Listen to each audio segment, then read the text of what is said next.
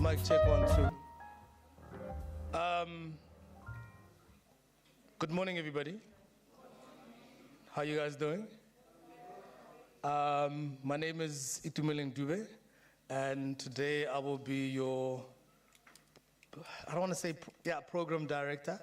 I'll just be like, coordinating traffic. I'll say air traffic controller for today. Welcome to day 2 of the 8th research seminar. As you were here yesterday, or if you were not, I'll do like a small little recap. There was an opening by Mr. David, who spoke on the imperative of state legitimacy in managing risk and disasters in Africa. Then we had a talk from the ambassador of Russia, who also then highlighted the importance of being prepared for disasters. And then that was then also done with there was also an introduction by Prof. George Scott, who's the Secretary General of APAM. And then we had a talk from the Russian ambassador. And then from there we moved to our first sub-theme, which then spoke on policy, legislative, and institutional frameworks for resilient societies. And then I think from there were very topics that were then covered with regards to that. And then we then had our breakaways with our PhD colloquiums that then took place on the first floor. So now with day 2, we're gonna continue our discussions. And I think obviously then as things take place today, there's gonna be more discussions, more, I suppose, engagement. So I implore you to ask as many questions as you can, and then do as much networking as you can, because we then said that after this we want more collaborations throughout. After the whole thingy. So we're going to start with our first panel discussion, which then looks at measures in place for increasing investment, financial, critical infrastructure, and human for disaster risk reduction. And this panel discussion will be moderated by our Prof. Mulaudzi. If you could maybe make a way, Prof, then we can then call up our panelists and then start.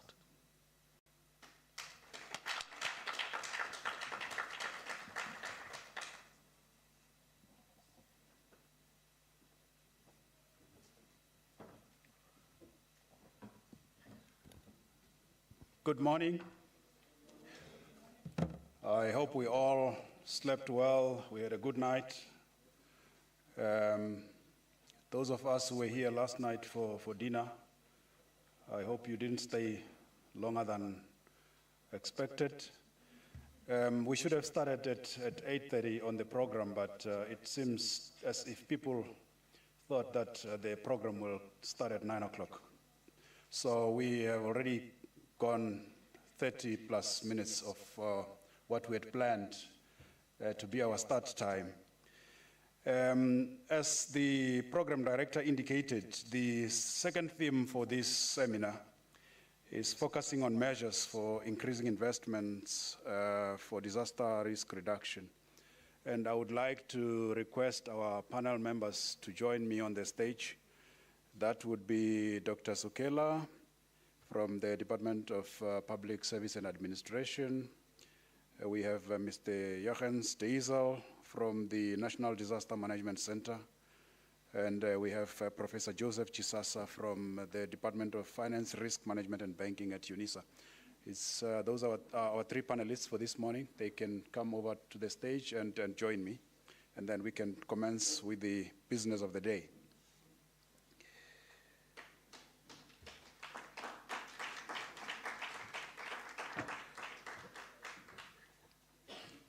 As they are making their way to the stage, ladies and gentlemen, just to give you an overview of this session, there will be 2 subtopics that we are going to cover. The first one is about interventions for disaster reduction. and the investments in and risk management in Africa. That will be facilitated by Professor Chisasa. So Dr. Sokela will provide an overview, and then we're going to get Mr. Deisel to do the presentation from the National Disaster Management Center. I must say I did some reading last night so that I can familiarize myself with this particular theme.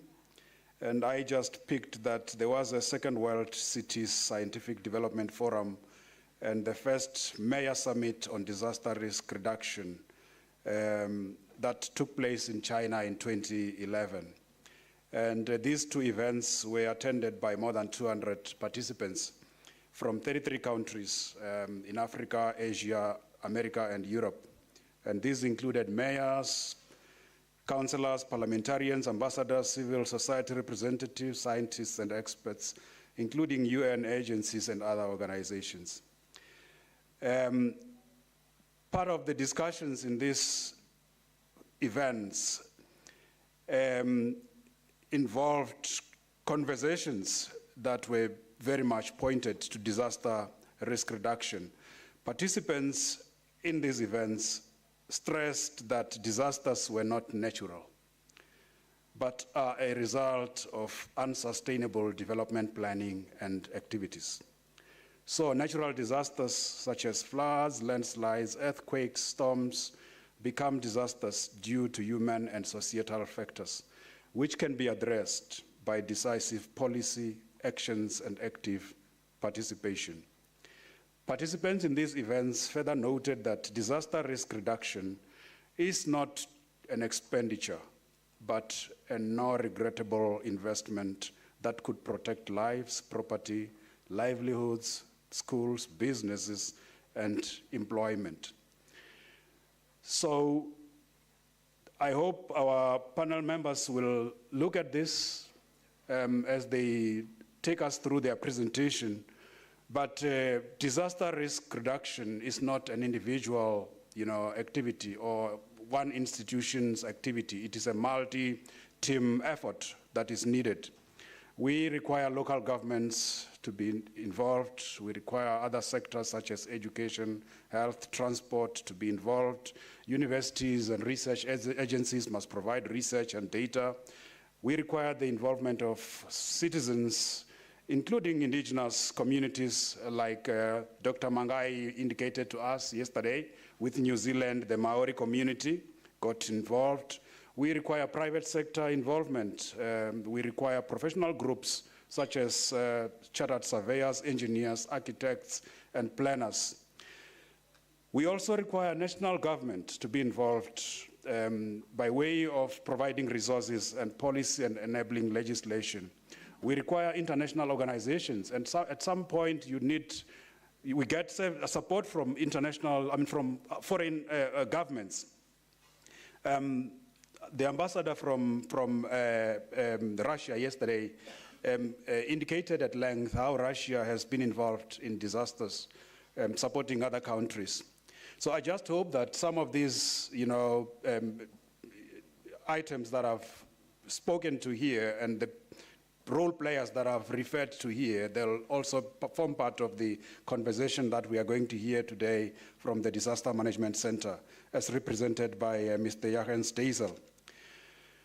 So, ladies and gentlemen, let me then not steal the thunder of our panel members and invite Professor Sokela to provide an overview on the Disaster Management Center activities here in South Africa.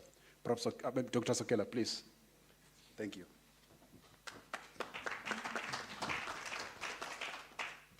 Thank you very much, Prof. Thanks for the promotion. I'm still a doctor, but if UNISA would like to make me a professor, is the offer that I would like to accept. Thank you very much. Good morning once again. Can I just have a show of hands? By a show of hands, how many of you are familiar with the African peer review mechanism?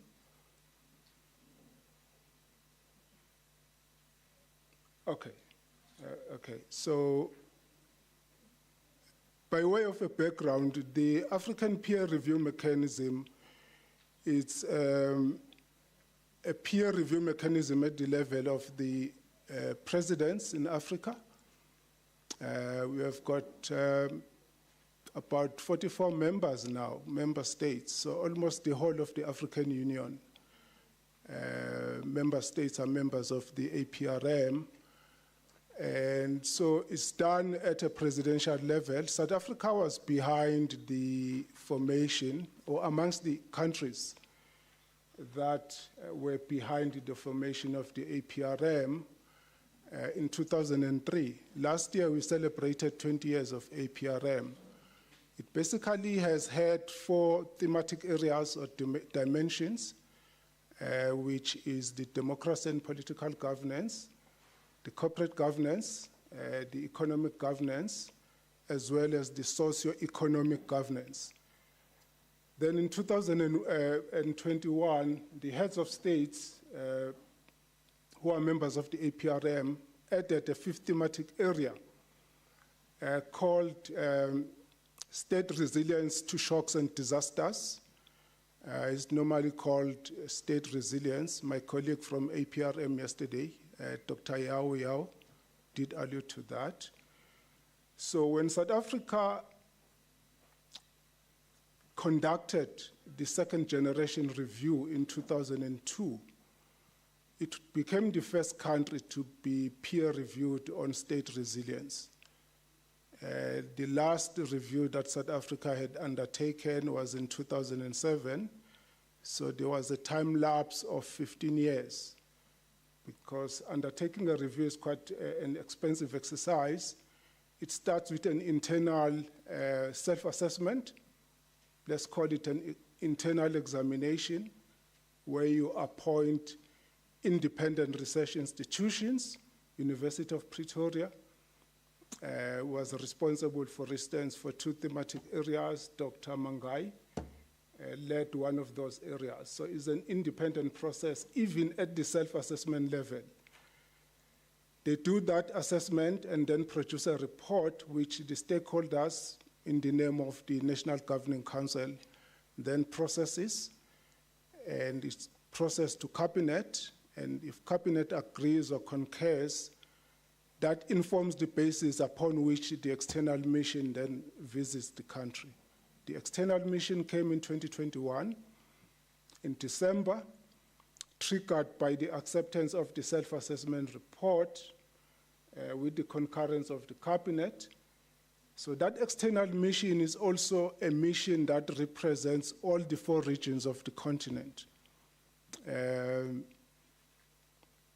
Professor Rafiu was part of the technical team that came. They were led by a member of the eminent group of persons.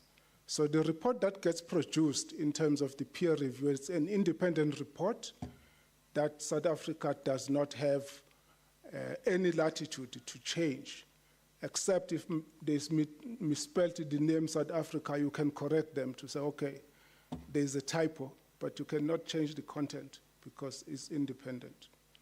So that is the basis.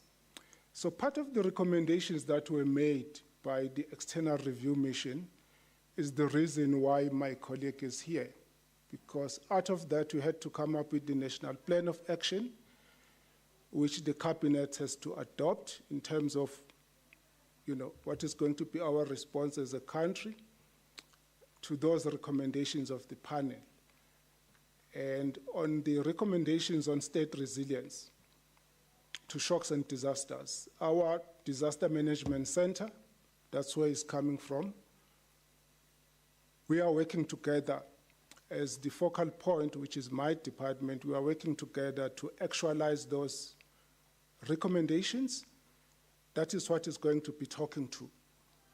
So it's quite an interesting area because we have to provide information so that other countries can learn, because that is the purpose of the APRM in terms of sharing of experiences, practices in different countries. And I have an interest because I'm from the focal point. We have to generate the reports for the president when the next time the heads of states are meeting, and the president will have to provide feedback at that level in terms of how far South Africa has gone in terms of the implementation. So it's quite a critical process. It's unfortunate I don't see my colleagues from the Thabo Mbeki Institute. Are they here today? Anybody from the Thabo Mbeki School, not Institute? Okay. I wanted to share with them because they should have been part of the process because their patron, Thabo Mbeki, is the brain behind the APRM, NIPART leading to the APRM. So my expectation was that as a school, they should have been part of that. So if they were missing in action, I wasn't happy about that. So I need to organize a seminar with them and we talk about that. Because there is a report that was produced. There is a history to APRM and the school is missing in action. So my idea is that the school should be part of the action because the process is becoming very technical. So if you're not part of it, it will be difficult for you to internalize whatever the reality is in terms of the modules that you are generating. That is the reality of this world, the complexity of managing change. It's either you know what is happening or you don't know what is happening. So you can't be in between. So my idea is that they should be in terms of knowing what is happening. So I'm quite passionate about the area because the area is new, it needs a lot of reading, and South Africa is spearheading the implementation in terms of that via the Disaster Management Center going forward. So I think that is the background that I felt that we should give because we want our academia and practitioners to have relevance in terms of the skills, because the APRM process in particular is a very expensive exercise, and not many countries can afford to do these reviews as prescribed. So whenever we've done a review, we should be able to implement. And the point that I wanted to make is that there's normally a challenge with the implementation. By bringing the Disaster Management Center, South Africa wants to demonstrate that we are not allergic to implementation, and we are open to scrutiny, we are open to answering questions, and we mean business as far as the APRM is concerned, as well as the implementation of the plan of action. My colleague is a chief director, is going to be introduced. We are working together. We want to showcase what can be done from an implementation point of view. So thank you very much for listening, and I would like to hand over to the moderator.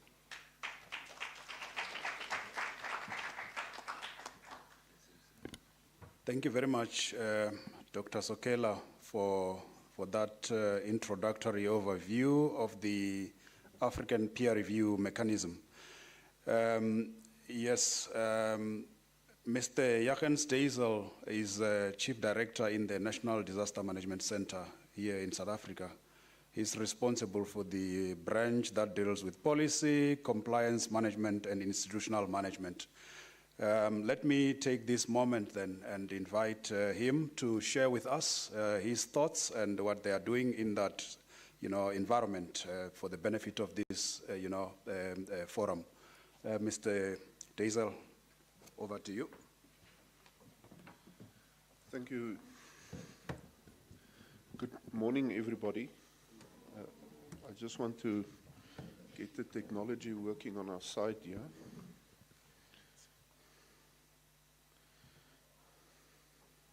There we go.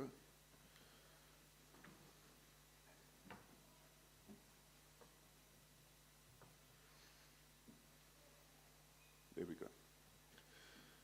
Good morning, everybody. Thank you, Program Director, for inviting us, to this important session.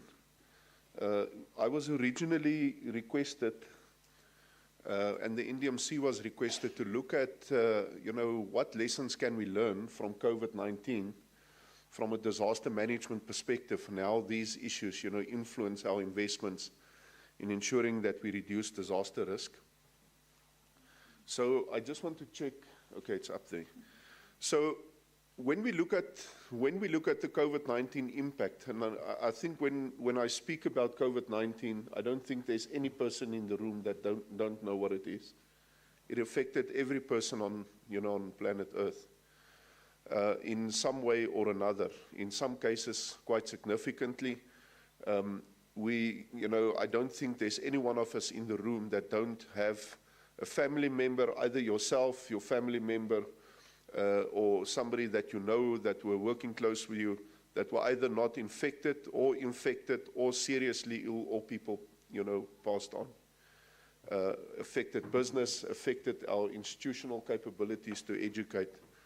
It affected every fabric of our life. So from a South African point of view, just to give you a scale of the impact, and it's by no means, a final a number, and you'll see now why I'm saying so, is that you can see towards the bottom, in South Africa, around 21 million people were vaccinated at some stage or another during the COVID-19 effect. And our government is still, providing vaccines for individuals that want to be vaccinated or to have boosters. So the numbers keep rising. We keep track of these things still, and the structures within our Department of Health, the National Communicable Disease Institute, and so forth. We had about 4 million cases, just over 4 million cases up to, and you can see the data I've drawn and used here was January 2023. We had about 3.9 million people that recovered completely from the disease. But we had around 102,000 deaths out of a population, it's about 60 million. But if you look, those are deaths that is directly attributed. But if you look at analysis of data in terms of the excess deaths that occurred in our country and that we are tracking, during that time when we had these different spikes or waves of the disease, during that period of time, we see a concomitant increase in the excess deaths that is recorded. And in the South African context, our Medical Research Council have indicated that for every COVID-related death, there is about 2 additional excess deaths that's recorded in our data as excess deaths. So one, can look at the number there of about 102,000 people and, come to the realization that in South Africa, around 350,000 people died in just over 4 years as a result of COVID. That's quite significant. That's 400,000 people that are no more as a result of one disease. But interestingly enough, we still have COVID cases happening every day. It's not a disease that has come and gone. It is now endemic in our society, so it's a disease that people get. But I'm not a medical doctor, so I won't be able to talk about how we build up our immune, and societal immunity against it. But it is now a disease that we have to deal with in our normal management of disease. So in terms of the request that was made is that we look at COVID-19 and what we can learn from this in terms of managing large-scale kind of events. So I thought that I'll frame the discussion today around the timeline and to just take you through what, the timeline of the disease and the impact and the interventions and the investments that we have made during the time frame. So we know that COVID-19 essentially broke out somewhere in November 2019 in Wuhan in China. But on the 30th of January, the World Health Organization, and I presume most of the institutes that are tracking communicable diseases throughout the world, essentially came together and a decision was made is to declare COVID-19 a public health emergency of international concern.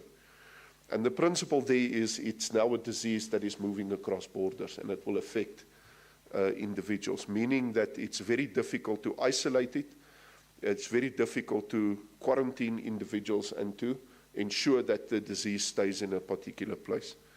And I think, if you cast your mind back 4 years, the images that you could see during December on the news about, the city of Wuhan trying to close down the city, quarantining people, the difficulty with a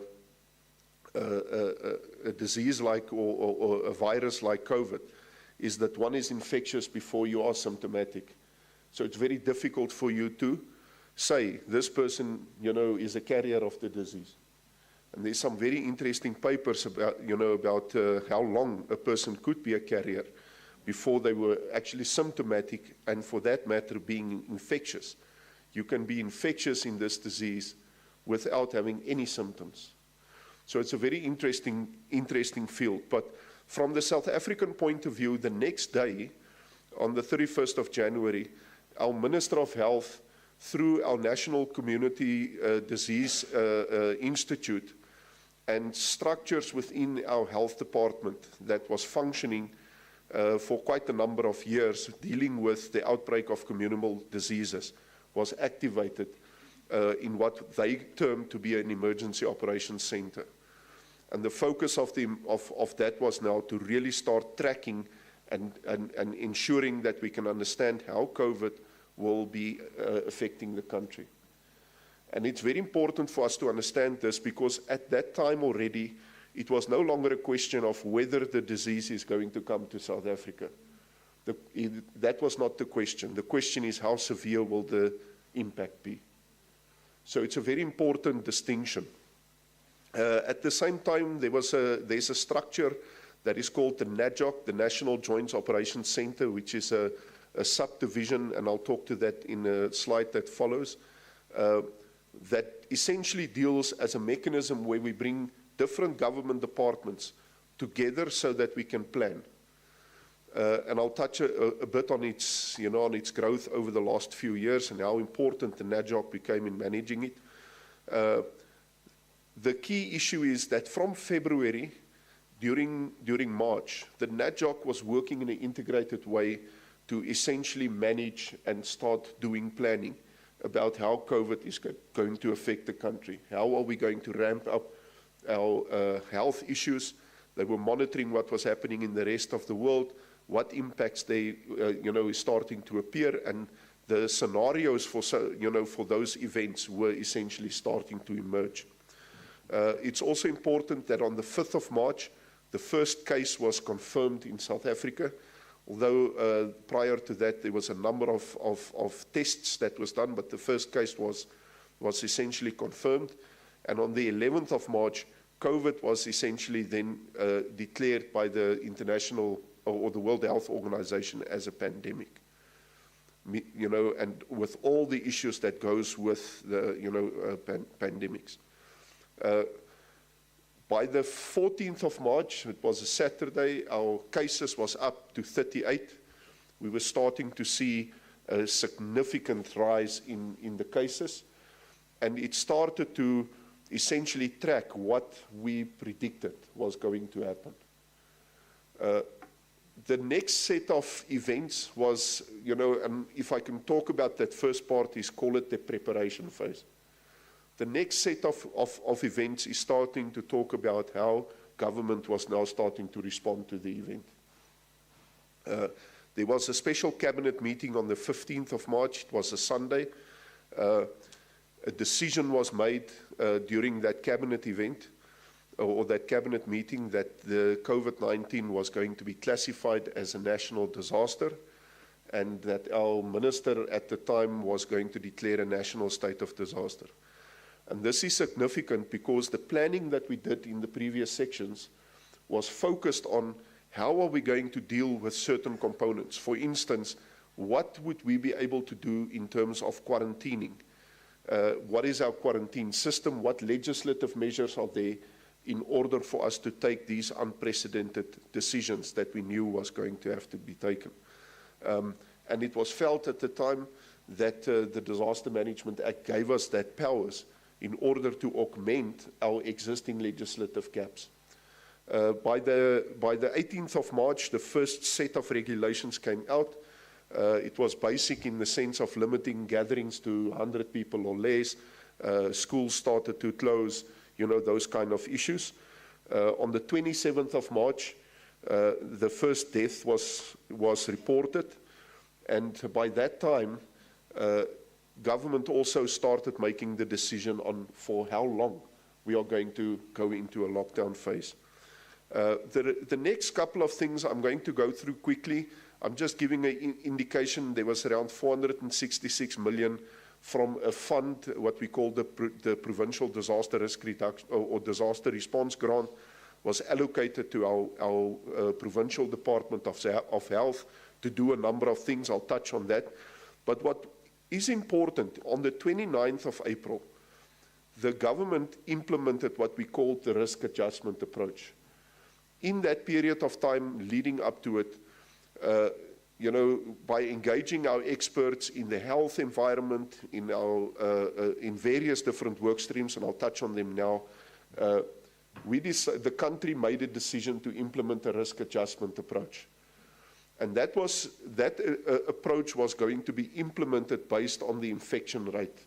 If the infection rate is increasing, we do lockdowns. If the infection rate decreases, we start easing the lockdown and the various components that the regulations imposed. The next set of actions was basically how over the next 2 years, various levels of lockdown was implemented as the waves was coming in and out. We also allocated more funding and all of these different kind of things. The vaccines in February 21 started to roll out in our country. And on the 4th of April in 2022, we essentially terminated the national state of disaster. Because by that time, when you analyze, and the medical experts were telling us, in terms of the vaccinations, in terms of herd immunity and all of these other things, that we are now, so to speak, getting to a point where the infection rate was going to be less intense. In fact, the deaths was really, coming down. But what's interesting is the World Health Organization only terminated COVID as an international health emergency in May 2023. So more than a year after South Africa stopped, the implementation of these disaster measures, it was only stopped at the international level at being a. So in terms of my presentation, I'm just going to touch on a couple of things. We're going to talk about, how institutional systems, disaster risk reduction, response, fire services, our ICT systems, our early warning systems, communication and funding, and the work that we have done to develop our disaster management system across government came together to actually be able to address, the multitude of things that we had to deal with during COVID. We'll talk about quick lessons. There's a reflection on the African peer review mechanism, which also happened during that time. And then I want to focus at the end, now that we have learned some lessons, what are we doing going forward? So in terms of institutional systems, as I indicated, in terms of our law, our cabinet or our executive structures are responsible for managing large-scale disasters in our country. They are ultimately responsible. So there was a link between our cabinet, what we call the NCCC, or the National Coronavirus Command Council, which is essentially a lower form of our cabinet, but focused on just one item, dealing with COVID. Within the provincial and municipal structures, there were similar issues where the provinces focused within their provincial spaces, on key political management issues, that related to COVID. There was an advisory level component that advised government, which was called the MAC, or the Medical Advisory Council. They did all the different things relating and, pertaining to the health, the epidemiology, tracking the surveillance, how we are going to treat the patients, etc. You can see there in terms of the EOC, how it was coordinated. At the administrative or tactical level, we had our directors general from the different national departments who played a key role in providing administrative leadership. And then there was the task level at the NAJOC level that dealt with a number of work streams. You will see that there's the EOC that dealt with the health-related stuff. We had safety, security, intelligence, and enforcement. Some of our regulations, you know, if you did not go home by 8 o'clock at night, if the curfew was set at 8, by 8:01, if you were not on the streets, you did not have a permit, you were essentially arrested. And you were charged, and in some cases people were, you know, essentially found guilty and had to pay fines and so forth. The legal regulatory drafting team had to sit down and deal with these things, and I'll touch on how many hundreds of these different legislative instruments were put into action. There was an economic work stream. One of the key tenets of our country's approach was not only working to save lives, but also working to save livelihoods, is to protect the economy. So there was an entire working stream that worked through structures like NEDLAC, you know, and a number of others, the private industry and all of these individuals, to understand how COVID are affecting different sectors of society and how the regulatory process had to be adjusted, you know, to protect livelihoods but also protect lives. And so forth. There was one on communication, I'll touch on that, the Disaster Management Center and the coordination mechanisms that we had to do across the 3 spheres of government, both on a horizontal level and vertically. And then there were other working streams from time to time, stuff like, for instance, when our borders was closed, you know, on how to deal with border management, people that want to still jump the border, you know, all these different things. When the borders were opened, how to administer through our port health systems, you know, health-related screenings and all of these different kind of things. We did also do a lot of investment and work in terms of spatially understanding where is the disease, what is it doing. I spoke about the risk adjustment program or process. Initially, the thought is to implement different levels in different parts of the country. And the idea behind that is if in, for instance, the KwaZulu-Natal province, we had a high level of infection, close that space down, but in another province like the Northern Cape that is sparsely populated, you know, open it in a different way. In some respects it worked well, in other respects it didn't work well. We were essentially learning to drive the boat as we were developing the boat, so to speak. So there was a lot of changes that was made to the regulatory process, but I think ultimately it was a significant learning curve, and a lot of the issues that we have learned out there and the lessons we are planning to take forward and is already moving forward on this. So I just included a couple of, you know, of management support tools and some visuals on what was generated by the National Center. In terms of disaster risk investments, I'm only going to talk to the left side, but I've shared the presentation with the Secretariat. They're more than welcome to provide you with copies. From a disaster risk reduction investment, there were a number of key considerations early on in that preparation phase that I was talking about and in the initial phase of response. So, for instance, early and decisive action was needed.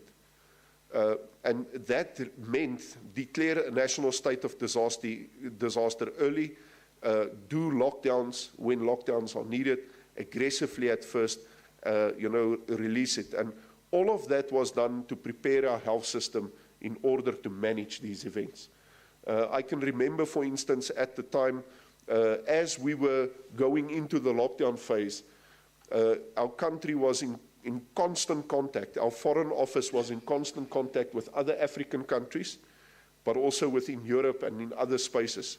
And at the time, for instance, in Spain, there was a massive spike in terms of COVID, and their health system could not cope.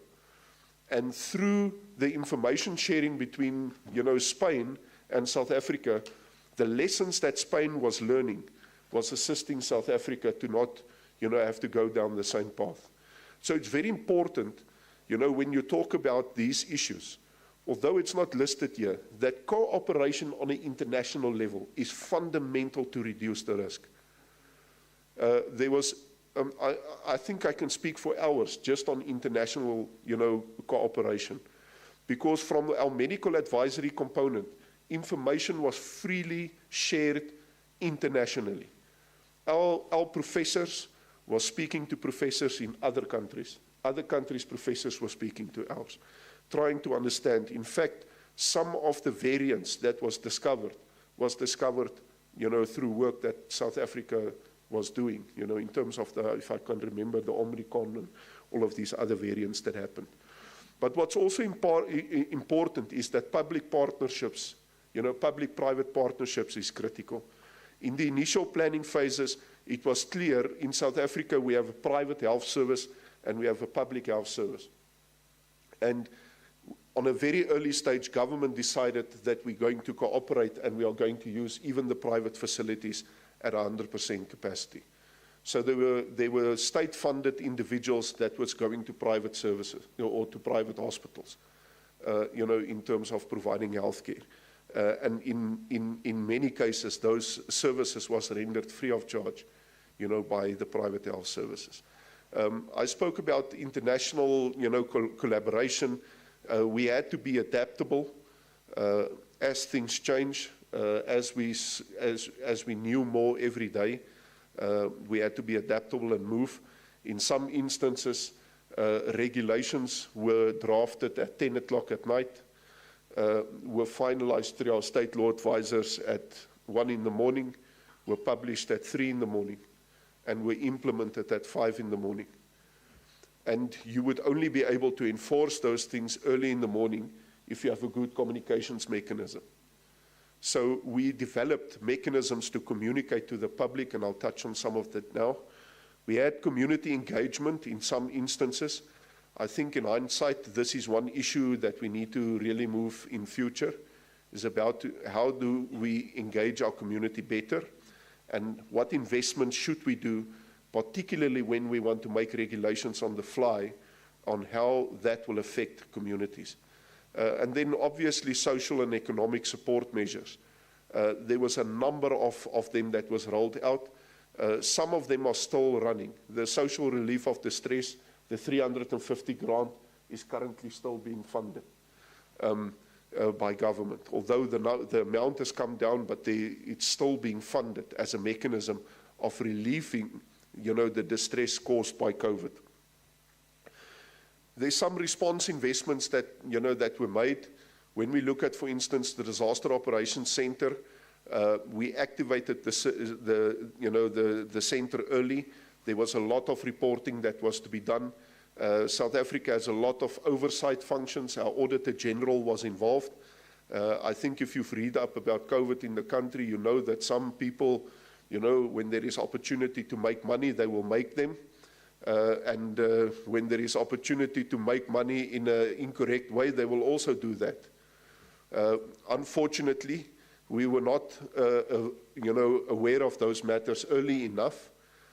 But what I can assure you is when the floods happened in 2022 in KZN, the Auditor General was sitting in our office. We did what we called live audits. If something was procured, the Auditor General was on that system even before the approvals were granted. That's why during the floods in 2022, we did not have these unscrupulous individuals trying to put their hands in the pocket of the public. There was a huge amount of queries that we had to respond to. People would contact us, can I get married? Can I not get married? How many people can be at the funeral? You have to manage the different cultural issues that goes with, with marriages, with funerals, with people turning 21, people turning 16, all these different cultural issues. We received thousands of queries. People querying whether we should ban smoking. You would find one organization will lobby us to say ban smoking, it's the worst thing in the world, and receive a very comprehensive submission by somebody else to say you shouldn't ban it. So the principle is the complexity of decision making is very difficult for our politicians and the people that are responsible, because disasters bring these things to the fore. People see opportunities. We made regulations. You can see, for instance, there, and I'm not going to go through it, but you have to learn to process notices at all hours of the morning, whenever they are needed. In the legislative framework of South Africa, if a law is to be made, it has to be published in the Gazette. There has to be certain things that has to happen. We had to learn to do these things. We had to sit down with organizations and we had to say to them, what do we need to do to get you to do this thing? And in many cases, they got things done. Because ultimately, it's about saving lives. What's important there that I want to maybe touch on is that most of the regulatory issues did not necessarily have to come from the disaster legislation. There's a lot of legislation that allows, ministers and administrators to make certain decisions. It was merely a question of getting those things done. Interestingly enough, we were litigated to death. It's important that when you respond to disasters, that you ensure and maintain the trust of the public. Litigation also brings out the interesting people in a society. And I always refer to this one matter. We had a person, taking us to court who wanted us to produce the actual virus in court. They wanted our minister to come with, I can't remember the name anymore, but they had to show this is the virus. Because they were arguing that there is no such thing as COVID, it's a myth. We had people that were litigating whether the legislative framework is legitimate. There were more than 300 cases to court at the moment. I don't know of any single event in our country where there were more divergent litigation. Some of the litigation is still before our courts. Some of them even now going to our constitutional court. So it's important to understand that when you start dealing with these events, that you also have to capacitate and make investments in understanding how to deal with litigation. All of this was at an urgent level, so you would find the very same people that are supposed to respond to the event must now prepare all the paperwork, affidavits and all of these different things, brief your legal counsel, produce all the documents, these kind of things in order to defend decisions that have been made, in terms of that. The other issue that also took up a lot of our time, in South Africa, we have a piece of legislation called the Promotion of Access to Information Act. It's a piece of legislation that basically says any member of the public is allowed to have information available by the state. So we found that some individuals were, providing us with these requests. There's certain rules that the law requires, certain time frames. So you would find that within a very short space of time, people will ask you a very broad question, and you have to produce thousands of records, to those individuals. So our fire services is also part of a cooperative governance department. Our fire services also, had a number of issues that, they had to deal with. I'm not going to go through that. In terms of ICT, I just want to touch on this very briefly. Initially, we had to start adapting some of our ICT systems in order for us to deal with queries, to deal with, for instance, consultation with the public, on regulatory issues. But we also have to understand, COVID was not the only event that was happening in our society. We had to maintain our early warning systems and our surveillance mechanisms on a number of other hazards. For instance, at one stage we were tracking cyclone. It was a cyclone Deneo, the way it was forming, how it was coming into the country. We provided support to Mozambique, during landfall of the event. But we also had to prepare our communities. So all of a sudden, when you are now dealing with COVID, you also have to deal with the effects of a cyclone. Making decisions about whether I'm going to evacuate people to particular spaces into evacuation centers where you put them right next to one another. So some of these decision-making issues is very complex, and if you do not establish proper institutional structures where you can analyze the information and give good advice to the decision makers, you'll run into trouble. People will litigate you to death. So I just wanted to, to touch on that. I think one of the most important components in dealing with and setting up a disaster management system is a communications mechanism where decisions that are made can be communicated openly to the public. So in our system, what we did was that we had regular and sometimes very frank media briefings that was done by various ministries. Minister of Transport, Minister of Public Works and Infrastructure, our Minister in Cooperative Governance. When legislation was changed, the minister had a briefing and they explained, what the thought processes were behind that. It was streamed on, on YouTube, on Facebook, Twitter and Flickr and all these things that, that did not exist when I was a young person. Things that people carry on their phones. But we also had a very, diverse system in terms of a structure called GovChat that was running on the WhatsApp platform, where people would be able to ask basic questions, and the system would be able to answer those questions. Like I said, we had a strong social media thing.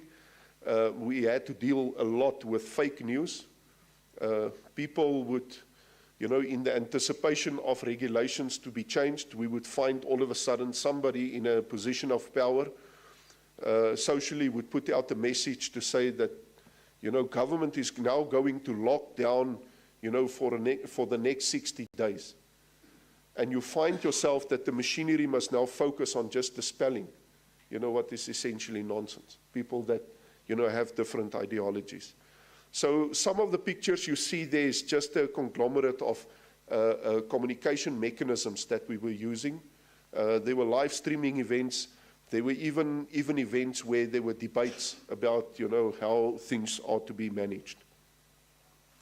In terms of the funding, I'm just going to touch briefly on this. I spoke about the first two already. But in terms of our, there's a grant in our government called the Municipal Infrastructure Grant. Some of that funding was reallocated. We realized very early on that some of the construction projects would not be completed or it would be delayed. And as a result, the funding would be able to be reallocated to emergency processes. So we started putting boreholes into areas where, water was not available to do sanitation and a number of different other things. And the only reason why so many things could happen in parallel is because we had that structure that I was talking about and the different work streams. You cannot have these things run, in a linear one after the other. It has to be parallel. The one, if you do regulations, you have to work with the communications people almost immediately in order to get, the graphics out. When the regulations is published, the communications people must immediately know what is the regulation so that the graphics can be developed, that the communications can be done. You have to brief the ministers. So we had hours of very long working days, but ultimately, when you start looking at what was achieved and what the potential was in our initial scenario planning to what the actual was, there's a significant reduction, in lives lost. So what are some of the key lessons that we have learned? We talk about structures that were provided, must be functioning, it must be resourced and capacitated. The NDMC in South Africa is a small organization. We bolstered our capacity through bringing people from other departments immediately on board. But we found that if you don't plan for these large-scale events, a big amount of your time is simply spent on organizing. You now need to try and figure out how must I organize to deal with this what? The more you can do in preparation, the better. We spoke about capacity issues. We need more people. We need to strengthen sectoral focal points. For instance, we had a very good prior working relationship with our Department of Health in terms of infectious diseases, and we were able to utilize those networks, in order for us to manage the events, and so forth. I'm not going to go through all of this, but what I want to touch on is the doctor was referring to the African peer review mechanism. As we were winding down the COVID response to a large extent from a state of disaster, we also were visited by our colleagues from the African Union. At that time, we were going through a lessons process. There's a very nice report if you are interested in terms of our COVID response. If you like to read documents that are about 600 pages long, you can go through, those documents. It's called, the first report on COVID-19. You can just, type it into Google and it will come out. And it documents a number of different chapters that was put together by the National Research Foundation in South Africa. So we brought together the academics. We provided them open access to all the information and the activities private, as we were responding, so that we can get what are we going to learn from this.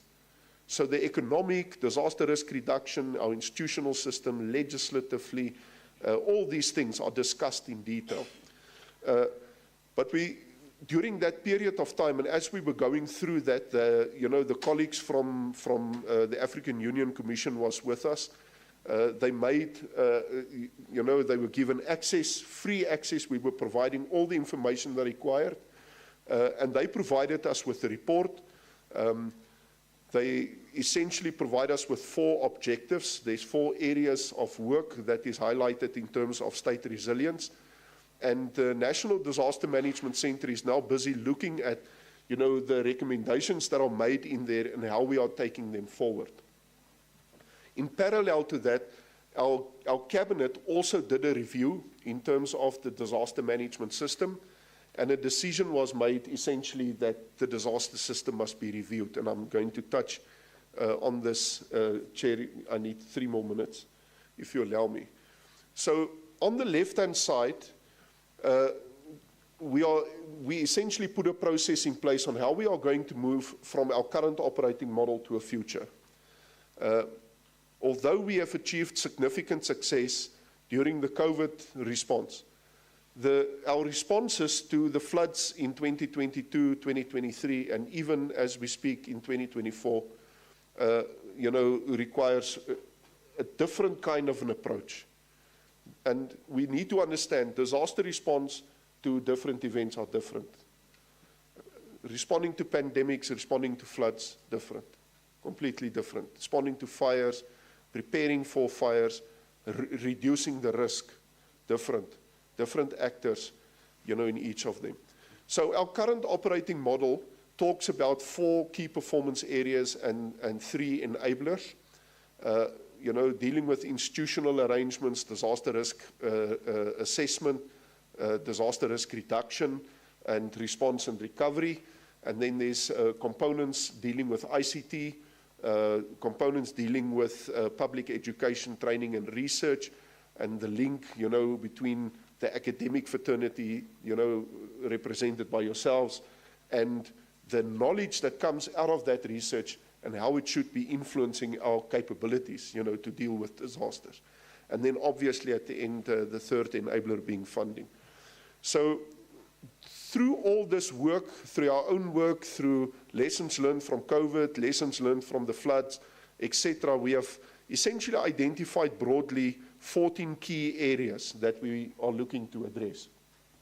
I'm not going to go through all of them, but if, for instance, we look at the African peer review mechanism indicated that the National Disaster Management Center is not located in the administration in the ideal place, and they are recommending that it be moved, from cooperative governance to the presidency. And part of the reason for that is that presidencies, prime ministers' offices, deputy prime ministers' offices, as you look in most of the African countries, is best located to bring multiple individuals and organizations together at a short notice, and to have executive authority available immediately to take action. As one. One of the other issues that has, for instance, been highlighted is that we need to review our disaster legislation. As I was saying, during the legislative process, regulations were issued. We understand where some of the gaps, are. We also know where some gaps in other legislation should be filled. But also, for instance, one of the big issues that we were litigated on is the powers and functions of our minister to almost indefinitely have states of disasters. And there's some lessons that we have learned there that I think in a review of a disaster legislation in the next year or so would be important. But the key outcome that we are looking at is to align our legislative system closer to international agreements like, for instance, the Sendai Framework for Disaster Risk Reduction, where we are looking, in terms of impacts to achieve these seven key issues. Reduce mortality, dealing with, a reduction in the number of affected people, reduce economic losses, reduce damage to critical infrastructure, et cetera, et cetera.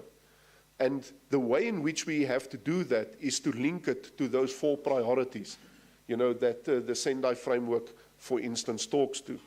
And in that case, we're talking about, if we do not understand risk in all its formats across the spheres of government, how will you be able to establish effective, risk reduction mechanisms? But not only talking about risk reduction, understanding when is it economical to reduce, when is it not economical to reduce but to transfer the risk. When is it needed for us to essentially avoid the risk altogether? And when it would be necessary for us just to accept the risk? Because currently, if you look at our legislative system, it only talks about reduction. It does not talk to those other 3 issues in detail. Strengthening our disaster risk governance to manage these risks, I think that is one of the key reasons why we are here today, and to talk about how do we talk about the broader governance of risk, not only in the disaster space, but when we look at the key threats that is currently happening globally, is that war and conflict and civil strife and climate change and the effects of climate change and the risk that it brings in terms of economic and all these other issues are the 2 biggest threats that we are currently probably facing in the world. And then thirdly is investing in risk reduction mechanisms to make our communities more resilient, but less vulnerable. And it's very important for us to do much more work in understanding what is the differences and commonalities between being resilient to a particular hazard, but also not be vulnerable to it. Because they are part of the same coin, but on 2 opposite sides of it, if I can call that. And then obviously, part of the big progression is to start dealing with building capacity in terms of response. So, Chair, in terms of, putting all of this together, I think it's important for us when we start looking in the broader response of COVID for, and disasters management's involvement in managing the COVID-19 pandemic. I think a broad amount of the successes that we achieved was achieved because we made investments prior to the event. I cannot foresee that if our country, for instance, going back as far as 2002, with the establishment of the NADJOC, with hosting, for instance, the African Cup of Nations, hosting the FIFA 10 World Cup, presidential inaugurations, hosting the Cricket World Cup, and a number of the sustainable development. I think in 2002, there was a big conference on sustainable development in Johannesburg. And during that process was one of the big ramp-ups in terms of not only ensuring safety and security, but also, in coordinating preparations for large-scale events. And we managed to build on that intergovernmental coordination over the years. the investments our country has made in health screening, monitoring, surveillance, regulatory mechanisms, if all of those issues are infused in the day-to-day operations of departments, your ability to bring those things together when there is a large-scale event is so much better. But to develop those mechanisms when you need them, and you have not invested in them, is impossible. And I think that would be the message that I want to bring, to this group, is that when we do research, it's important for us that our research must cover all of these different kind of things. And although if we look at the Sendai framework, governance of risk, is priority number 2. In order for you to understand risk, it requires governance. So those things are not run the one after the other. It's a parallel process. It's a circular thing. It happens, the one complements the other. So Chairperson, thank you very much for giving me a bit more time than I originally thought I had. But I was asked, I can extend a little bit. But thank you very much. I'm in your hands if there are any questions. Thanks, Chair.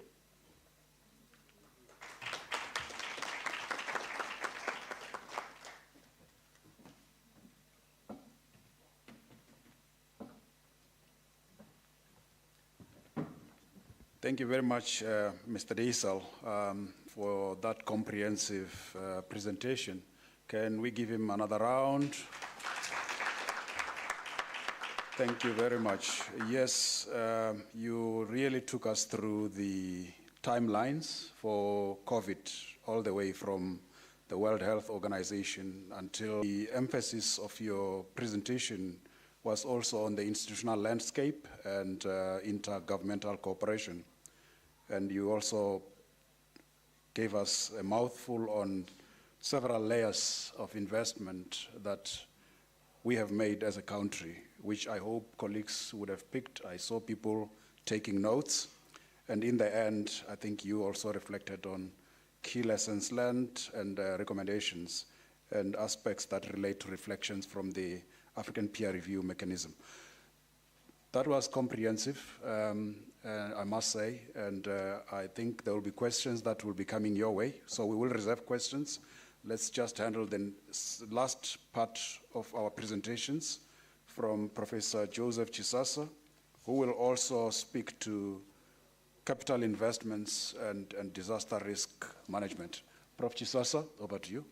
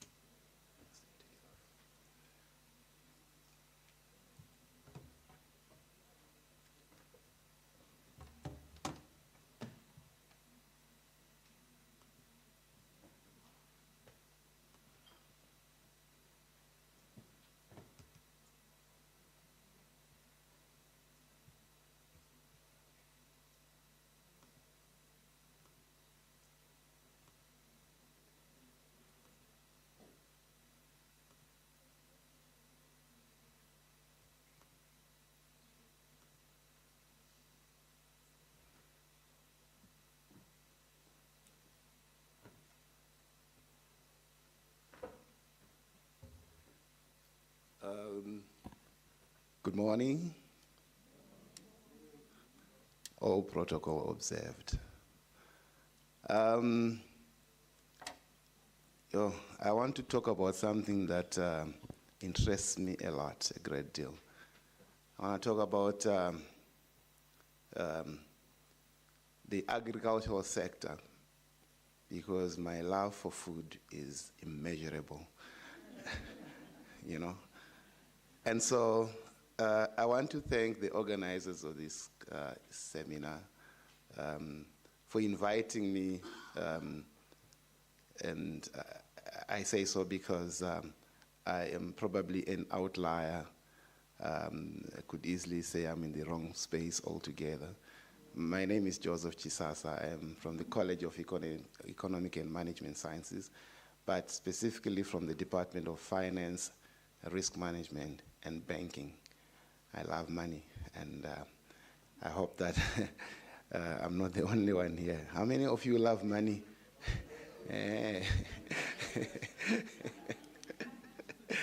Yeah, a lot of people I talk to when I workshop them about money and household financial management normally tell lies. They say, no, money is the root of all evil. Wow. Anyway, colleagues, thanks again for your time. I'm going to talk to you about capital investment and disaster risk management in the small-scale agricultural sector. I am an ex-banker, spent many years giving people money and taking it back. While I was working in that particular industry, I observed that bankers, and by the nature of their business, take money from you and me as deposits, and then they give us a little bit of money back sometimes, which they call interest. And then they take that same amount of that same money that we give them, and they give it to those that cannot save money in the form of what they call credit, and then they make more money than they give you also in the form of interest. What intrigued me was the fact that these institutions give this money to people that already have big amounts of money. And when you and me go to them and say, listen, we want to borrow just a little bit to start a smaller business, then they start speaking bigger English, like collateral and guarantees and all those kind of words that you and me might not know at that time.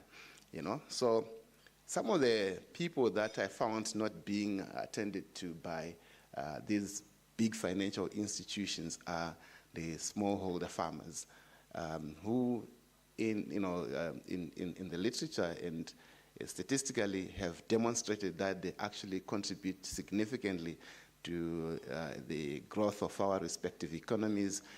They also contribute a great deal to the reduction of unemployment, and agriculture, because it's a highly labor-intensive industry, employs the largest number of our people.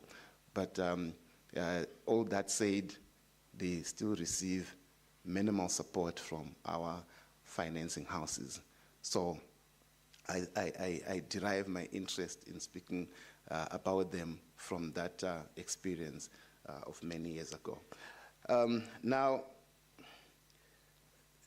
I want to also talk about a little bit about who we are as Africa, just some reflection on where we are as a continent, perhaps a reflection of our identity. And begin by saying that Africa is home to approximately 1.3 billion people, which is 17% of the global population. You see, we are many. 1.3 billion is not Mickey Mouse. And in Africa, 43 out of 86 countries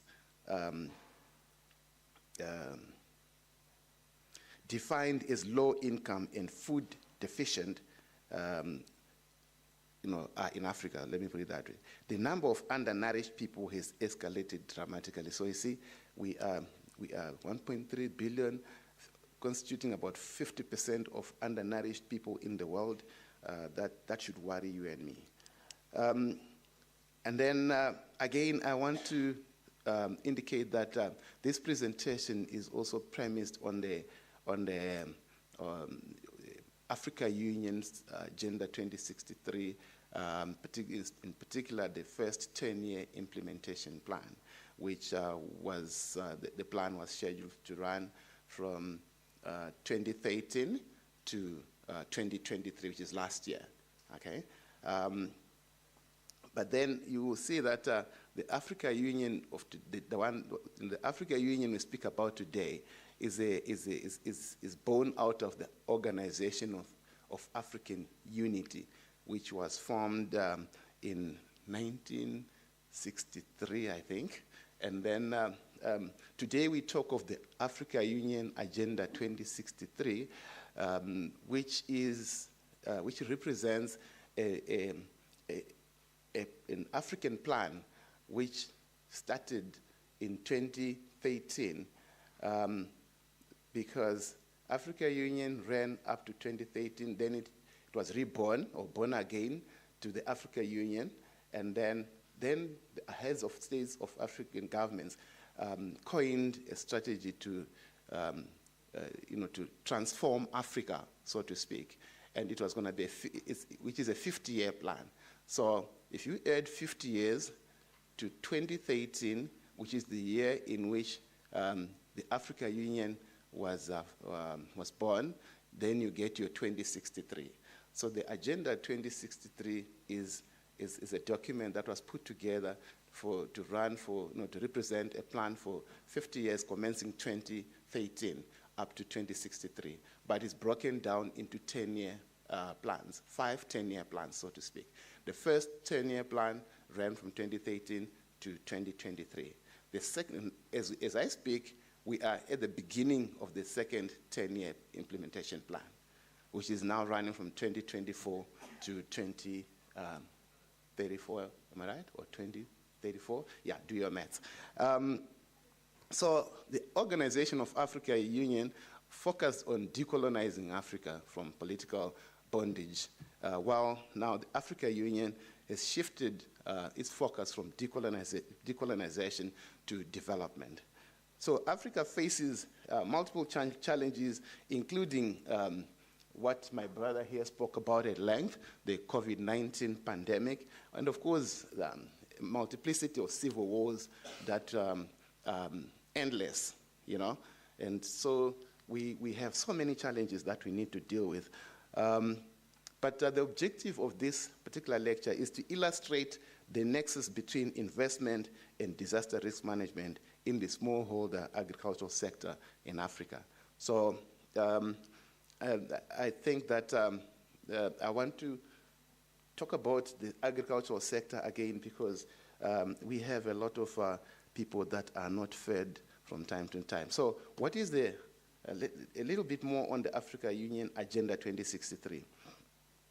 Agenda 2063 is rooted in Pan-African Renaissance and provides a robust framework for addressing past injustices and the realization of the 21st century as the African century. Okay? The African century, let it be. Only you and me can make it happen.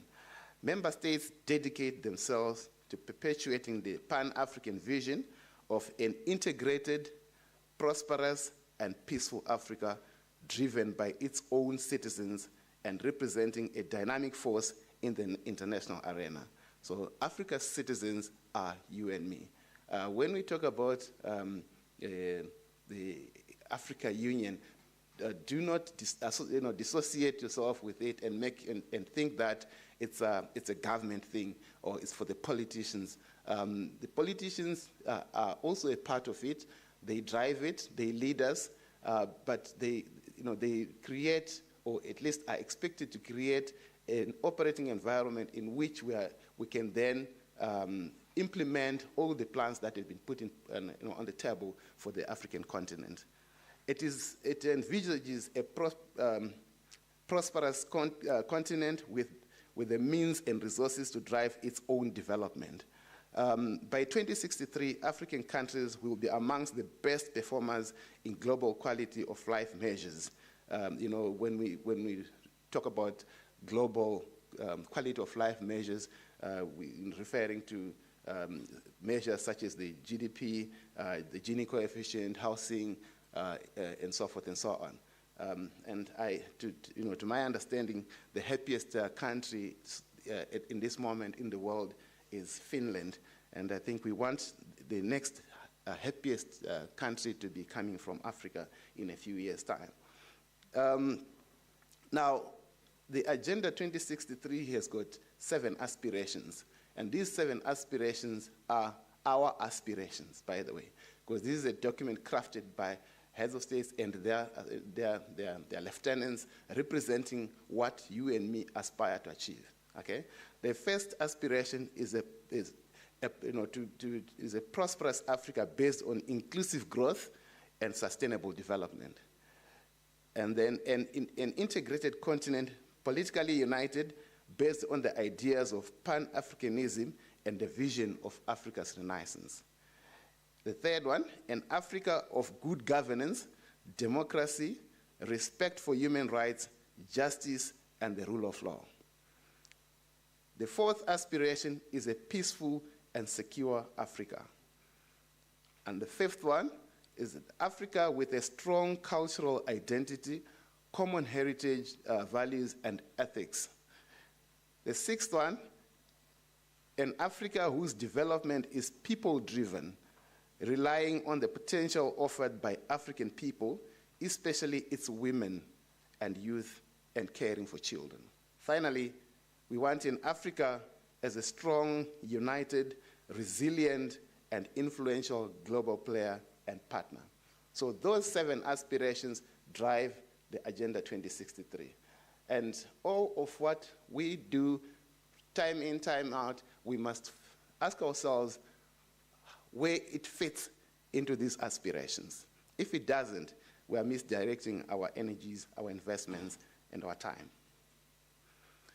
Here are a few of Africa's challenges. One, the basic right of people to food. I think I indicated already that about 50% of our people are hungry. In 1996, heads of state undertook to halve undernourishment by 2015. I want you to pay attention to this statement. This commitment was made in 1996, that by 2015, 50% of hunger must be history, okay? We are now in 2024, 9 years down the line. Our people are still hungry. To date, chronic hunger is widespread and pronounced. Hunger is compounded by many significant political, social, and environmental constraints. And I think this statement speaks to what we are here to talk about, which is disaster risk. Now, disease control such as, such as Ebola, TB, the COVID-19 pandemic, and malaria, some of the challenges that we have experienced. Some of them are recurrent, and in this winter season, we're beginning to be shaken when people started making some announcements that there's a new variant of the COVID-19 disease and so forth and so on. People started running around withdrawing their old masks from wherever they were hidden. But we thank God that that piece of news was not a big reality. We also have problems with weak institutions across Africa and a lack of human settlements. So you can see we've got a basket of challenges that we're experiencing in Africa. But obviously, not one person can address all of these. Just like we say to our researchers and masters and PhD students that if you are beginning on a research thesis, identify your problem and do not want to be the solution to all the problems of the world. Make your contribution. So my contribution in this conversation is to talk about how smallholder farmers can be assisted to contribute even more to the growth of Africa. Now, more precisely, the Africa Union's aspiration number 1, that's that's something that we are not unfamiliar with, that we need to increase the supply of food. Just a few stats on where Africa is today. If you look at that graph there, it shows Africa's GDP over the last 2 years, in the 3 years commencing 2021 to 2023. The last block shows the aggregated position of Africa's GDP, wherein if you look at the blue, the yellow bar shows 2022 growth rate is just below 4%, where then the blue one is 2023, which shows just about 4% growth in GDP, and 2021 is where we had the highest growth rate of approximately 5%, or just under 5%. So you can see that the growth rate of Africa's economy is actually declining from approximately 5% now to below 4%, so to speak. And I think we need to address that. And one way to address that is to focus on these small to medium-sized enterprises, of which the small-scale farmers are a component of. Now, some of the disasters, I think I'm privileged to speak after my distinguished brother there, who spoke at length about disasters but I'm paying attention to climate risk, because in the agricultural sector, we are prone to several climate-related risks which affect our production. So one of the risks that we're familiar with is the risks of floods that characterize lots of devastation of economic activities. For instance, in Mozambique, Malawi, and Zimbabwe, people were left without food as a result of the different cyclones that we have heard about. That picture there shows it all. And other risks in the climate space include drought. I'm told that currently in Zimbabwe, a person can buy a whole beast for less than $400 American, which is an equivalent of just under 7,000 Rand, I think. And that's a giveaway. And then when you look at some of the challenges that farmers experience, especially those that are into crop production, the prevalence of pests and what they do to harm the crops of the farmers is so immense that farmers struggle to take care of their crops whenever they are exposed to this kind of risk. And then diseases. There are some diseases that will just wipe out your crop overnight.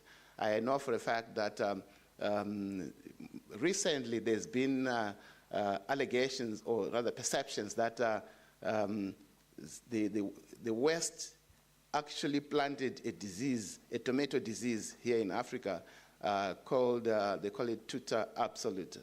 And that disease can, if it attacks your land, it can wipe it out in less than a week. And it has happened to many people, and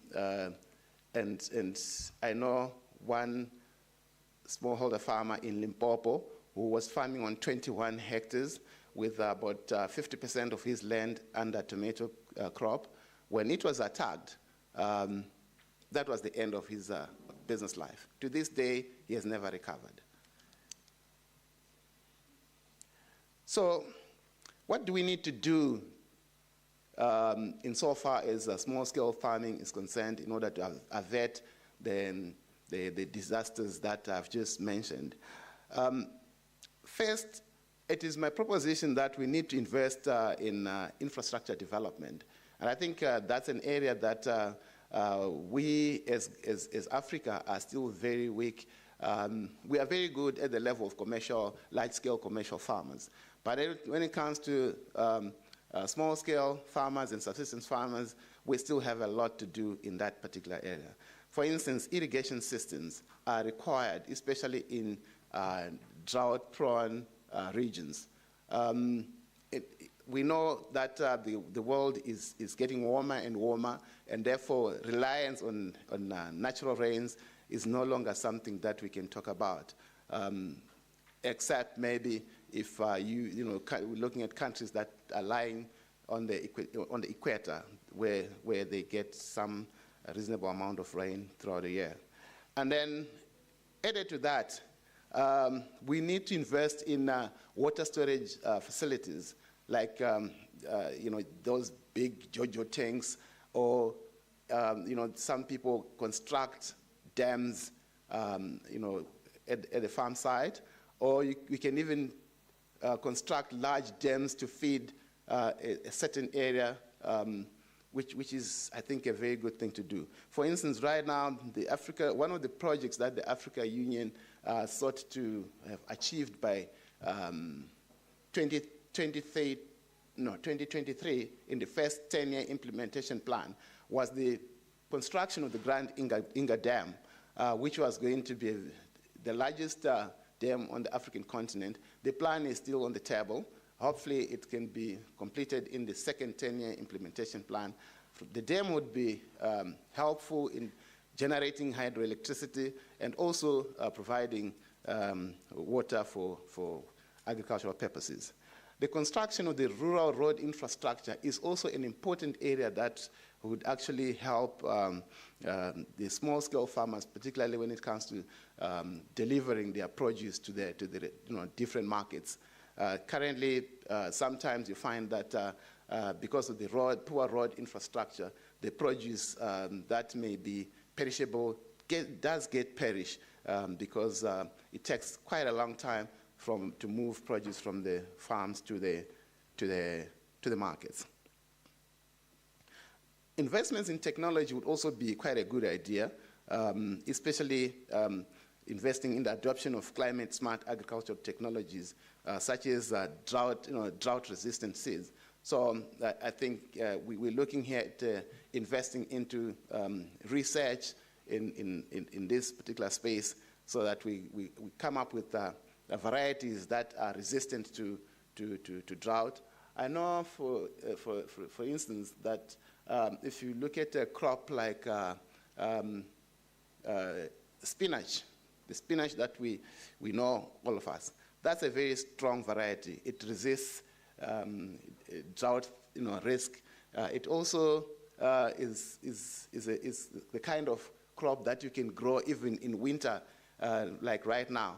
Of course, we know that when the temperatures go below zero, then they begin to, that crop begins to be challenged. But if you look at onion, for instance, your onion will resist even the coldest of weathers. I don't know whether it would survive the European weathers. But here, at least in Gauteng and a few other provinces that are cold in South Africa, you grow that crop, it is resilient. So we need more of that kind of varieties that can withstand different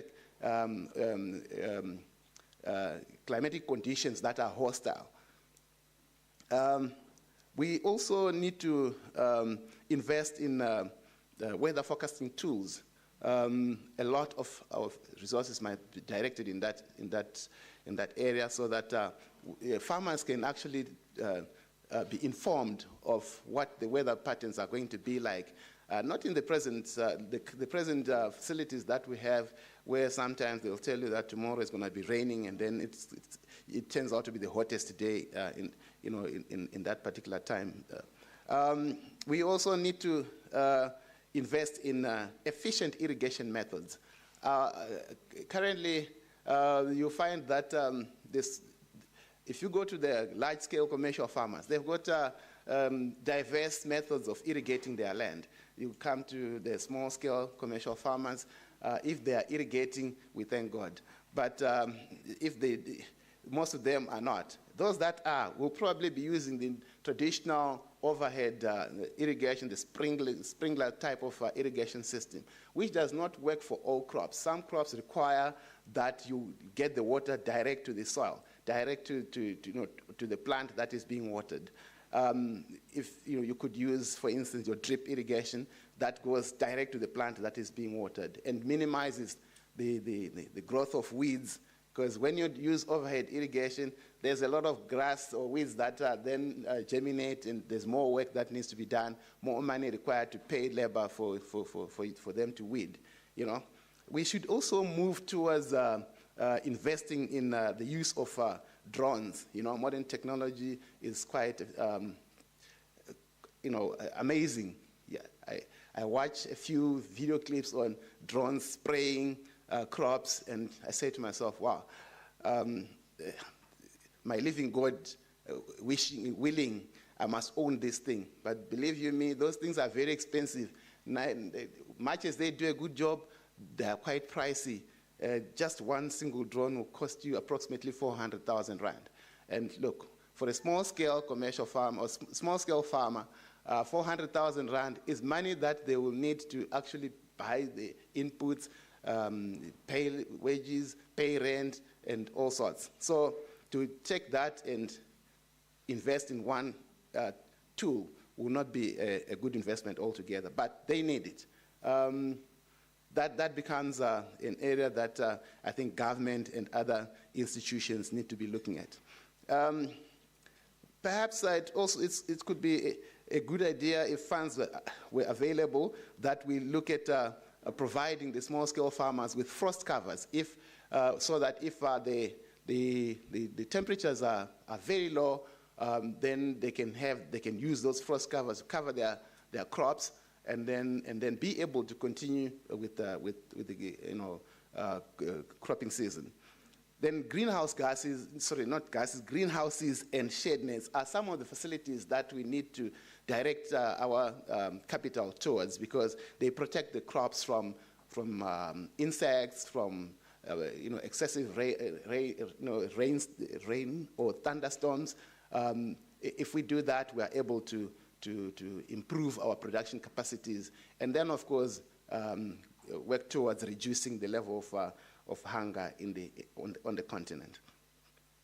So, other risk reduction strategies that we may consider include strengthening early warning systems for timely alerts and preparedness actions in response to impending natural disasters such as drought early warning systems or flood forecasting mechanisms. I think it would be great if we could see ahead of time that we will be having a flood, and then of course, when we do that, that means we've been able to identify a risk, and we can plan ahead of time how we're going to mitigate that particular risk. And then we may consider also supporting community-led initiatives for disaster preparedness and response, including training on disaster risk reduction, emergency planning, and evacuation procedures.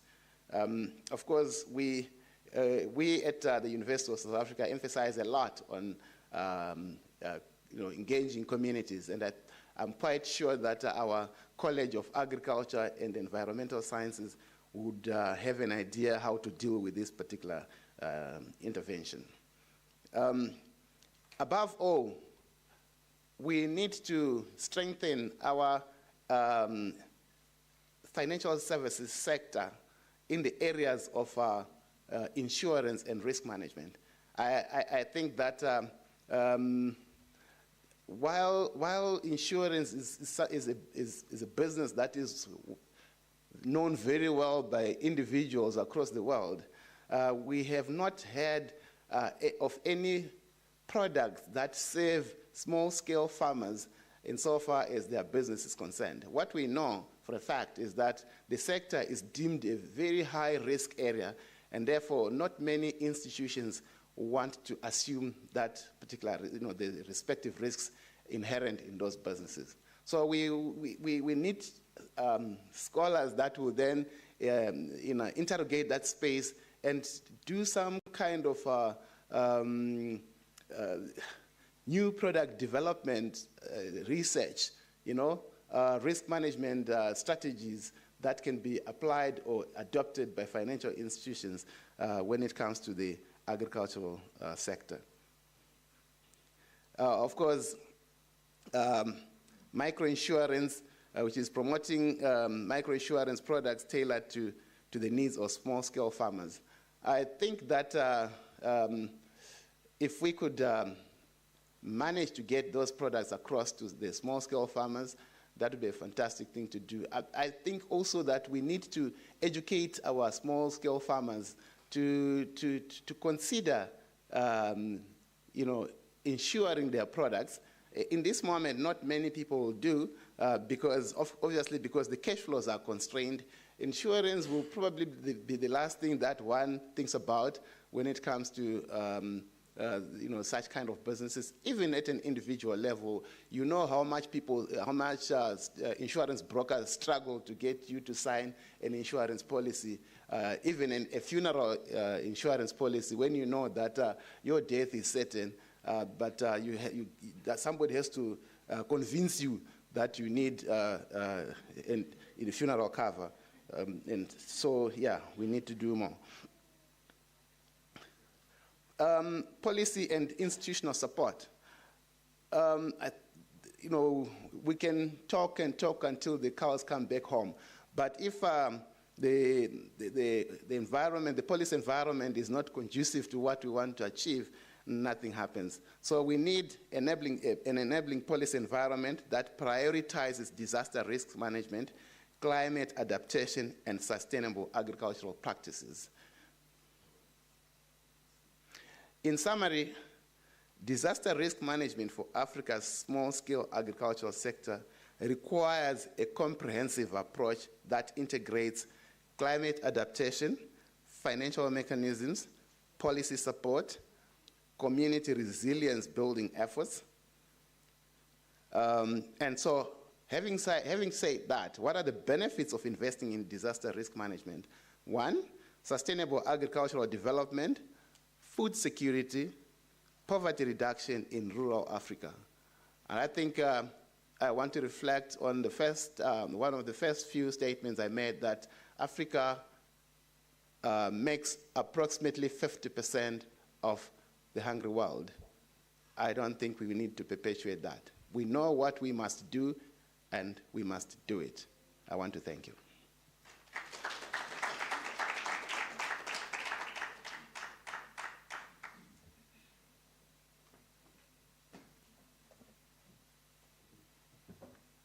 Thank you very much, Professor Chisasa, for your comprehensive presentation as well. Can we give him another round as well? Thank you very much.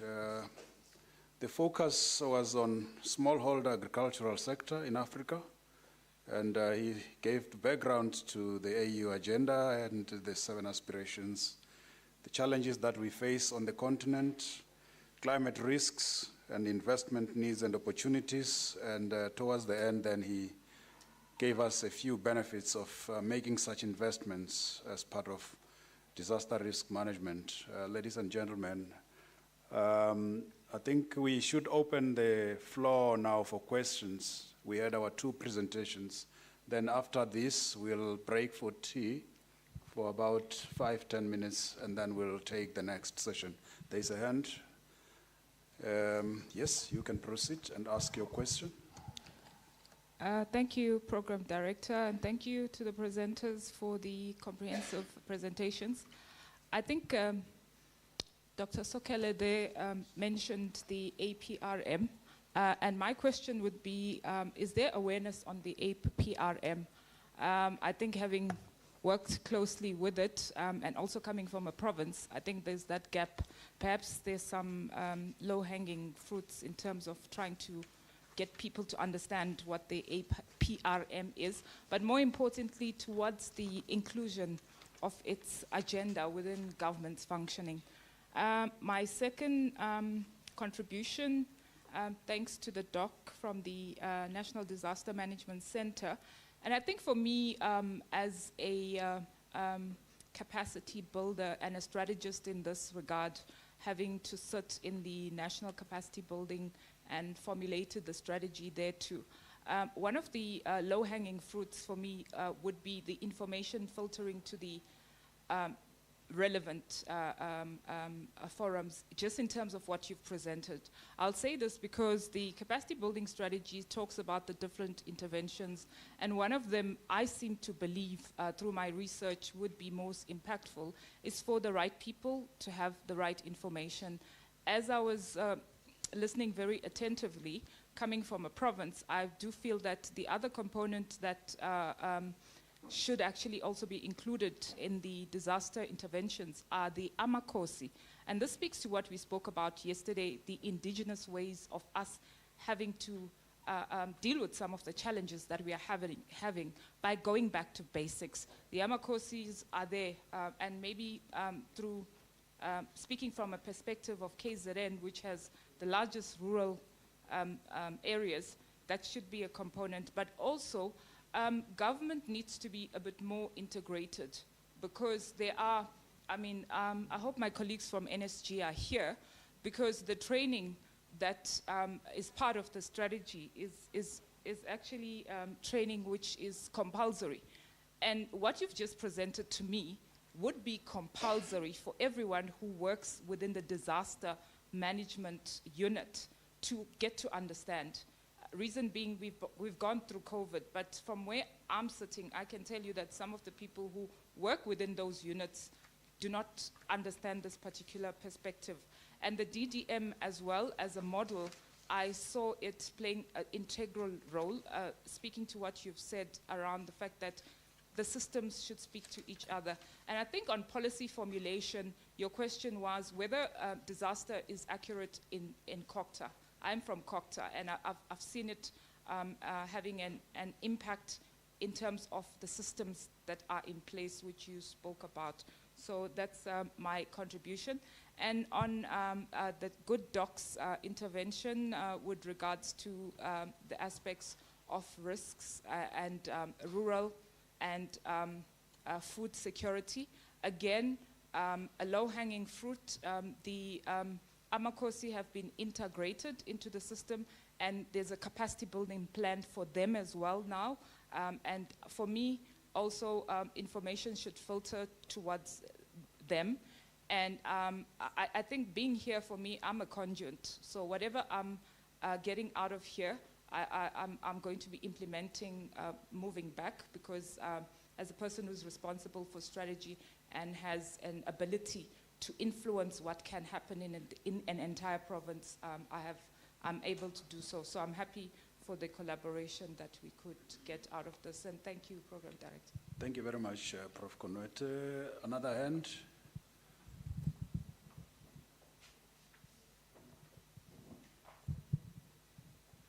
Anyone? There is a hand over there.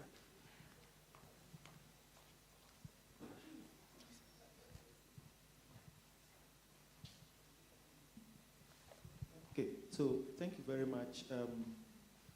My name is Sumaila Bakari. I work at the President's Office in the Republic of Ghana as an administrative officer.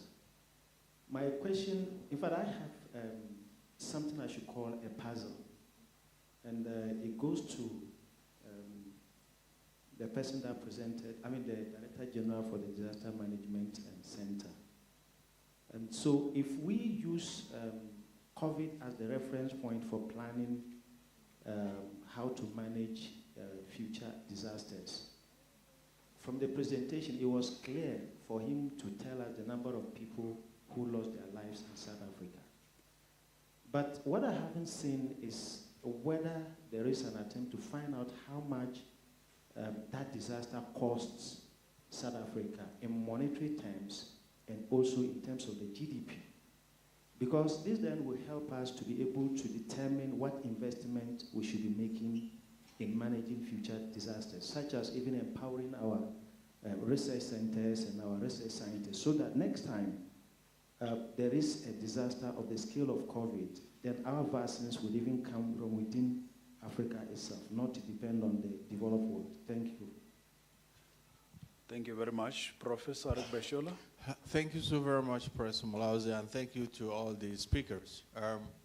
Mine is just it's not really a question, but rather a kind of information in that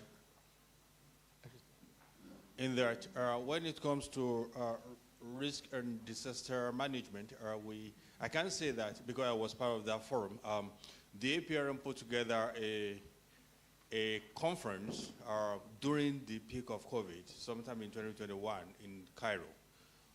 And I particularly delivered a paper. Rutendo is here from the APRM. I think she's going to speak more about some of the good work that the APRM is doing on these areas in the next session.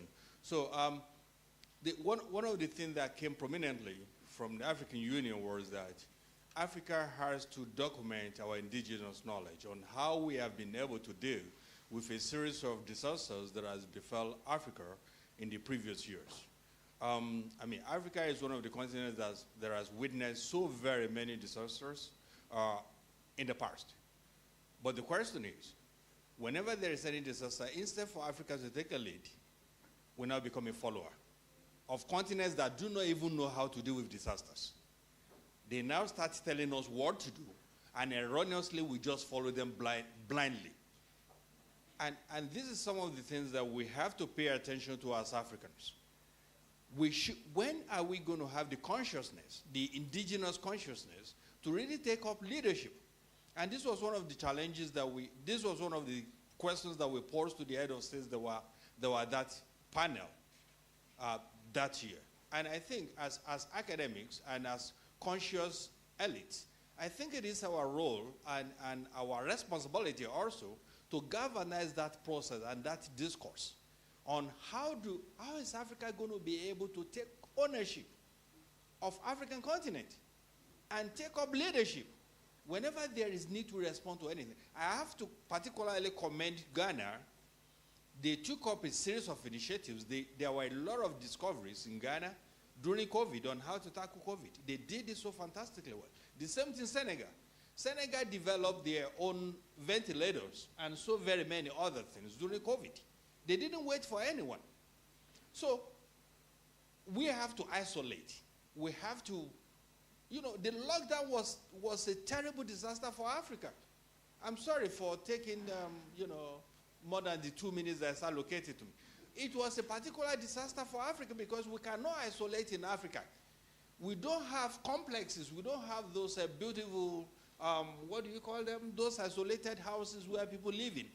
In Africa, we live in communities. And in some cases, even for people to access bathrooms and other things, they have to leave their comfort zone. They have to walk some meters away from their house. We don't have those kind of comfort, but when the lockdown came, we all adopted lockdown as if it is just so normal. And eventually research proved that lockdown was a disaster. It was not even necessary. But we did it because we have to follow.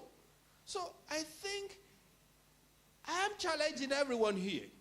Let us raise our voice and let us do scientific work that is going to influence Africa's independence and detachment from this follow syndrome. I thank you. Thank you, Prof. Can we get the mics back here for the responses? Okay. Oh, okay. Thank you, Prof. Just one more question to Mr. Daisel. I suppose it could be also linked to Prof. Chisasa, your presentation. Mr. Daisel, I think now my question comes in the context of the governance of risk in general. I just want to check with you, particularly because in one of your slides you mentioned increased access to early warning that leads to early action. What's the role of intelligence in the interface of risk governance and disaster management? I'll take you back to 2021 Durban and all those things. The importance or the role of intelligence in this particular interface. Then the second question that is for the both of you. What about the non-tangible disasters? Because it looks like we're very good at managing disasters that are very tangible. But in the African context, what about non-tangible? I'm speaking here about decision-making. I'm speaking here about corruption management, corruption control, the management of ethics violations. Most of our problems on the continent stem from corruption. We're speaking about Agenda 2063. We are not able to manage corruption, and I think as a continent, if we're able to manage that, it could assist us in dealing with many other issues. So, particularly, Prof. Joseph, you mentioned about, do you think Africa is managing disaster at a satisfactory rate, particularly because of the numbers you mentioned and the malnourishment? Thank you. Thank you very much, Mr. Beloi. Let's get the responses from Mr. Daisel. Yeah, Chair, I think, the point on doing the research is one thing, but then implementing the findings that we make is another. And I think that is an important component. You mentioned, for instance, the capacity building forum that we have at the National Center. We're now moving to what we call a research agenda as well. And the development of a research agenda, not only to look into what areas we need to do the research, but also how do we actually utilize the information. I can assure you during COVID, we were looking at, trying to find answers. You find master's and PhD dissertations where the answers that you are looking for is there.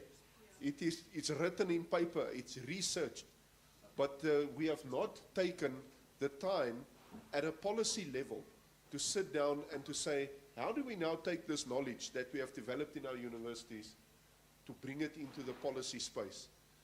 I recently attended a conference on climate issues, and the same question came up there. So these are some of the, some of the discussions that we perhaps have to have, is to say, when a university, studies off students in certain ways, government has paid towards, obtaining that information. But, is it really good management of our resources if we understand the knowledge, we gain the knowledge, but we don't use it? And I think those are some of the challenges from a government point of view where I sit, that we need to start taking them up into the advisory forum, into our interministerial committees. I agree with you, traditional leadership, and traditional knowledge systems is fundamental, in our country. A lot has been written in the academic discourse, not only on the value of it, but how it should be used. What we have done, for instance, in 2015 with the review of the disaster legislation, is we brought the traditional leadership into the advisory systems, at provincial, local, and national level. But there's more work that we need to do. And in COVID, I think one of the, the issues I did not reflect on here is, although we communicated well to the public, we did not necessarily communicate well within the political and administrative structures. One assumes that if you communicate into the public, you also communicate in the administration, and that's not always true. So the point is taken there. That's one issue that I can take back. I agree with you, compulsory training, is a critical issue. And we have already had discussions. Our department has signed the MOU with the National School of Government in South Africa. We are looking at putting together, I know that they have progressed with a lot of work in that regard. Similar to the program currently where if public service, that public service and administration implemented, that if we want to appoint a member in the senior management service of government, they have to complete a certain training course prior to application even being accepted. You have to show the certificate that you... A similar approach, I think, is the way to go in future for the basic principles of disaster risk management.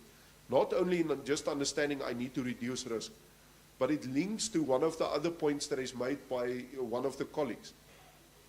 Investments, for instance, in water and sanitation systems is a fundamental issue in reducing societal vulnerability and, as a result, societal risk. So when we roll out our normal development programs, those things count towards reducing societal vulnerability and ultimately risk. I think the point that is made on the cost of disasters, you know, it's difficult in an hour or less than an hour to try and deal with all the complexities of COVID.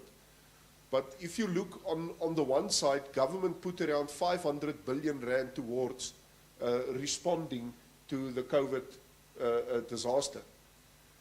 That's 500, or that's 5,000 million rand. It's a huge amount of money.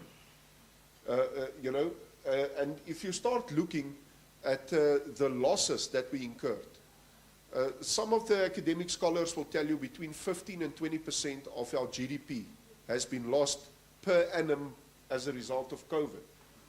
That's, you know, 15% of a 5.5 trillion rand budget. That is huge numbers. It is massive, massive, massive amounts. In terms of drought, for instance, we know that our GDP, a national drought in certain parts of the country, will scrub around between 3 and 7% of our GDP. It's a huge amount of money. And to link the cost of what we are going to save, we know, and our understanding is, if you invest about $1 in disaster risk reduction, you save around $3 to $6 in actually responding to the event.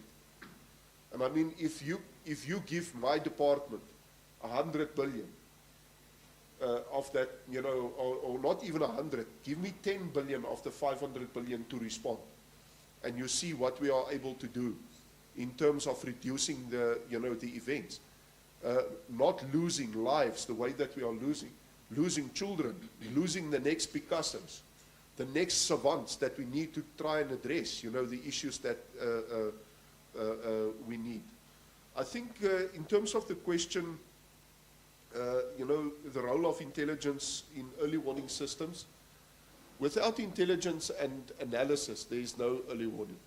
Without understanding what the risk may be, without understanding where the risk is going to be, there is no real understanding of what's going to happen.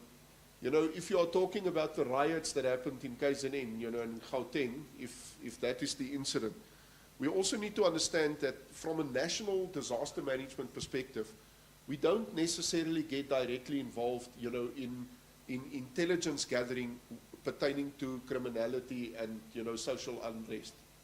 Those issues are dealt with in terms of, you know, the National Intelligence Coordinating Committee and all the intelligence structures that the security forces run. Although from time to time we get briefed, you know, on some of these issues when it has a humanitarian component. But when we talk about the ability to work with our weather service and to understand what the weather may do, rather than what the weather is going to be, our early warning system is progressing in the country because our weather service is no longer telling us it's going to rain there. That doesn't mean anything to us. What we want to know is where is it going to rain, what will the impact of the rain be, so that one would be able to then go and say, what early action should I take? And here I can honestly say, over the last 4 years, these impact-based weather warnings that we are getting, you know, is really becoming a high level of accuracy. There are some places where, you know, we learn every time. But in the recent one that caused all the damage in KZN and the Eastern Cape, you know, in the early parts of the latter parts of May and early June, those cut-off lows at a level 6, we knew what the impact would be. So it enables you to start putting mechanisms in place to tell people to evacuate. But maybe I can just touch on one issue that I have not even touched on, Chair, if you allow me one more minute. Sometimes you tell people, you need to evacuate. They stay. They stay. They don't go. We had cases where we would, for instance, issue early warnings to say to people, there's going to be massive waves coming in. You know, there's high swells going to be in a certain part of the country. You find people go to the restaurants that is based right on the beach. And they will go and have lunch and drink their beer and watch the waves come in as if it's a spectacle. There's videos, you know, on social media where people are walking waist deep with trays, serving customers sitting in water, watching the spectacle. So it is, you know, it's one thing developing the early warning systems. It's another thing also educating the public that things that appear to be, you know, a spectacle can be extremely dangerous as well. My last point on governance of ethics, I think more can and should be done, you know, around these kind of things. I think in South Africa there's been an improvement in certain spaces, without a doubt in my view. But the principle is if people in power don't want to see things succeed, we as the public need to act. That's the short and the long of it. The people in power is there because we put them in power. And we need to ensure that the structures and the mechanisms that are there to keep individuals on the governance path that makes the biggest input will come from us, not necessarily from, you know, what is a disaster center going to do, but it is keeping people accountable. And I think that is one of, I agree with you, it's one of the bigger impediments, you know, in any governance system, if people are not ethical in the work that they are doing. Thank you, Chair. Thank you very much, Mr. Diesel. Prof. Chisasa, you can respond. Oh, I thought there was nothing to respond to. But let me just perhaps pay for the water that I've been drinking here. I'll give you a few statistics, you know, to the colleague who said what would make us want to use, say, so the COVID-19 pandemic as a reference point. Taking South Africa as a case study, you know, the cost of the COVID-19 pandemic was can be interpreted in the decline in GDP of approximately 2.4% in 2020. So I think that's an interesting statistic.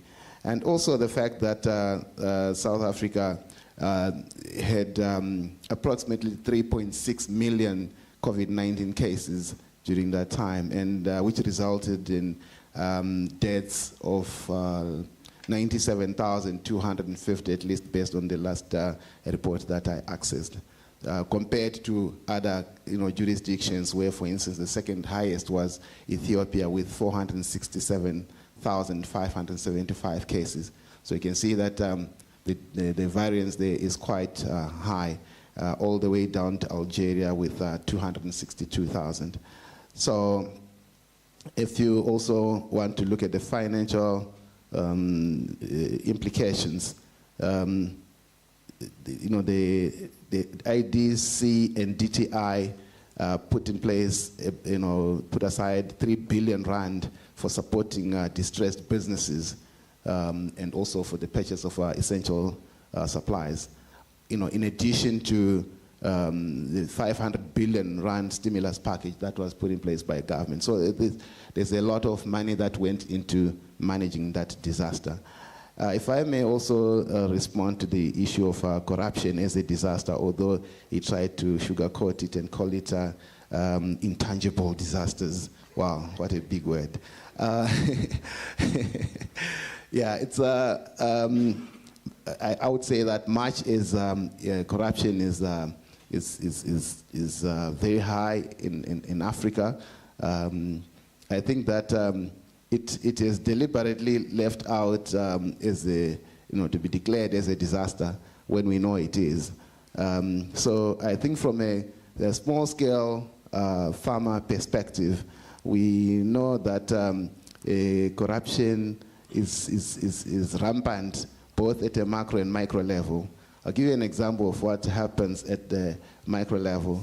If you go to small-scale farmers, you know, for instance, those that out there, you know, who benefited from the land redistribution program, a lot of those farms are not operating because they don't have electricity. All electricity supplies were disconnected by Eskom for non-payment in some cases. But you also find some employees of Eskom who go to those farmers and purport to have been sent by the office to go and disconnect the electricity for non-payment so that they can attract a fee for reconnection. So they disconnect and they tell you, listen, we can make a plan. So that's how bad it is, and we think that if we were going to be honest with ourselves, we should actually declare corruption a huge disaster in Africa. Thank you. Thank you, Prof. I thought you will touch on the question, the comment that was made by Professor Kunete on the role of Amakosi in the smallholding farming space, and also the comment, the question from Professor Beshola on indigenous consciousness. I don't know if you want to make a comment before you allow Dr. Sokela to respond on the African peer review mechanism. I would like to say I have no comment. I'm not familiar with Amakosi except the Kaiser Chiefs.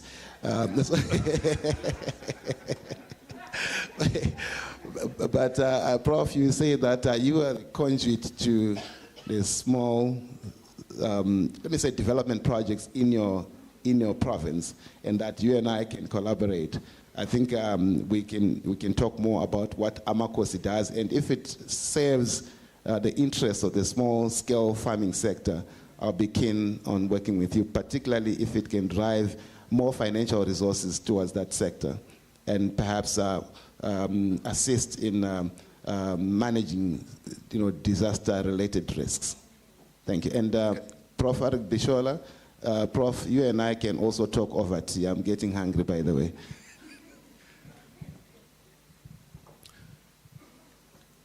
Thank you very much. Prof, your question about low-hanging fruits,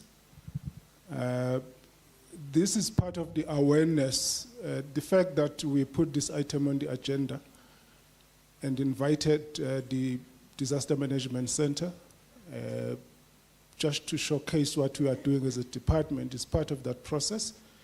But we can also extend it to provinces. But the challenge is even more national. That's why I was asking about the Thabo Mbeki school, because when we were doing our APRM review, we had to seek the participation of the independent research institutions. We found out that there was a lack of understanding. So when we issue, some sort of terms of reference, and the type of questions you get before they start writing up is amazing. And even within government, remember we celebrated 20 years of APRM last year. So the process is getting more technical now. We got GCIS because I was the head of the secretariat, and get communications to write, and they wouldn't be able to write the story. So we got them to one of the APRM forum meetings. And after that meeting, they could not really write an article. They found it difficult. So that is the extent of the challenge. And that's why we're trying to bring academia, because it put a lot of strain on the secretariat, because we had to cover for all these areas. And even the members of the NGC, which is a National Governing Council, the level of understanding, because they are the ones who are supposed to go out to communities in terms of the charter and advocate. So I can advocate at a technical level, but at stakeholder level, sector level, we've got a structure established specifically for that purpose. So yes, I can come and share from my point of view. But because of the lapse from 2007 to 2022, 15 years, the level of consciousness in terms of the APRM in South Africa has diminished. That's why I was looking for the Thabo Mbeki school, because they were missing in action then, and I have to search for them. I have to send a delegation to ask them to join us so that we can discuss this matter. Because the students that go to their school, the expectation that they will find something there. So I take up the challenge in terms of the low-hanging fruit, and we can work out something. I'm partaking in the National School of Government. They have a conference on the 25th and 6th with UJ on statecraft and looking at 30 years. It's not well publicized the way they've organized it by design, but the issues of statecraft long term, the statecraft in South Africa, looking at the case studies from those that they've identified to present, there's quite fundamental issues in terms of the long term, but for now, we can continue with task of awareness. That's why I'm happy that the college at this university took up the challenge to gather us here so that we can talk about these issues. But at a technical level, we're more than ready to advocate. That's why we bought the National Disaster Management Center. We're also working with the Department of Justice and Constitutional Development. They go through the periodic reviews in terms of the Human Rights Council of the United Nations. They've got a national plan of action on racism, xenophobia. We have a project on access to justice, which arises out of that. So it's part of the democracy and political governance. So at a technical level, there is work that is being done. Thank you very much. Thank you very much, Dr. Sokela. I think we have come to the end of this session. Can we give our panel members a round of applause? And perhaps the Executive Dean comes, she's looking on the other side. You need to engage with Professor Villenkomo and his team so that they can touch base with Dr. Sokela on the matters that are raised in this forum. Thank you very much, colleagues. I will hand back the mic to the program director. Prof, thank you very much. Ladies and gentlemen, I think we can take tea for 10 minutes and be back at 22:12 so that we can start the next session and then make up some of the time that we've lost. Thank you. Thank you for sharing space. Thank you very much. Thank you very much, sir. Thank you very much. Appreciate you. Please call again. Thank you. So we will catch up. We'll catch up. Yeah, unfortunately, I must rush now too. I tried to believe you can't even look this direction. And it was not. It's now running into 2 hours. Oh, is it? Yeah, look, I didn't sleep these things, so I had to make sure that I score it.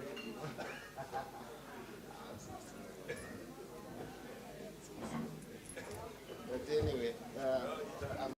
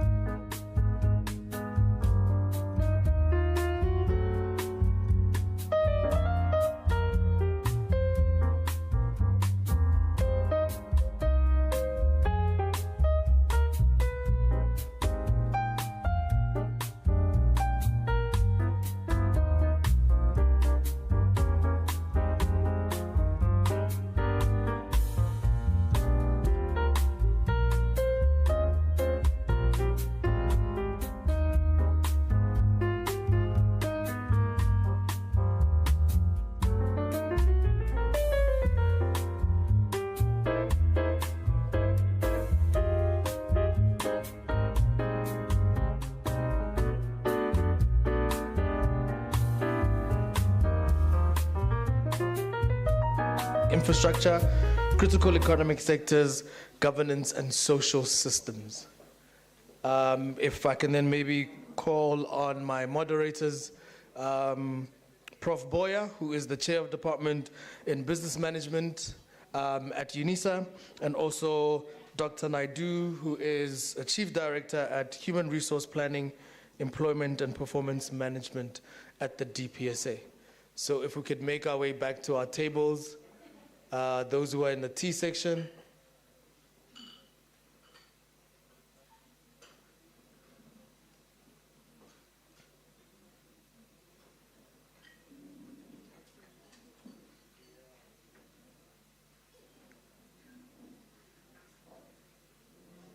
Ladies and gentlemen, if we can make our tea and come back to our tables so that we can start the session. Prof. Boya, Dr. Naidu, over to you.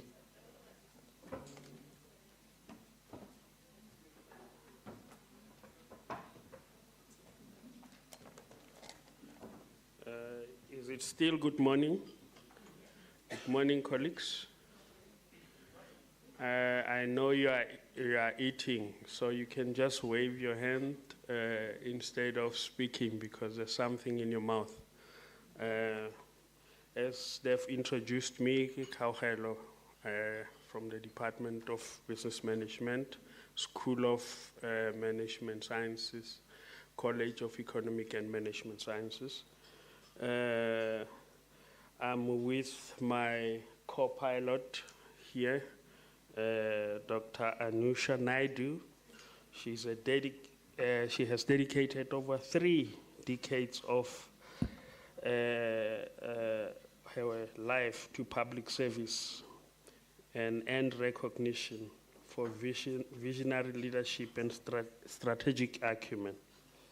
She currently serves as the Acting Deputy Director General in Human Resource Management and Development at the Department of Public Service and Administration. Dr. Naidu has driven growth and set industry benchmarks with a passion of neural interface systems and integrate human intuition with AI-based data analytics to tackle public sector challenges. Her innovation and leadership excellence have earned her widespread acknowledgement. Please give a round of applause to the co-moderator, Dr. Naidu. Yes, so I'm with a seasoned moderator here who will help me drive this ship.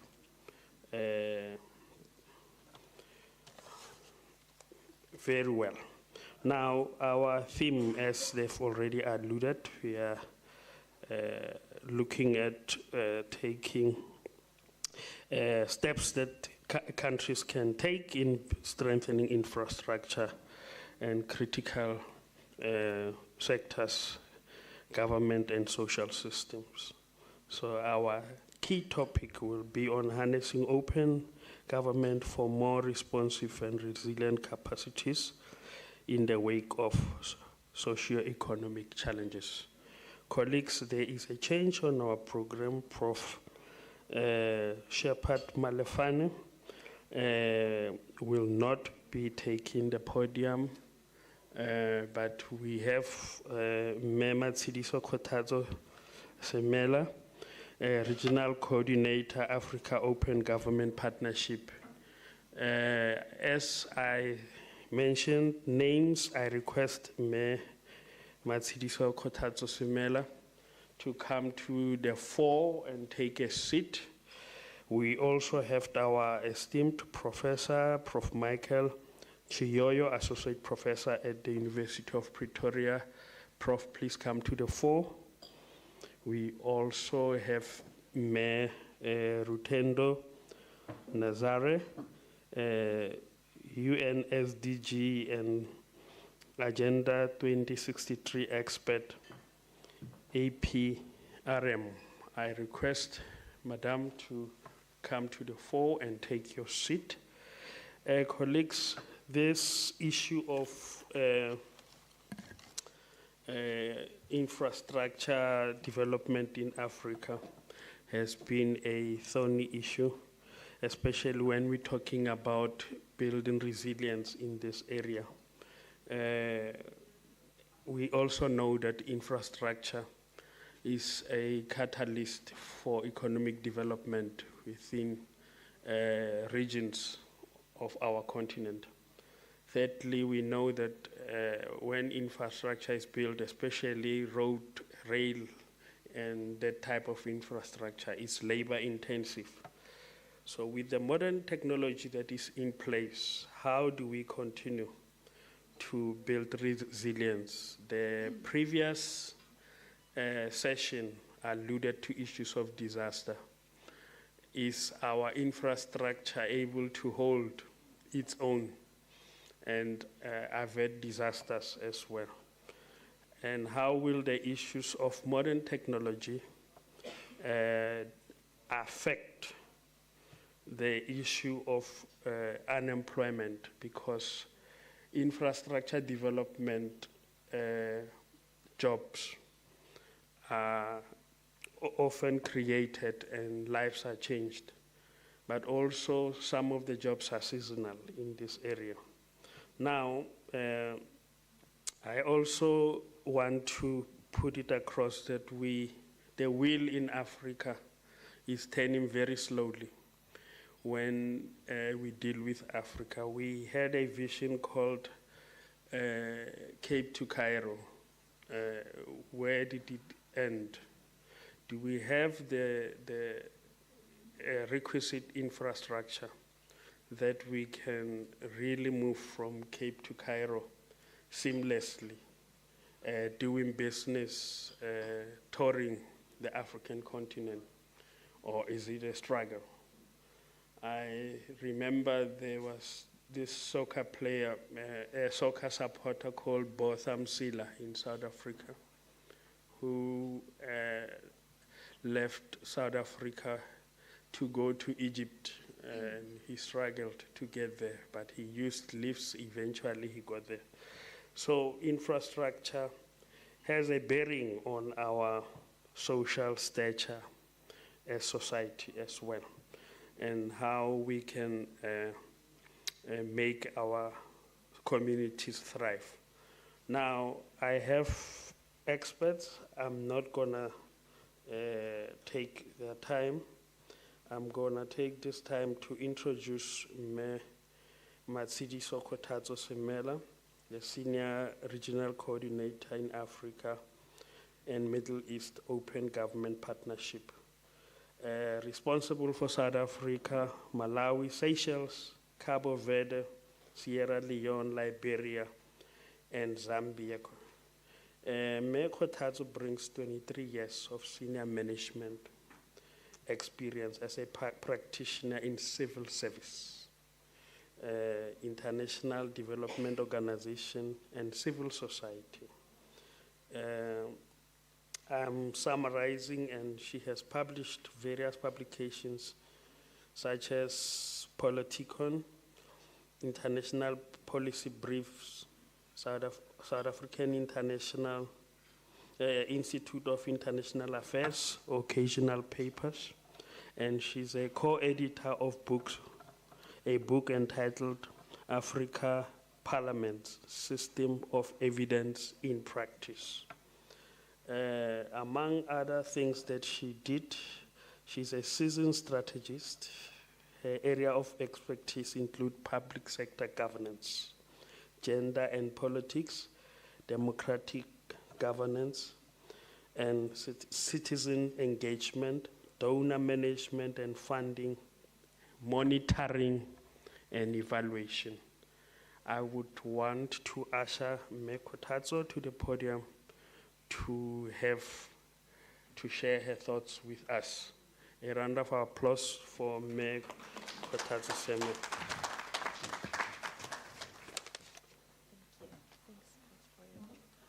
Thank you so much, Prof. I want to just extend my gratitude to this audience, stand on the protocols of yesterday, And thank you all for, again, the opportunity to come and share with you a little bit in the context of this input. The focus of my presentation, I'm going to do my best to do this in the time allocated. I have a timer here to exercise some discipline, hopefully. Excuse me. But the focus of my input is to really share with you some insights and experiences of countries who are using open government approaches as part of trying to be more responsive and resilient in building state capacities. And I'm going to focus particularly on an area relating to the climate crisis that we are all confronting. So with that clarification, I think we know what the problem is that we are confronting. And I think that I don't have to go into the details. We know that we are all recovering from a pandemic, the economic challenges that are contextual in our national situations as well as globally. There's inequality, there's geopolitical shifts, there's climate change, there's complexity, new technologies, and AI. I think many of our countries are grappling with that and at different stages in terms of grappling at different capacities. And so this idea, this notion of resilience, I think more so for those of us that are living in the global south and in the African context is even more critical.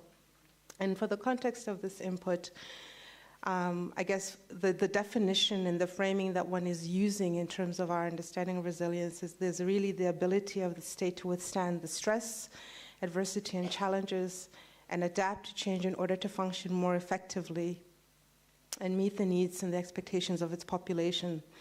So it's fundamentally around developing institutional capacities, legitimacy, and adaptability, and the state to be able to meet the needs of its population through positive, responsive relationship between state and society.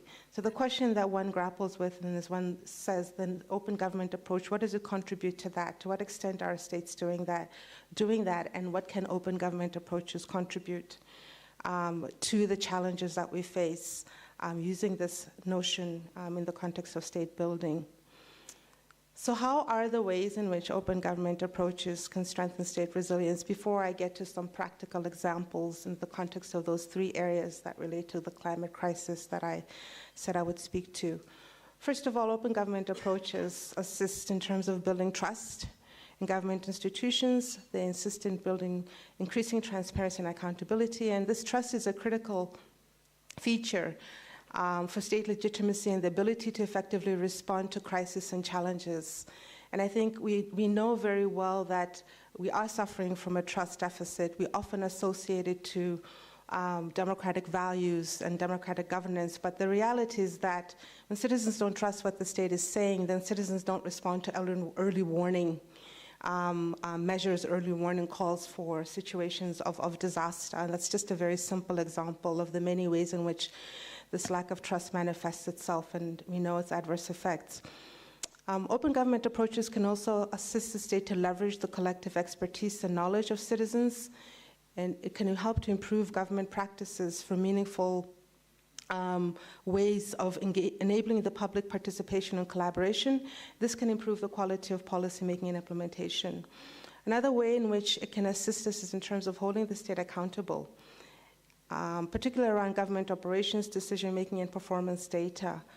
Openness also creates an incentive for the state to be more responsive to citizens' needs and be better prepared to handle disruptions. And it also enhances the state's ability to coordinate in an effective and integrated responses to complex challenges. The last thing to point out with regards to these approaches and their value add is that through open government, the embracing of open government principles, the state can build resilience through stronger state-society relationships, more adaptive and innovative governance, and the ability to anticipate and absorb and recover from disruptions. So when we talk about open government approaches, and I think this is just one, often there's a misunderstanding, and we look at innovation and technology as the main way. But there is a global partnership called the Open Government Partnership, which was established in 2001. And this was catalyzed, 2011, excuse me. This was catalyzed by the reflection on what was happening in terms of democracy. It was after the 2008, we know about the economic crisis that we faced. So a whole range of factors that shaped this moment where 8 countries representing the global north and the global south, South Africa was one of them, came together. It was 8 countries, member states, and civil society actors that came together and said, you know, we want to create a partnership that will enable us to promote transparency, participation, inclusion, and accountability in governance. This is not to say that those things are not there, but something needed to happen. Something needs to shift. It needed to shift. And today, the Open Government Partnership is actually a community that represents more than 2 billion people across the globe. If I can just give you some of the stats around that to give you a better sense of what this partnership is and what the platform is. So there are 75 member countries globally that are members of the OGP, as you can see from the map there that shows representation. The 75 countries and 104 local governments. By local government, we are referring to sub-national entities, provincial districts, municipalities, depending on the sort of national context and what that's defined it. But local government is the sub-national level. And our focus, the work that Open Government Partnership focuses on is around 10 areas, as you'll see here: anti-corruption, the environment and climate, public participation, civic space, fiscal openness, gender and inclusion, access to information, justice, media freedom, and digital governance. What this all means in simple terms is that as OGP, we say, within these areas that we have identified as critical thematic areas, how do we promote accountability? How can civil society and government come together to strengthen accountability, to strengthen inclusion, to strengthen transparency? Yeah? All for better development outcomes ultimately, and to strengthen our democracies. Within the African context, the 14 countries are OGP members. As you can see from the list there, South Africa was one of the founding members, as I indicated.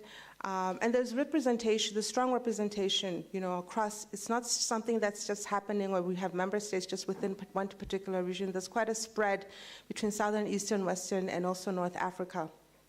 At the moment, just to add, Zambia is included there. Zambia is preparing to become a member of the Open Government Partnership. So what is it that we're trying to do in terms of the formal, the normative formal language, our vision? The vision of the partnership is that we have open governments that are working in partnership with civil society and people. People in civil society and governments are working together to strengthen democracy and to generate better development outcomes. So we aim to inspire, connect, and enable an ever-growing community of reformers and champions from government and civil society to take action together. The heart of this partnership is really, in terms of the instrument or the mechanism that has been created through the partnership, it's this notion of action plans. Action plans are at the core of participation in the Open Government Partnership. Governments and civil society co-create 2 to 4 year OGP action plans. They are, and what we refer to as action plans are concrete commitments or reforms across a range of the issues, the 10 thematic areas that I identified. Ultimately, what we're grappling with is how do we improve the culture of government on the one hand and have better societal impacts through open government at all levels and branches of government. Now, to give a very practical example of what this looks like at a country level, we all know that countries have national development plans. Those national development plans get cascaded, for instance, in the South African context through what we call the strategic, the STMF, the strategic the short-term, medium strategic framework, the document that gets translated from the NDP, and then we have APPs, annual performance plans, yeah? Those are instruments of planning, they're instruments of monitoring and implementation. What then happens through this platform is that then we have a situation and an opportunity for government and civil society to come together to say, from the NDP priorities that have been set, what are those things that we believe can be done together to have the highest level of impact that we want to give particular emphasis and focus on. And the reason I'm stressing this is so that there isn't a sense of there's a duplication of efforts. It really is an opportunity to elevate beyond the beautiful policy language, the beautiful plans to say, practically speaking, how do we convene so we can actually do some things together and make things move a bit more faster and accelerate? And at the moment, for instance, South Africa has an action plan that has just come into force, and that action plan has 2 commitments that have been driven. And if you look at those 2 commitments and the milestones set within those commitments and the work that the OGP process in South Africa is doing, the government departments and civil society are doing together, they are aligned to NDP priorities. So in terms of the specific area now, and talking about climate change, climate mitigation and adaptation, just to share that there are 24 countries globally and 14 local structures that have generated 49 action plans and 60 commitments around this particular area. Yeah, so it is an area of priority. I miss all of the commitments that have been made, and there are thousands since 2011 when the partnership was established. These are the ones that at the moment are currently underway in terms of this particular area. And so for the purposes of this input, as I said, I'm just going to share what countries are doing in the context of resilience, the context of climate finance, energy transition, and open climate data. So I think the first thing to say is that climate finance reforms, and I chose these areas because they're often opaque, and there's a lot happening, and there are a lot of investments that are being made in these areas, but very little, it's very difficult to get a sense of where the money is ending up, the extent to which it's responding to vulnerabilities, whose vulnerabilities are being responded to. So we know that, for instance, preventing the worst effects of human-induced climate change requires moving finance away from greenhouse gas-intensive activities towards those activities that will lower the environment and human impacts and build resilience. But we also know that this shift is going to require changes in public and private finance, and they'll need to happen at international, national, and local levels. So, and as progress is being made through NDCs, commitments that countries are making to this area, progress is increasing, and climate flows have grown over the past decade, but they're not on track yet to meet the challenge, and they risk being wasted without adequate safeguards and the ability to actually see, to have the information.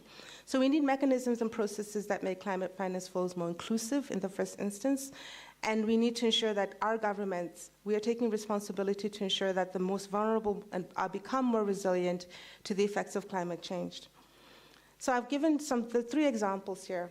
The highlighted ones are the examples that one will use and how this has been done. So in Costa Rica, for instance, in responding to Costa Rica made a commitment around open public data on climate change. They've developed an open data portal where climate change related data is stored and published for public access. Anybody can have access to it and see what is happening, where is the money ending up. In Kenya has established multi-stakeholder community engagement processes specifically to design climate solutions, and this is their effort to try to ensure that there's greater transparency, climate finance transparency. In Colombia, there's another, an online platform has been established to monitor climate finance. I think this is a fantastic innovation because in the Colombian context, it tracks climate finance actions from public source, both domestically and internationally, yeah? So those are just 3 examples, and I think these presentations will be shared so colleagues will be able to see others that are listed here that I won't speak to. In the context of energy transition reform, something we have only started speaking about much more publicly and openly in the South African context because of our energy crisis, but I think other countries in the continent are facing similar challenges. Open government countries have taken actions to implement accounting and reporting standards that include disclosures along the supply chain for the extractive industry. I'll give an example of Ghana. Ghana has done work around disclosing petroleum contracts and power purchasing agreement. They publish these petroleum contracts and make sure that they're available to the public. And this is really addressing the issue of opaque long-term contracts with foreign buyers of petroleum. We know PPAs are often considered secret documents, but the reality is that those PPAs have implications not just for this current generations, but could for generations that will follow us because of the costs associated. We're seeing a similar, just as a side note, we're seeing a similar evolution and a similar development in terms of debt transparency. and I'm flagging it because of what's happening in Kenya. Debt transparency is something that many African countries are going to confront, and the extent to which the intergenerational implications of debt transparency and the responsibility for oversight of the executive in those loans that are being made, sorry, that's just telling me my time is up, in those loans that are being made by parliaments is something that we need to start paying attention to, and that the public should be able to have access to. Sorry. Okay, it's telling me my time is up, but I'm going to be very quick. In Nigeria, in terms of energy transition reforms, we have had a situation where civic monitors were trained to use open contracting data, and this was done through the Open Contracting Partnership. That's a specific organization that made it possible for these monitors to use open contract data to monitor 60 public procurement projects that were worth, $120 million at the subnational levels across 3 states. So this isn't just at the national level. This was at what in Nigeria would be called a state level, and even lower than that. And that's a critical sort of caveat to make, because often these things happen at national levels, and it's very difficult to see what's happening, where the action is actually happening locally. In terms of open climate data, which is the last area that one wants to highlight, it's a very complex and challenging area for everyone, especially in countries that are lower income, and particularly amongst those that are most vulnerable to variable weather events. And so we know that adapting to climate change and mitigating its impact is going to require a high level of coordination, and creating more openness around this data is going to assist us. It's also going to assist us in terms of strengthening the reality of incomplete data, fragmentation across agencies, and data being generated and harnessed in ways that it doesn't speak to each other. Yeah? I'll go quickly, just 2 examples. In Indonesia, there's an example of where they established an open centralized data on natural resources. And this was a very, very important development there, because they were able to publish standardized, centralized, government-held data related to natural resources, the environment, and spatial planning. Paraguay, they launched the disclosure of standardized open climate data again. This, again, is this issue of having dashboards that make the data available, and that also, on the other side, make it possible for people not only to access it, but then to know what to do with it. So we know that going beyond transparency alone is not enough. Strong oversight is really important. We know in COVID there was a situation where there was contestation around this and pushback, but we also have experiences, and I will not go through all of the detail around them, but in South Africa, Sierra Leone, and in the Philippines, where there was a demonstration that it is possible to use the mechanisms that we have in order to strengthen oversight, in order to sustain an element of participation and dialogue amongst communities, so people know what is happening. In South Africa, I think we did quite a good job of this, and a colleague from the Disaster Management Center spoke a little bit about some of the things that were done during that period. The point is to say that the good practices that we have through the open government and using an open government lens show us that it is possible that speedy policy responses don't have to undermine accountability. Yeah?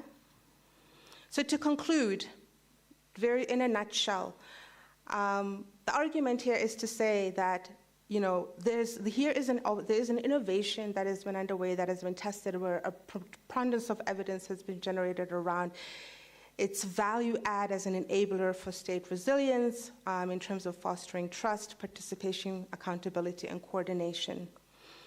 UNDP has actually also said this, and is a partner within the partnership, that it also bolsters integrity and inclusiveness of government institutions, and actually is a mechanism that can be used so that no one gets left behind. But I think that the point that one wants to make as a final reflection is that, there are innovations that are bound globally and in the continent, but that reform takes time in the first instance, and that it takes dedication. I think the point is that, we don't have a choice but to actually prevent and manage disasters in systems that are becoming more complex, that are becoming more unpredictable, and that are coupled by more sophisticated citizens whose trust in the state has diminished in many countries, and who are having to contend with rapid technological shifts, yeah? So building resilience in our institutions and communities and social systems requires that we harness those innovations and approaches, those approaches that will reinforce durability, sustainability, and some of the core values of our democratic society, such as transparency, accountability, and inclusion. So what's clear is that the state can't do it alone. We know that when we talk about partnership, but I think this is an opportunity to be very clear about what we mean about partnership. What should that partnership look like? What can be agreed upon? How do we manage expectations? You know, and how do we then foster the change or cultivate an environment where the changes in the behavior of the states and departments enables us to be more inclusive, to be more accountable, and to do better? On that, I want to thank you very much for your attention. Thank you to the moderator for indulging me. I thank you.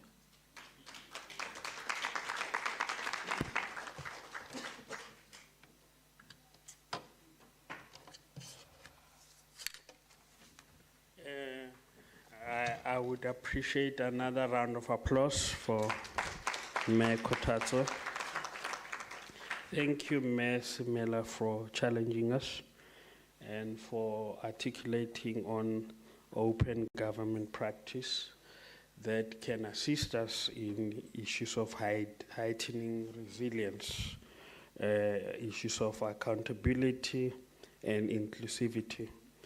You mentioned also that there will be issues of telepathy between government and civil society if this is in place.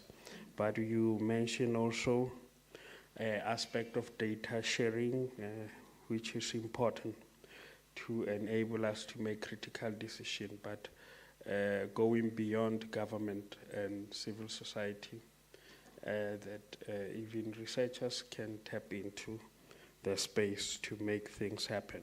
And I'm happy you agree with me that the wheels are turning, but are turning very slowly. But thank you for an inspiring presentation. Thank you, ma'am. Yes, on that note, let's move to the next presenter or speaker. We have in our midst Prof. Michael Chiyoyo. He's an associate professor of public administration and management at the School of Public Management and Administration, University of Pretoria.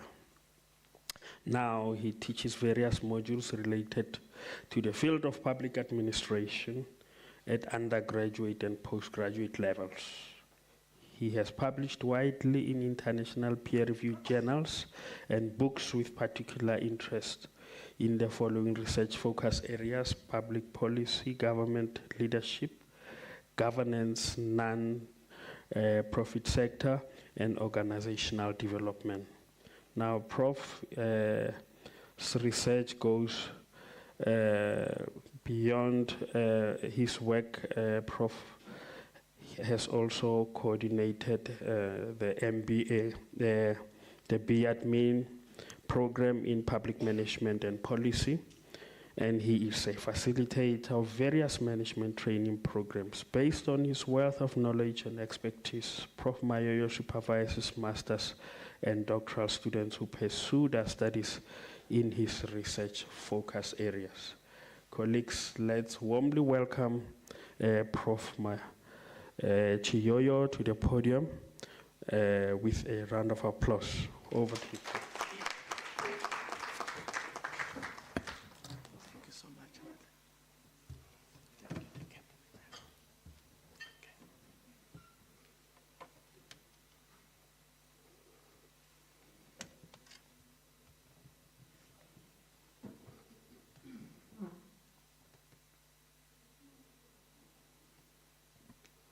Good afternoon, colleagues.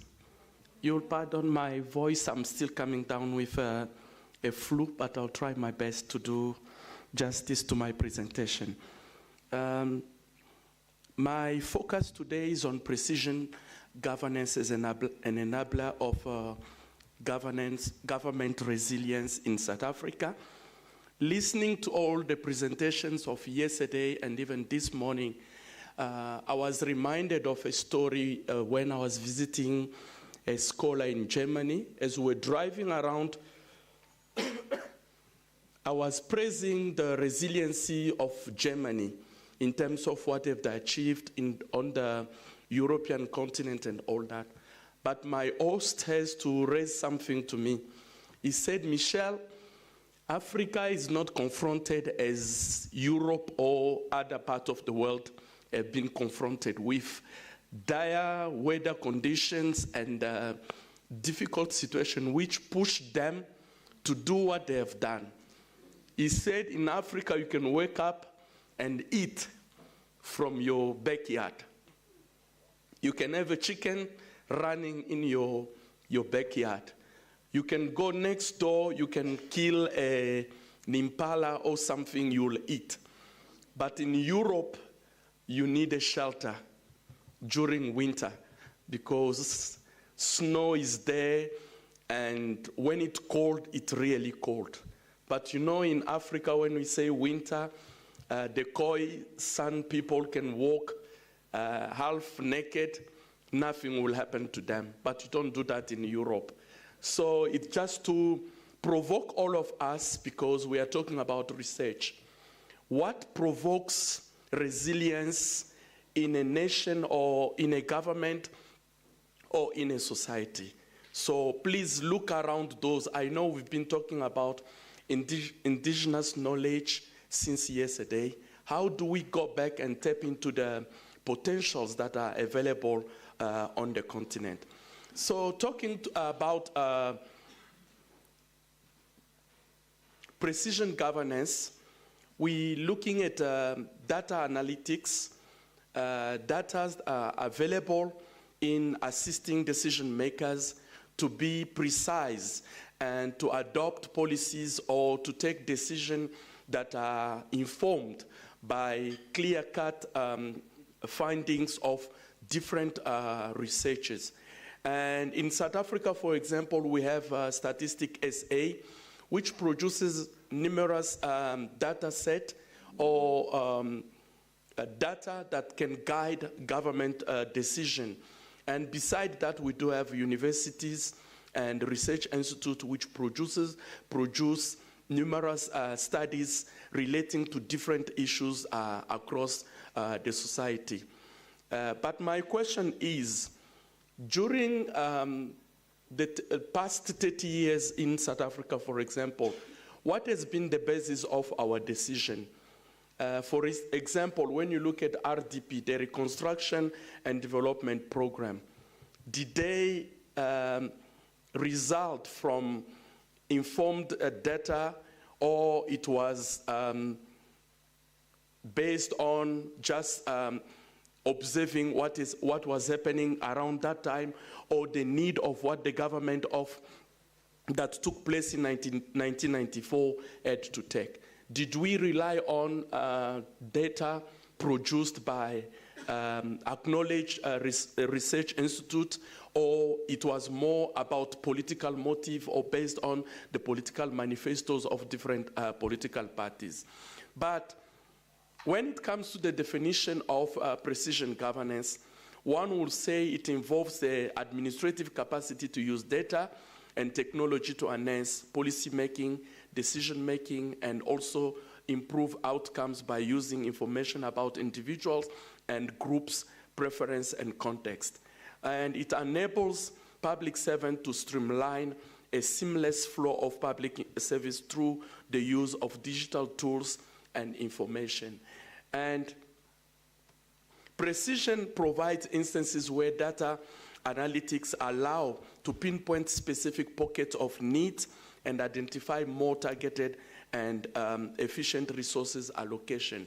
And in South Africa, precision holds the potential to address the intricate challenges that mark the country's socioeconomic and political fabrics. We've been talking about disasters and risks, but when South Africa accessed its independence or accessed the advent of democracy, there was need to balance the battlefield, to address the imbalances of the past and to redress the injustices that were caused to many of the citizens. So there was a need to do proper research and get proper data that would guide decisions made by government.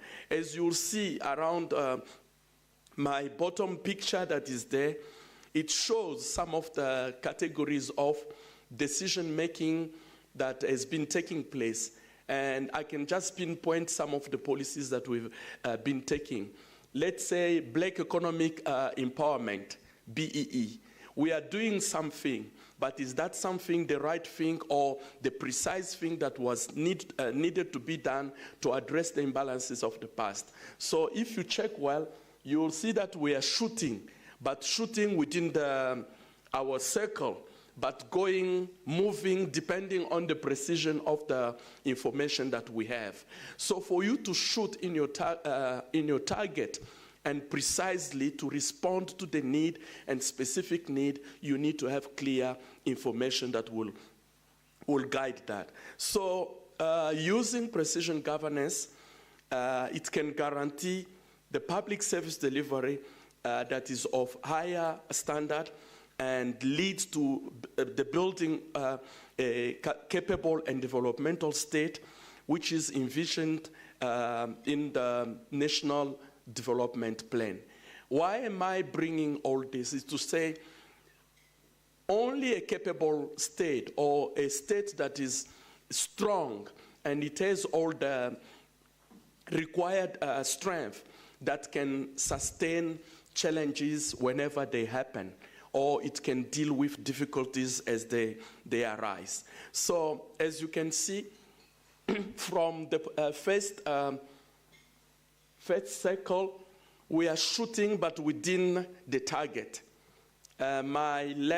Your left, right, the top one, you can see. Only precision governance can help our government to do so. And as you can see the description for all the other three, where we are still doing something but not attending to the difficulties as we might have them. So now talking to government resilience, as I was doing my search, looking for some pictures to make my presentation interesting, I came across a lot of pictures of tar road being broken by a small flower. I don't know, we've heard about agriculture earlier on. This speaks volume in itself when you talk of resilience. It means you thriving or continue to live without all the challenges that are thrown to you. Yesterday we had an example of Japan. Japan surrounded by water, but you know that it's one of the biggest producer around the world. You've heard of the Netherlands, a country that is below the sea level, but they are the best when it comes to dam management and water, canals and all those.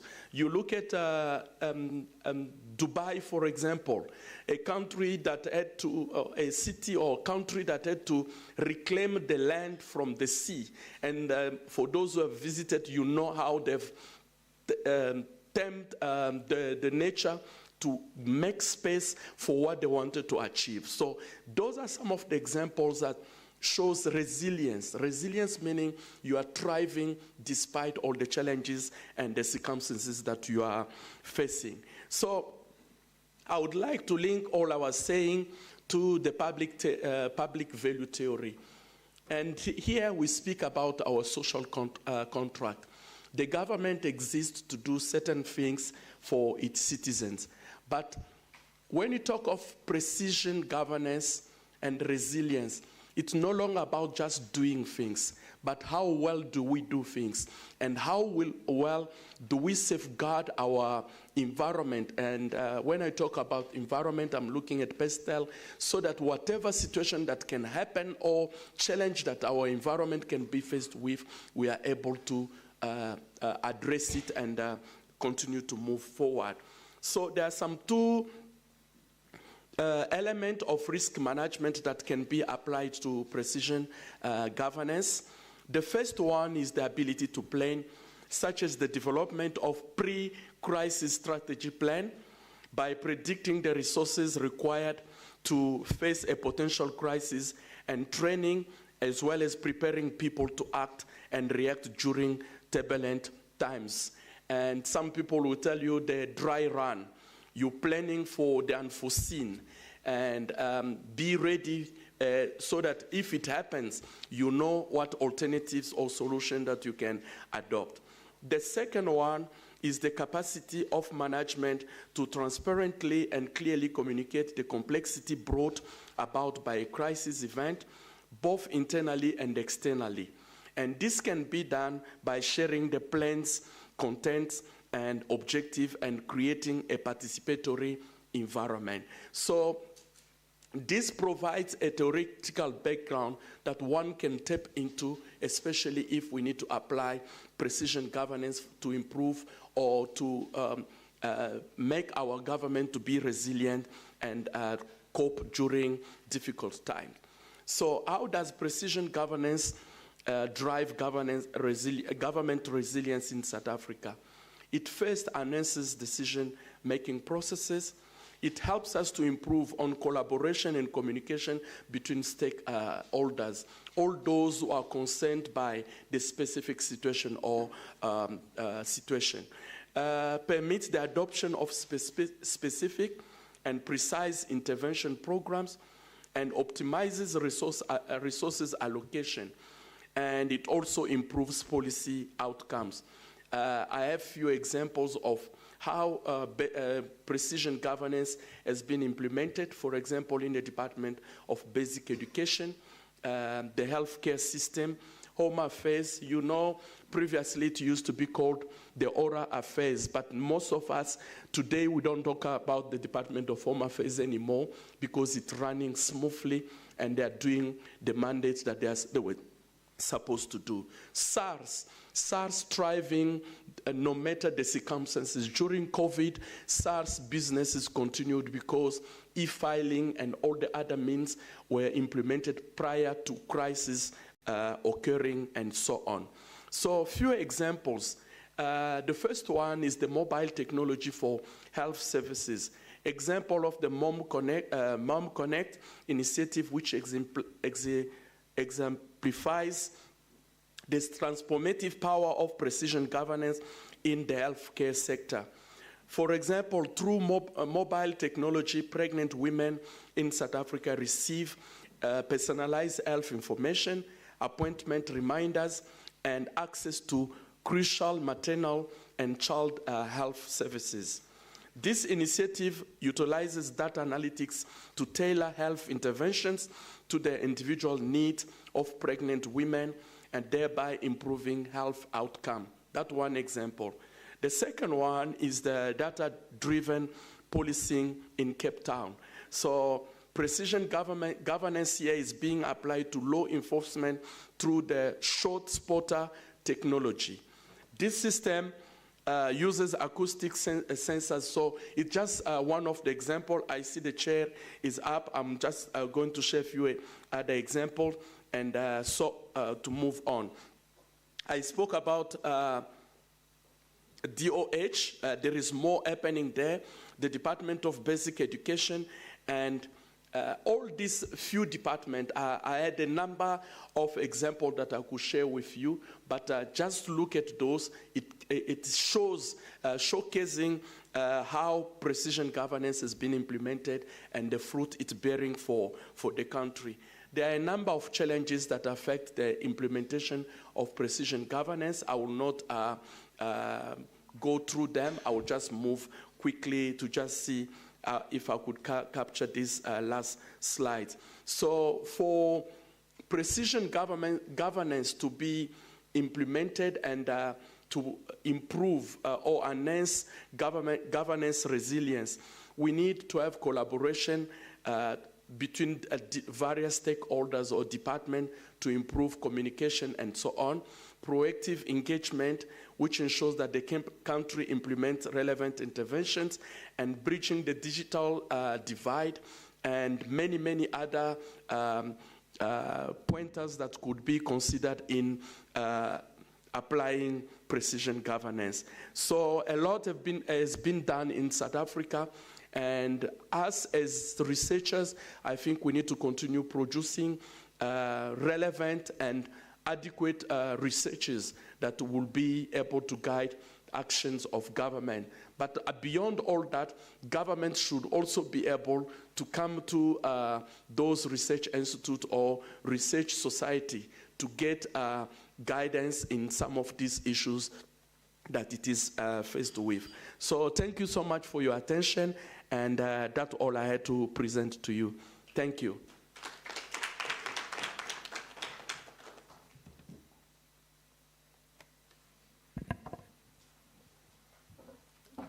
Thank you very much, Prof. Chiyoyo. Another round of applause, colleagues. Yes, take homes from what you said. Before I do that, I forgot to observe protocol. All protocol observed. The reason I couldn't do that is because when I ascended the podium, people were still eating. So I couldn't indulge them as they were eating. Food is very important, as Prof. Chisasa has already mentioned earlier. Now, thank you for the insightful presentation, Prof. Chiyoyo, on precision governance. You mentioned issues of indigenous knowledge systems that we need to revisit. This is a very thorny issue and a very important aspect that we need to revisit as Africans. But over and above that, you mentioned the benefits of precision governance.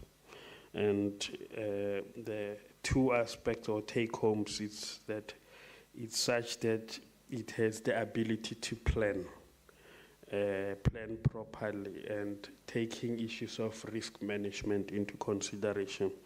But also, it's not enough to only plan. You need to be able to articulate your plans very clearly so that people know how the plans will be rolled out.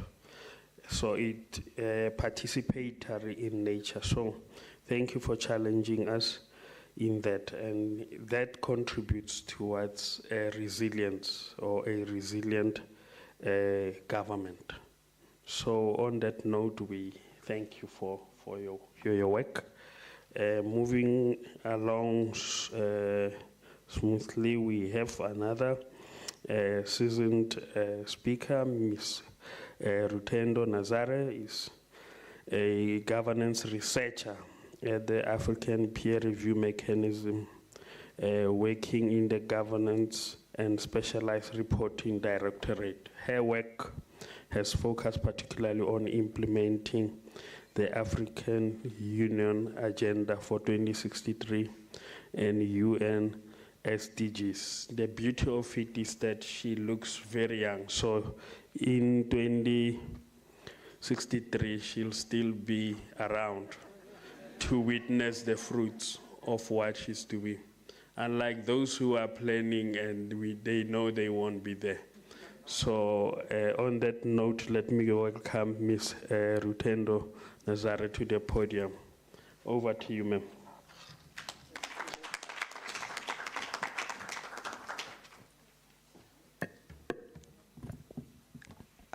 Thank you so much, and all protocols observed. This morning during the first session, Dr. Sokela just outlined the APRM's core mandate. I'll just repeat it a bit, but I'll keep it brief. So basically, the APRM aims to foster the adoption of policy, standards, and practices that would lead to political stability, sustainable development, and high economic growth.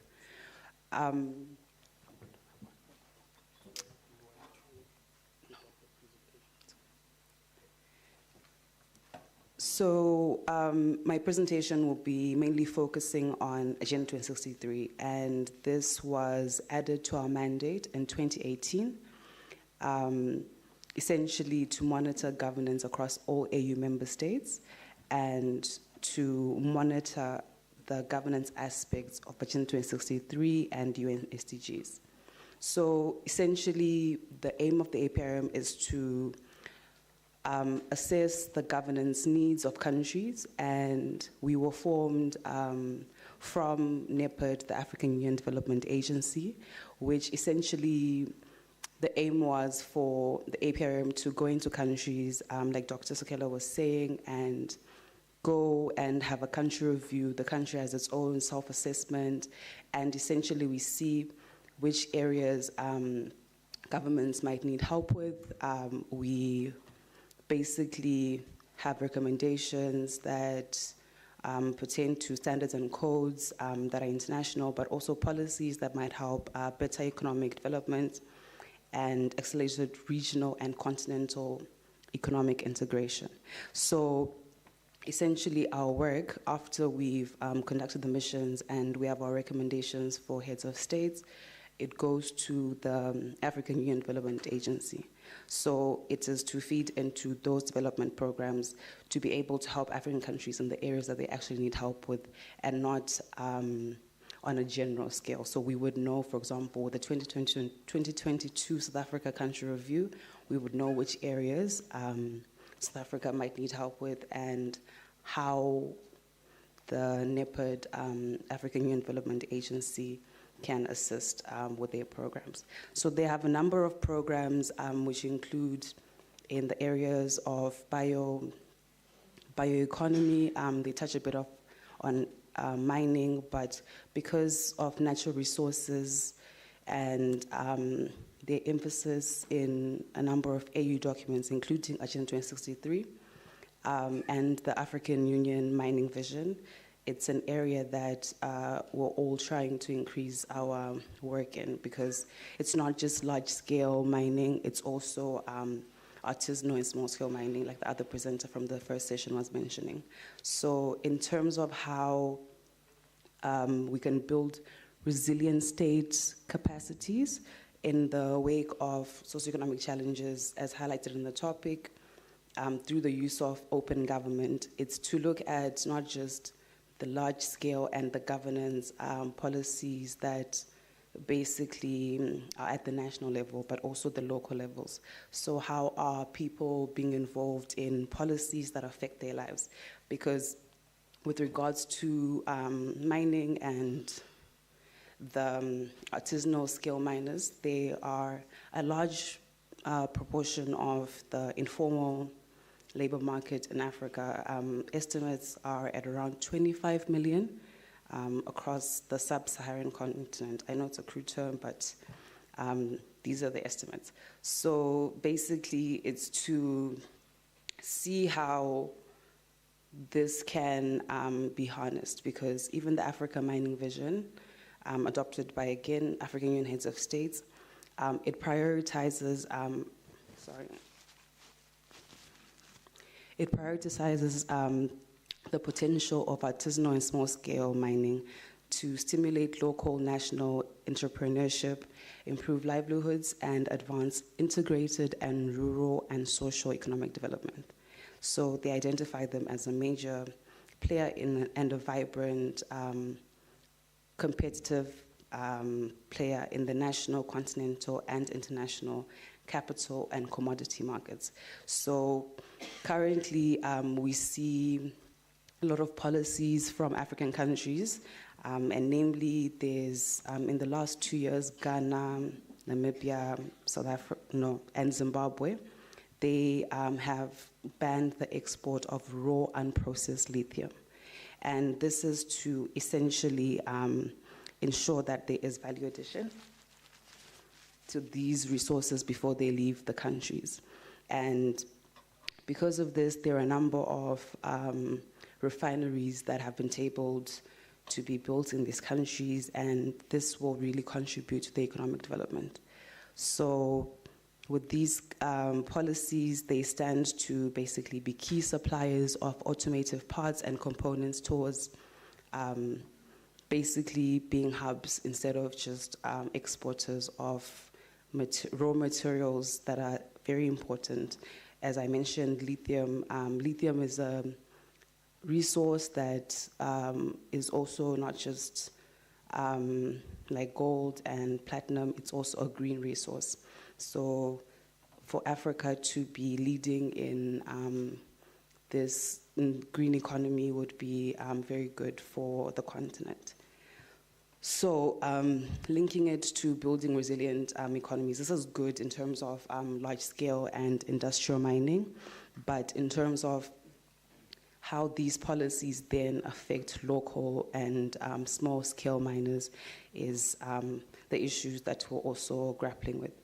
So, for example, in Zimbabwe, specifically, we've looked at that, and we've seen that the banning of these raw, unprocessed lithium from the country is good generally, but it has affected artisanal and small-scale miners negatively because they now can't sell their mining resources that they've extracted outside of the country. So their markets used to be Mozambique and South Africa, but now they can't. So they have to sell to the bigger multinational companies that are in Zimbabwe currently. So essentially, the government has not really looked into or really engaged the local populations to at least help them with the processing. So if now the exports are banned, how can the government still be helping these people that usually are not really qualified to be in other areas? They usually don't have skills to be employable in other areas. Agriculture is less profitable for them, and they don't have the finances like the previous session professor was talking about, that small-scale farmers and small-scale miners don't have access to resources from banks, for example. So how can governments be assisting these areas of the economy that are largely marginalized and require formalization? And this formalization would really help to ensure that even the minerals themselves, they can be tracked, they can be taxed. So this can be a vibrant part of the economy that really the government can be harnessing, but instead we don't see much investment in that. So part of the recommendations that the APRM is looking into is also basically trying to ensure that the policies are not just at the national level, but also at the local level. So in terms of building resilient economies and open government approaches, this would include, for example, the contracts that are given to large-scale mining companies. These should be at least available, and these should not be basically not disclosed to the public. Rather, it should be free information, and even tenders should be issued, and people should be able to see the competitive processes that are involved in getting these contracts, because like the previous presenter was saying, it affects not just this generation, but the next generation as well. So we need access to information. And also, by having this information public and ensuring that artisanal and small-scale mining miners are involved in basically participatory governance, where even they can tell the government what their specific needs are in terms of formalizing their industry, because in Zimbabwe, for example, they're trying to formalize it, and it will be of benefit to this significant portion of the population which doesn't have access to actual other jobs because of their skills and the rural areas that they stay in. So essentially, by involving them in the development of policies, we have a system where citizens are able to tell the government their needs, and they're able to work together to increase the benefits that they receive from that. So we have examples of countries that work well with their citizens and have more participatory form of government. So in Egypt, they do have technology that facilitates very interactive feedback from citizens, and in Kenya as well, this has been implemented. So basically, recommendations would be that we advocate for more citizen participation and for governments to take open government approaches seriously, and also to ensure that the increase to information that affects the livelihoods of citizens is really available. So in a continent where the informal economy is so big, I don't think it's an area that we can afford to ignore or even criminalize, which has happened in DRC and even in South Africa sometimes. So it's just the interaction between the government and local people, and ensuring that local people have a say and they continue to have deliberative processes that ensure that they can help local people that are looking for entrepreneurial ways to make a living, and basically the government assists that. Thank you so much.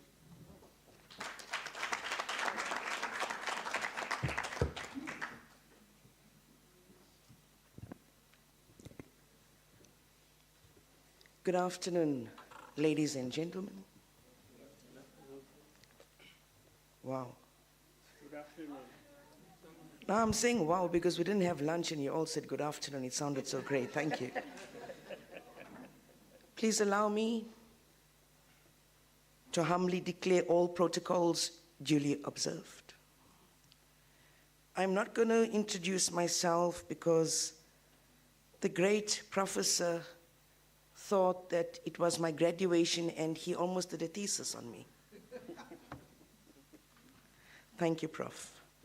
And I am an alumni, proudly, of UNISA.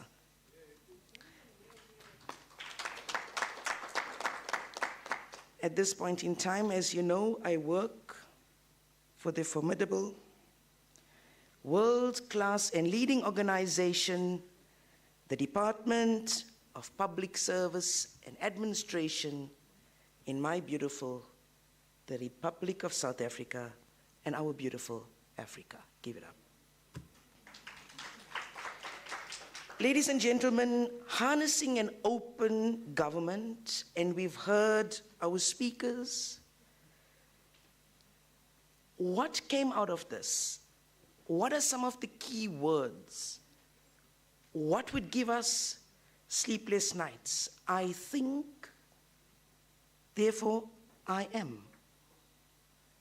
Infrastructure, critical economic sectors, precision government and governance, as we've heard from the Prof, social systems, climate change, and the effects of climate, and mining. So we stand at a very critical juncture where socio-economic challenges must compel us as Africans to rethink governance. And the Prof indicated, how will we do things different? So open government is not merely about transparency and participation. Rather, it is about fundamentally transforming how we govern and embracing the future with bold and unconventional thinking. Now, my job is to sum up before we open up for questions.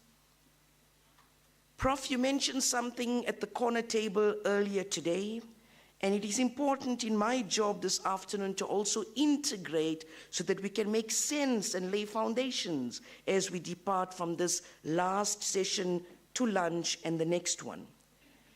As Africans, despite our challenges, we are resilient peoples. As Africans, we have the capacity, the ability, and the capability to provide our own solutions. As Africa, we must do Africa. And we are more than capable of driving that change. We are very few Africans in the room today, but you must agree with me how powerful is this room. From all the conversations and narratives we've been hearing from yesterday to now. What does that tell us, ladies and gentlemen? What is the story behind this? If we're such a few and we have capability to creating such an impact, imagine if you put all of our countries together on the continent. We will be the best, and I think we're heading there. So imagine a government where transparency is a way of life, and every citizen has the tools, colleagues, to actively participate in shaping their community. Envision a society, colleagues, and I'm summing up what our good speakers have said, where innovation is fueled by and not stifled by the bureaucracy. As long as we have public administration, management, and leadership, we shall have a bureaucracy. But how do we grow from that and fueled by that as opposed to stifled by it? And that requires a mind shift where we move beyond traditional frameworks into the extraordinary possibilities. So we've heard about digitization from yesterday, but we've also heard today about data analytics, data science from the prof and the other colleagues. Digital access disparity, colleagues, is often seen as a challenge. But I must phrase it to you differently. It is also indeed an opportunity. For example, we could deploy satellite internet in our remote areas. We have the capacity and the capability to turn our schools into digital hubs. We can bridge the digital divide. We can create a digital revolution. We can make sure that political momentum deficit, that deficit is not a barrier to our call to action. But all of that is not dependent upon the people that's outside this room. All of that is dependent upon every one of us as Africans. Colleagues, our birthright is Africa, and we are the children of Africa. I thought you'll clap.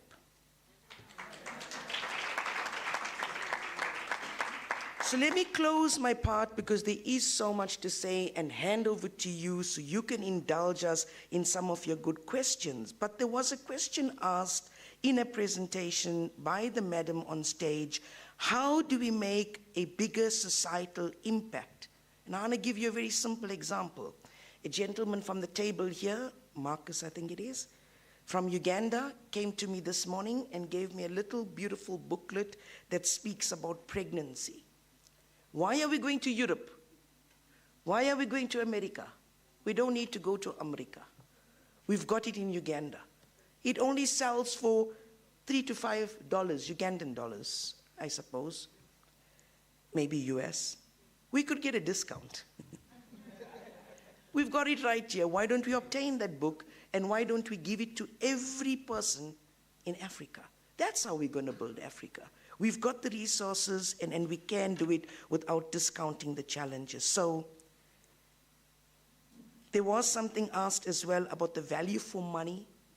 And with 500 billion or $500 billion being spent by South Africa on the COVID, the prof in the back made a very good point. Was lockdown a necessity? Did we copy and paste? Or is it our own lockdown? Is it something that's relevant, applicable, and precise to Africa? That must make us thinking. So what was the value for money that we derived, as the question arose, from the COVID-19? And as much as we have given you, as South Africa, a beautiful compact, and we're encouraging you to use it, I must agree with the question, colleagues. And the question being, this is exogenous, that's going to happen in a month or 2 or 3, and we can plan. But what happens to the exogenous, the shock, the factors, the influence that happens now? So I must thank you for my indulgence, but I thought, as a young doctor, yes, I'm part of the young youth group, that I must also impress my professors at UNISA and say, guys, you did a good job. Yeah, I'm sure you're proud of yourselves. So with that in mind, colleagues, let's open it up for some questions. All right, let's take some questions. Thank you. Thank you, Prof, for the mic. Prof, for the mic.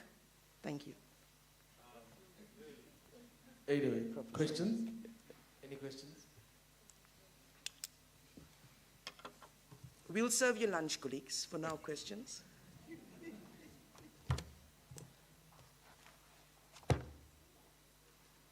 I'm sorry to be the first one all the time. Go for it, Prof. Just that I like to get things over and done with. Thank you so much to all the presenters. The presentations were so informative, and I think for us on the ground, more towards us implementing. On the first presentation, I think for me the concept of centralization in terms of information is something that I believe in the provincial and local government sphere is being championed. Currently, as part of the interventions, we are trying to have a portal which is more government specific. I think when someone spoke earlier on, they did refer to the fact that there's so much information that is circulating which is directly based on the challenges, but and the intervention is there in terms of a low-hanging fruit, as they would say. But because, I'm sorry to say, others don't seem to understand the ability to get into context and read, it becomes a challenge. And hence, we have sought to have a portal within province as part of the capacity development interventions, which is going to house all the research which is done within the local and provincial government space. Specifically, we've picked up that there's a lot of government officials who are doing research. Then what? I mean, the research becomes, part of a shelving somewhere. So that's part of what we want to do. And I think on the public participation components, and this goes to everyone in the room, I'm challenging everyone who wants to reach all 54 municipalities within KZN. As I said, we have a platform which I chair, which summons everyone in the province, including all departments, and we have a quarterly engagement, and this could be changed to be even a monthly if we so desire. So for you to be able to put your message across, because I believe I'm here not just to also gather information, but to also transmit information to make our collaboration with government and academia and any other stakeholder easier. So there is that platform. It's a strategic platform. It's been emulated throughout the country. It's been existing in KZN for the last, since its initiation, which was 2019. So it's been escalated to other provinces. But so for me, that's a low-hanging fruit in terms of the interventions that are direct. But I have made notes of those that I would be transmitting. On the second presentation, my comments are largely on the aspect of, okay, my notes now.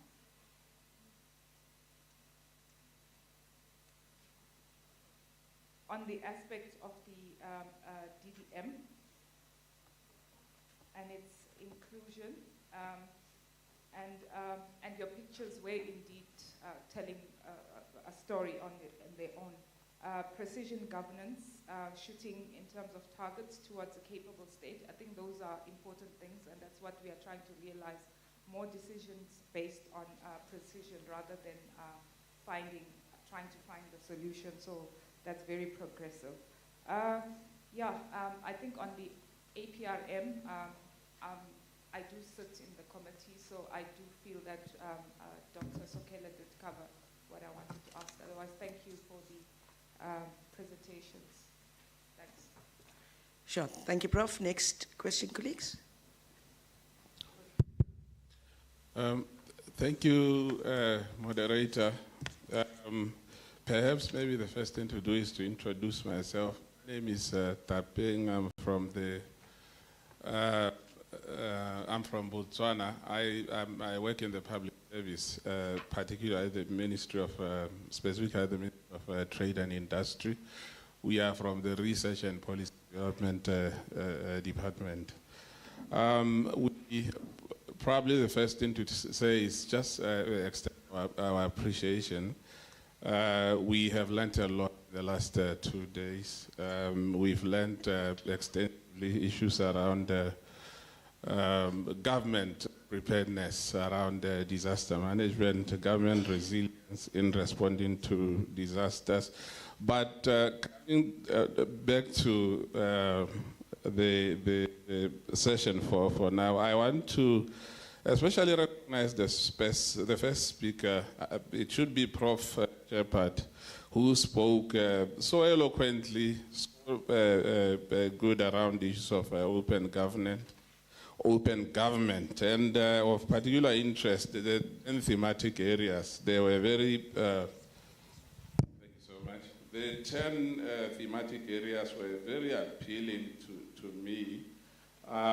We have to, I mean, where we come from, where me and my colleague come from, we are of the opinion that instead of opening up governments, you know, progressively they seem to be closing rather than opening.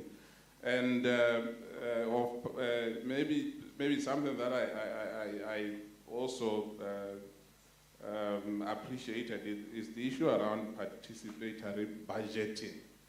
I wish there could have been a very dedicated thematic area around the issue of development planning and budgeting. I know it's talked about under the ambit of public participation, which is a much broader topic in my opinion. I want to pay particular attention to the issue of development planning, as some have alluded to, or as is public knowledge. In our development budgeting in our countries, we normally adopt the national development planning model and then doing the national cycles in terms of budgeting. But we know the limited participation of the citizens around development planning. You should agree with me that over time, this has been largely an affair of public officers, the issue of development planning. And the big question is, how do you get the public to participate, to take part in, taking charge of their development affairs, which is a long-term period. Where we come from in Botswana, these are, a development plan will be around 5 years, or even slightly more. So you can imagine where we come up with long-term developments for the country, and there's limited public participation. But in the main, we appreciated the other presentations, but of particular interest, like I said, was the issue of open government. Thank you so much.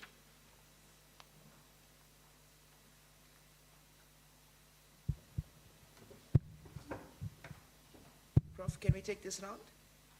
Can we take this round? Sure. So we'll start with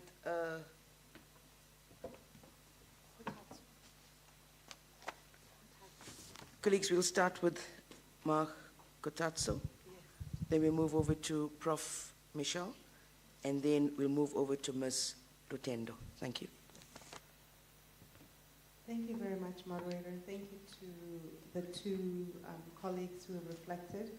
I think I just want to say, I know my sister from KZN, Kopta, you were not asking a question, you were just reflecting and also just giving some insights on where things are in your context. And I found that really useful because I was at DPSA years ago, and I remember at that time that KZN was actually a shining star, particularly in terms of the CDW work that you've done around public participation and really investing a lot of energy and time in ensuring that communities can engage in meaningful ways.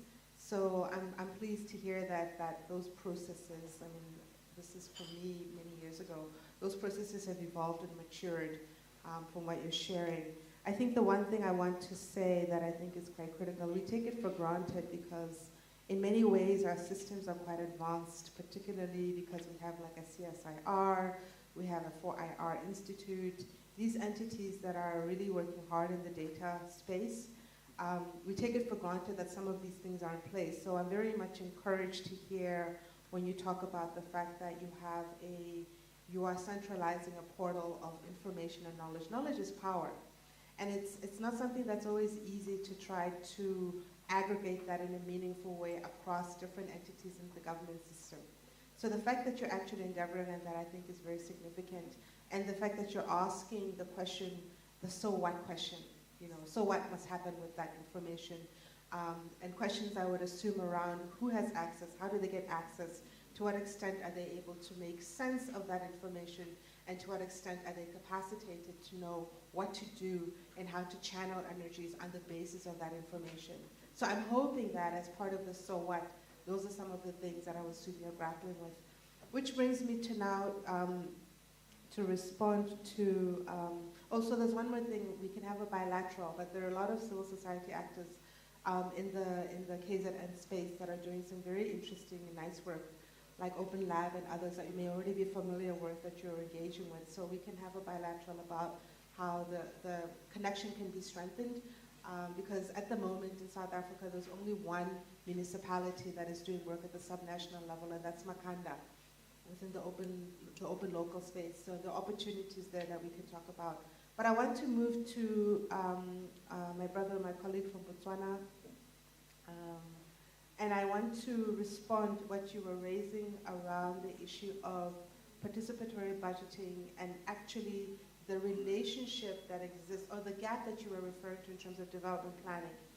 And what I want to say is that actually there is a direct relationship between participatory budgeting capabilities and the extent to which actors can then engage in development planning processes. And the participatory budgeting dimension actually sits within one of those 10 areas that's referred to as fiscal openness, fiscal transparency. So what OGP members do is to say, as part of strengthening fiscal openness, opening for what? And opening for, so that actors, citizens, etc., across the spectrum, not just NGOs and civil society, private sector and others, can engage in budgeting processes. So that's the first, just to give information and clarify where participatory budgeting sits within our framing. The other thing I want to say, to answer your question about how do you get the public to participate in development budgeting processes, our experience has shown us that you have to start at the most basic level in terms of participatory budgeting processes. Now, and what that looks like is actually making it easy, making it possible. There has to be intentionality within the Ministry of Finance for their participation to happen. South Africa, actually, this is one of the areas that we've done very well in through National Treasury, and there's a multi-coalition structure, Vuladimali, it's actually called that, which is a civil society platform that drives all of the beautiful graphics, information that we as South African citizens get that tell us what the medium-term strategic framework budget is going to look like, that give us a sense of how budget allocations are going to actually be done. So as a starting point, perhaps one can share some of that with you to say, this is how it's been done here, and in many other places in Kenya, this has been done in Ghana, it's been done in Nigeria, it's been done, where you basically start by making it easy for citizens to understand what is going on in terms of the budget. Once that basic understanding is built, you not only build appetite and interest, and then people are able to respond, and the system actually is forced to respond.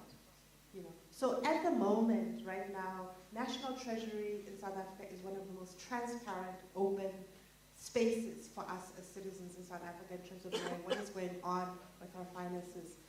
It's also, because of that, at the national level, has created an impetus at the sub-national level where we have now a portal that has gained more momentum called Munich Watch to begin to look at and pull data together around what is spending looking like at municipal levels. And we're hoping that will then progress towards open contracting to then say, okay, we can see where the tenders are going at the national level, what's happening at the local level.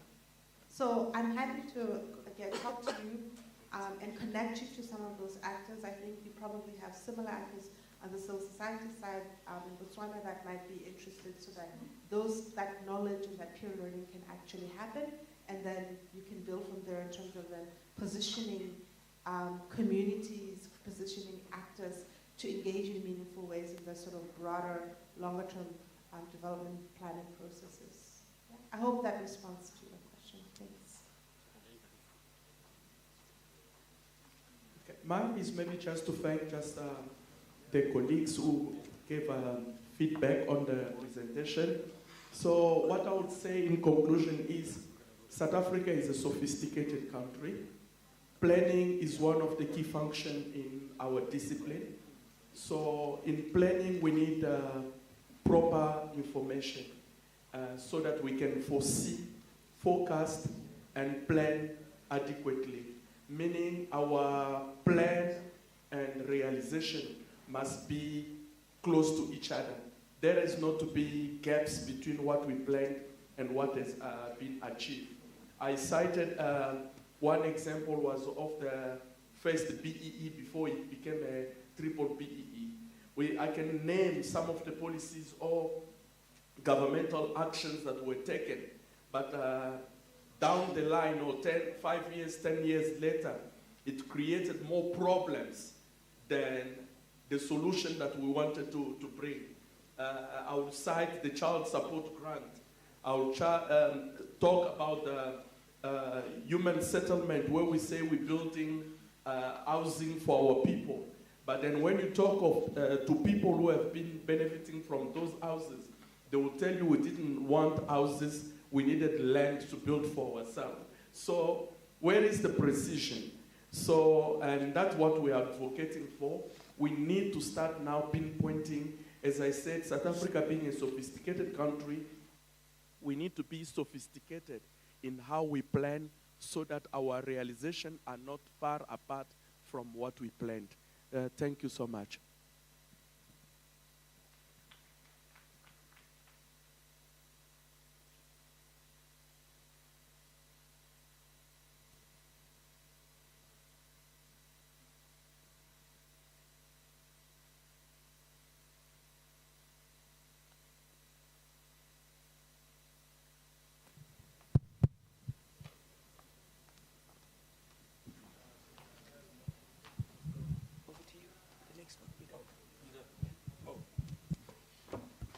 Okay, cool. You? No need to answer? Oh, okay, all right. Ladies and gentlemen, another round of applause for our speakers and moderators. Looking at the time now, what I'm going to do with the powers invested in me is that I will then now feed you. Well, I mean, you're going to feed yourself, but I'm just going to allow yourself to be fed. We're going to go to lunch. Oh, I think could be yours. Yeah. So we're going to go to lunch, and then we'll be back at 2, and then we'll then have the next session, which will be the feedback on the PhD colloquium that we had yesterday. That will then be headed by one of our profs, and then we'll do feedback on that and have some feedback from the students who attended the PhD colloquium, and then their reflections on that, and then I think that would be that for the day. So lunch is ready. Please indulge. and then we'll be back at 2 o'clock. Thank you very much.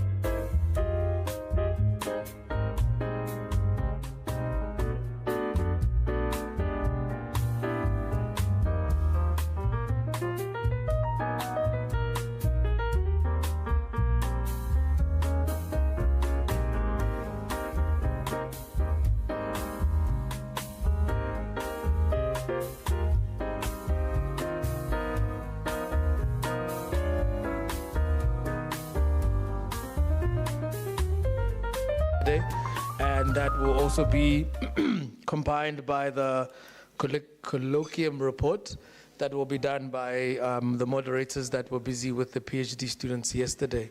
So I would like to then call on Dr. Moraka so that we can then start the session. Yeah.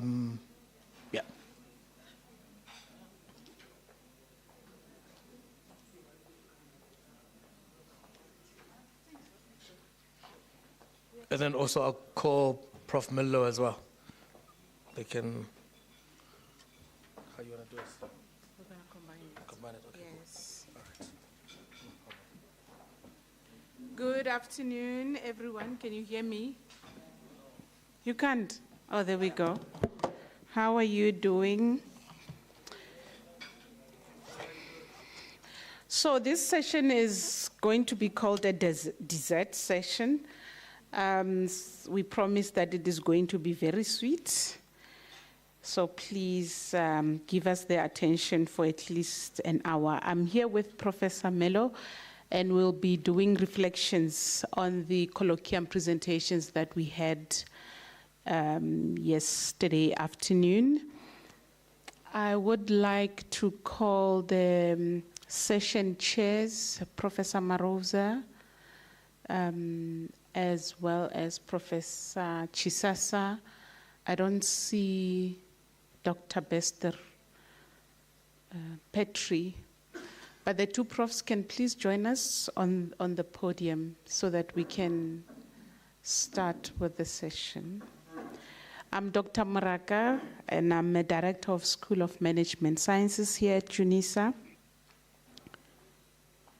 And Prof. Mello will introduce himself.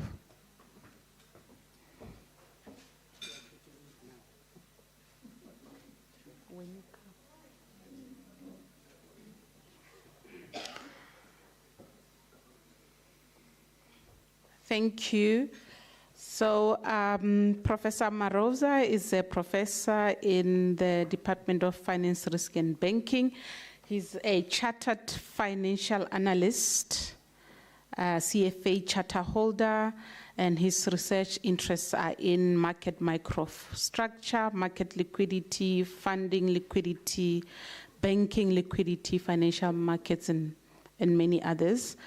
And Professor Chisasa is also a full professor in the Department of Finance, Risk and Banking. And his interests are in credit risk management, banking, and agricultural finance.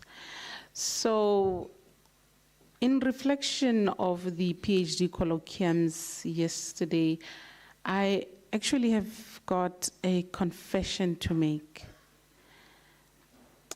For many years, I have been interested in the relationship between the research process, the product, the knowing, the doing relationship. And I asked myself, why and how do we engage in research? Can we really separate ourselves from the research?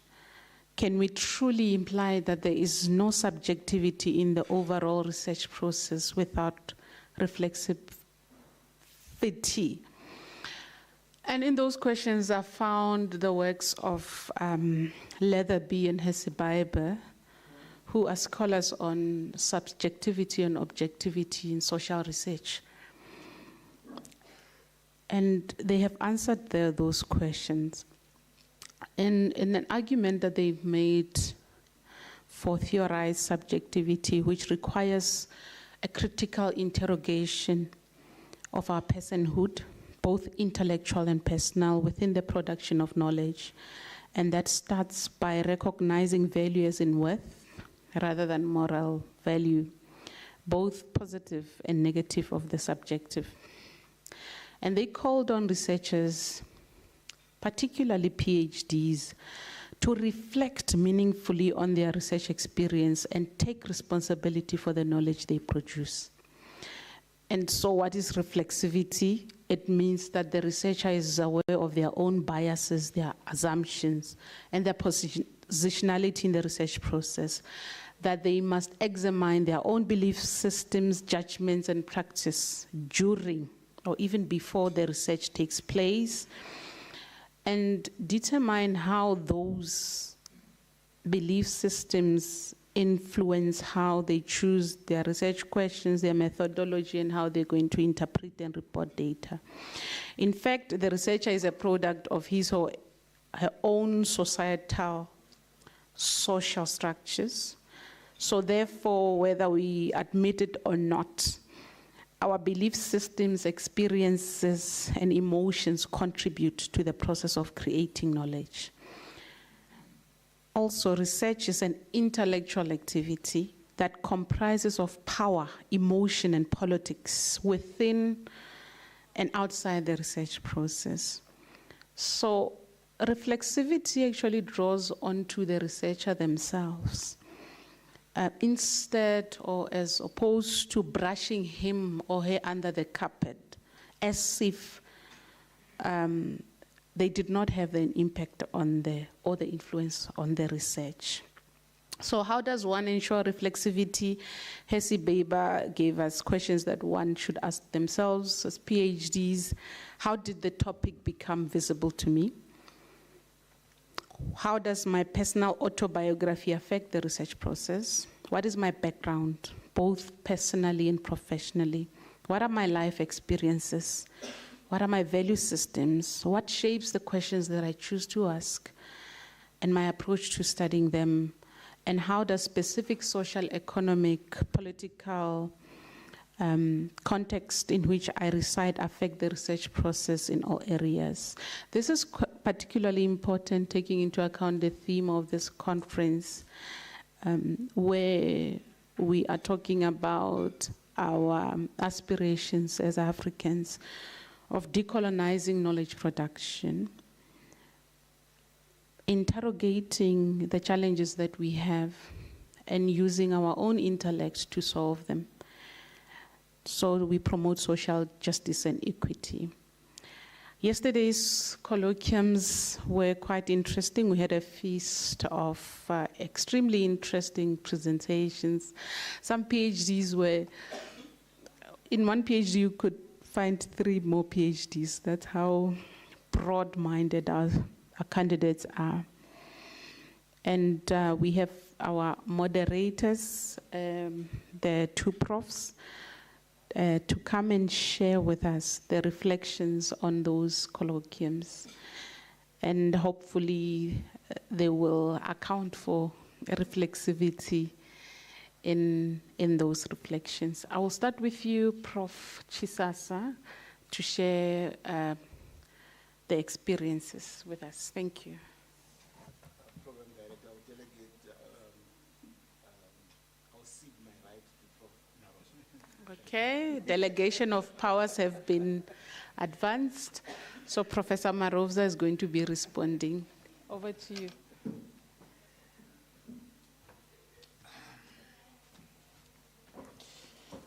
Good afternoon, ladies and gentlemen. All protocol observed.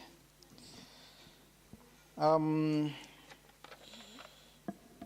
Godfrey, that's my name, and my surname is Maroja. I was moderating one of the session, PhD colloquium, yesterday, and 4 students pitched up. We had robust discussions, of course. They were robust because we also had robust presentations. Not trying to go through what Dr. Muraka has already gone through. I will just go straight to maybe highlight some of the things that our students took us through.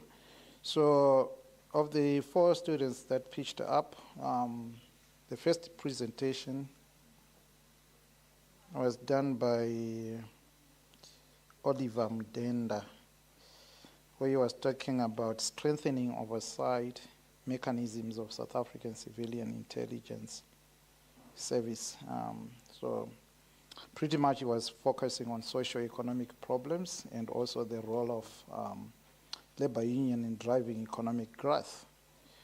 Of course, we found out that the study was a little bit broad, and we recommended him to kind of streamline the study. But he will come and briefly talk to you on what the study is all about. Hopefully, he has already adjusted. If not, I would recommend he just presents in a very shortest period of time of about less than 5 minutes what the study is all about. And then the second presenter was, if I'm not mistaken, I can't remember the order now, Kamakelo Millicent Mereke. She was talking about something very sophisticated but exciting and interesting. She spoke about anti-cancer activity of indigenous medicinal herbs and artificial intelligence prediction of their application as a targeted anti-cancer drug. Believe you me, it was really too scientific for my understanding, but nonetheless, we tried to follow the general research process and contributed where we could contribute, and there were colleagues who understood the phenomenon, and they contributed in that space. So it's an interesting study in the sense that she is trying to see how they can use herbal medicine, nanotechnology, and artificial intelligence, of which she was told that can be biotechnology, and other contribution, which I can't even remember now because it was really too scientific, how they can kind of deal with breast cancer, lung cancer, and prostate cancer. But she will summarize, and you'll enjoy the summary. The third presenter was Herbert Lupita, where he was focusing on, unfortunately this one he didn't present on the title we have here, he presented on the presentative approach to grant corruption, the role of civil society. Obviously a topical area where he was pretty much focusing on the role of civil society in combating grant corruption. So the investigator investigated how and why in respect of civil society organization in combating corruption. So he took us through the role of anti-corruption, CSOs, your civil society organization, in corruption prevention, and also took us through the condition favorable for anti-corruption CSOs. And lastly, gave us the challenges encountered by anti-corruption CSOs. He will also summarize. Last but not least, we had a presentation from, that should be Ngaka Mosia, where he spoke about another topical issue on the development of an optimization framework for operative productivity improvement protocols in public health care. So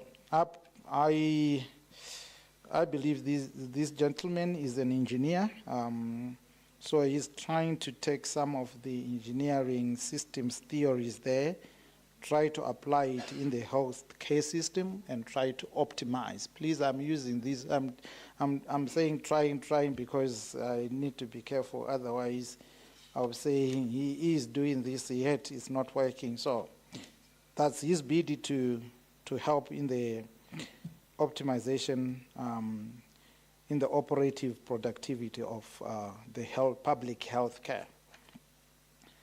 So that's all, colleagues, from my side and what we did yesterday. I'll take this opportunity. Let me start with Herbert. Please come briefly, if you can, even in 3 minutes, just kind of give us a high level of what you presented yesterday, and also what you took from the contributors yesterday. Thank you. Good afternoon, ladies and gentlemen. I would like to associate with the protocols already given. My name is Herbert Lubita. My topic, as he said, is a preventative approach to grant corruption, the role of civil society. Why I developed interest in this topic is because I have been a long-serving investigator in the SIU. I retired just a few years ago, and I realized that not every investigation we wanted to, we could, because we were limited by the political, climate that was enduring at that time. Then I said, when you face limitations as a government institution, you need to look outside government. And if you want a quality investigation, please don't send a judge of a court of law, because the result he will give is that maybe there is a case to answer. But when you present that maybe before him in a court of law, then he dismisses you. So that is the problem. Let me straight away go to the problem. Corruption is usually defined as abuse of office for private gain. But there are many typologies of corruption, and I couldn't do all of them. I decided to focus on grand corruption, which is a type of corruption perpetrated by your heads of state, ministers, senior government officials, etc. It involves huge amounts of money and big deals. And this is the type of corruption which impacts heavily on society in terms of having services delivered by government. So government fails to deliver its constitutional mandate because of grand corruption. Somebody was telling us that corruption is corruption, even the petty corruption should be investigated in the same way. Why do we need civil society? Civil society is outside government. But in South Africa, it has played a watchdog role on government, especially through organized civil society like Corruption Watch, like Open Secrets, and many more. The total number is 23 at the moment, civil society organization fighting corruption. And their involvement is now supported by government policy. We have in the National Anti-Corruption Strategy of 2020, government is calling upon civil society to get involved into fighting corruption. In short, government officials are telling civil society, come and investigate us if you think we are corrupt. I hope they will allow them to be investigated.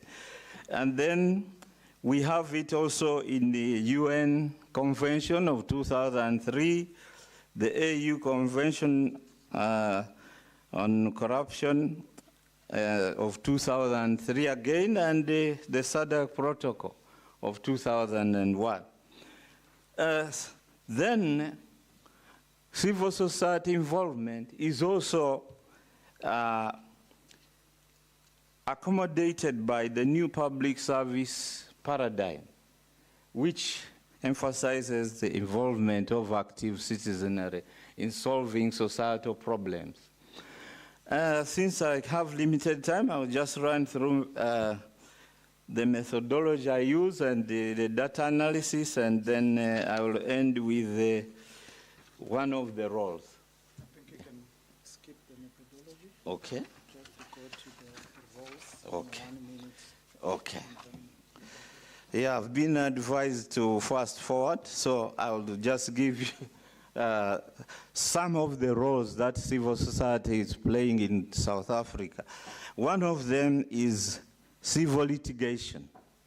Civil society has engaged in civil litigation to try and recover public funds that have been lost through corrupt activities.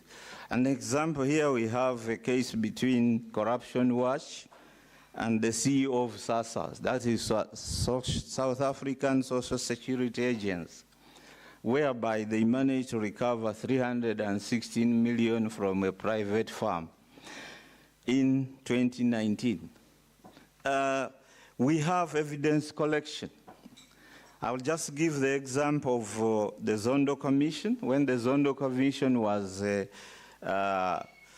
launched in 2018, the civil society organizations came together, 23 of them, and collected evidence from the public through what they call public hearing on state capture. And they presented that evidence to the Zondo Commission. That's why you have this volume of reports, which a judge wouldn't have made in such a short time. Then civil society, interestingly, has also been involved in encouraging civil obedience against irrational actions by government. One of them was the e-tolls. An organization called OTA, Organization on Doing Tax Abuse, has constituted a team of, has formed a team of lawyers to defend anybody who has not paid e-tolls. Like the Gauteng government is saying that people who owe must pay, although it has been closed. And then on conditions, should I? 20 seconds. Okay. Why is civil society able to do this and the other civil society organizations in the rest of Africa are not able. There are just 4 pillars on which they stand. There is enabling legislation, there is free media, freedom of media and press. There is predetermined government options to involve civil society. And because we have political competition, which is regarded healthy, some of the political parties become allies of civil society organizations in advocating against corruption. Thank you. Yeah. Thank you very much. Thank you very much. So that was Mr. Herbert Lubita, and obviously talking about corruption and the role of civil society organizations. I'll take this opportunity to hand over to Oliver Mudenda.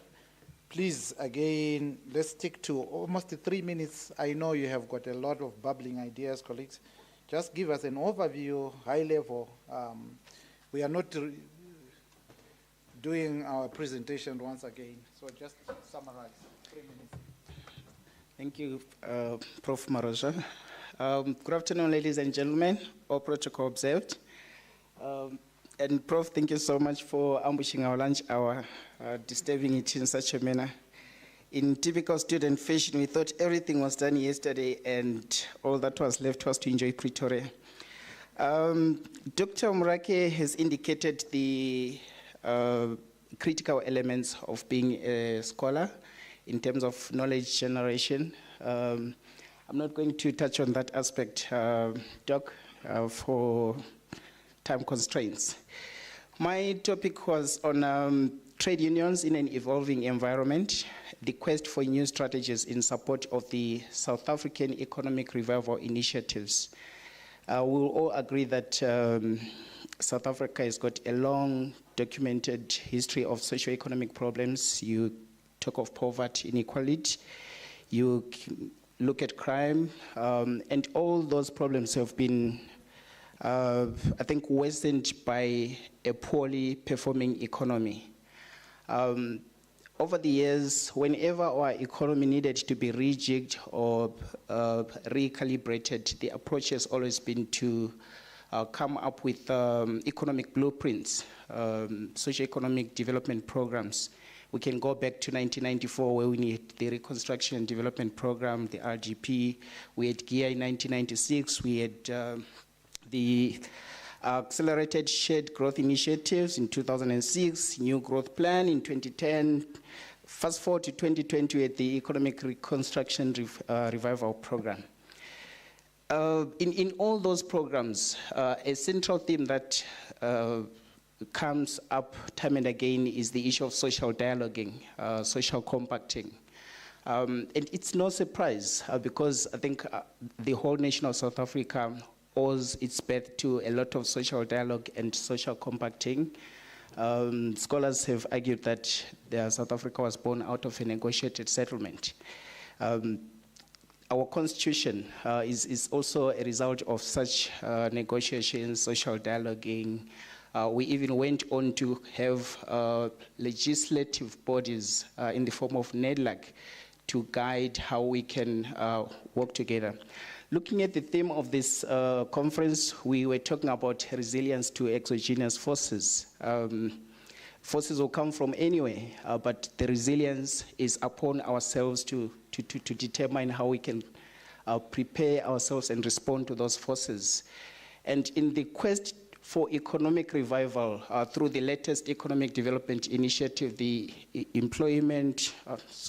Economic Revival and Reconstruction Program, the key element that I focused on is the role of trade unions. There are various players to the employment relations framework, but trade unions are the worst affected by the changing socio-economic environment. Trade union numbers are going down. The workplace is changing. How do unions continue to remain relevant in the new environment? And as such, one element that I want to focus on is, are they going to maintain their muscle, the adversarial muscle that they often relied on when their numbers were up there, in order for them to be effective in economic revival programs? But that cannot work in an environment where I think in the next few hours we will have a government where it's no longer just the alliance of the ANC, SAPC, and COSATU that are in power. So the influence of the trade unions is further going to be diluted. And in this changing landscape, trade unions need to devise new strategies in order for them to contribute meaningfully to the economic revival initiatives. Thank you very much, Prof.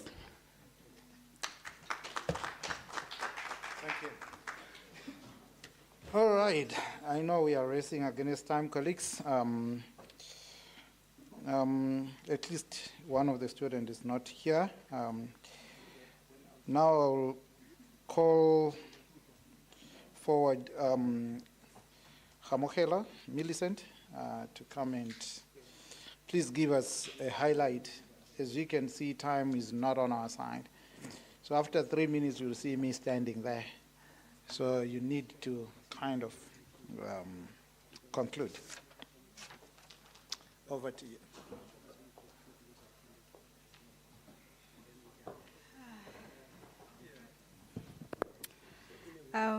Good afternoon, ladies and gentlemen. All protocol is observed. Well, my studies focused on cancer, and Africa being in the low or middle income status is very much affected by cancer. So my studies focused on exploiting what we already have in Africa. As statistics have shown that, particularly in South Africa, 80% of the population relies on herbal medicine. So in here, I focus on integrating the cutting-edge developments or technologies, which are nanotechnology and artificial intelligence in generating or in profiling a targeted anti-cancer drug. So the problem that I'm trying to address is the current problem of the available conventional cancer treatments. They're expensive, and also they have excruciating side effects on patients who take them. And also because cancer, you know that cancer is migrates quickly, and so it is very multifaceted. You can have, it's the single targeting strategies of cancer regimens that we have that are quite ineffective, because before they can even treat the patient, the tumor microenvironment will develop resistance to that cancer regimen. So the integration of nanotechnology and artificial intelligence into profiling such a drug will help in reducing the costs that are spent in developing a drug, because normally it takes up between 10 to 17 years to come up with a drug. So, and it is very expensive, because statistics, according to WHO, it costs around $12.8 billion to develop a drug. So if we focus on taking what we already have instead of synthesizing a synthetic drug, if we take already the medicinal plants that we have and develop them into a drug, into a cancer drug without having to inject more money that we do not have, is quite something that we need to save lives in Africa. That's all I have. I'm on time. Thank you. Well done. All right, thank you very much, colleagues. I think we can continue with Prof. Chisasa. So these were the students that presented in my session yesterday, except one who is not here. Thank you. Over to you, Prof. Chisasa. Oh, okay, sorry. Over to you, Prof. Thank you very much, Madam Chair.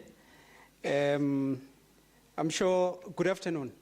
I'm sure you'd agree with me that if you have ever registered for a PhD, that the most important, the most challenging step is actually the proposal. Because once you have your proposal, it has been approved, you have ethics clearance, you are actually good to go. Now, yesterday in the interactions that I had in the room where I was confined, I noticed that students were basically at different levels in terms of the progress that they have made. We came across students who are still right at the proposal, right in the middle of the proposal. And we tried, by and large, to advise in terms of what is it that they need to do, and most importantly, what is it that they can do to improve the quality of their study. So I was basically in the room that was moderated by Dr. Bester, and unfortunately she's not here. And that is maybe one of the reasons why we combined the two sessions. And despite having a host of students who were supposed to present, we only ended up with two.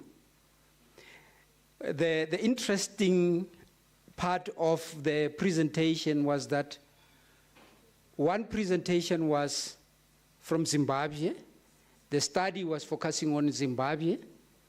And in fact, this study was focusing on investigating how small and medium-sized enterprises experience and adapt to exogenous shocks within an entrepreneurial ecosystem in an emerging economy. Now, as we were listening, and from my own perspective in particular, I could see a lot of similarities regarding the challenges that the Zimbabwean smallholder farmers are facing, and the South African smallholder farmers are also facing. And then we also had another presentation which was given by Makhanse Mereki. Her topic was on the impact of township and sustainable development Goal 2 towards inclusive, safe, resilient, and sustainable cities. And she spoke largely about smart cities.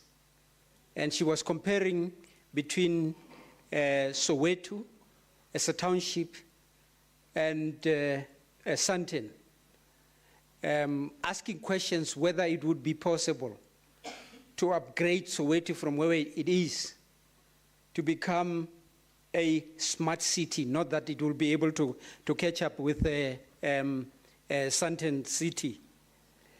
I'm also going to give these students the opportunity to do a reflection.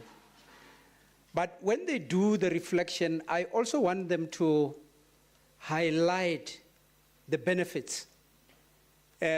What is it that you have benefited from the session that we had yesterday? I'm actually looking around the room. Let me check if Makhanse Mereki is here. Okay. Princess, I know you are here.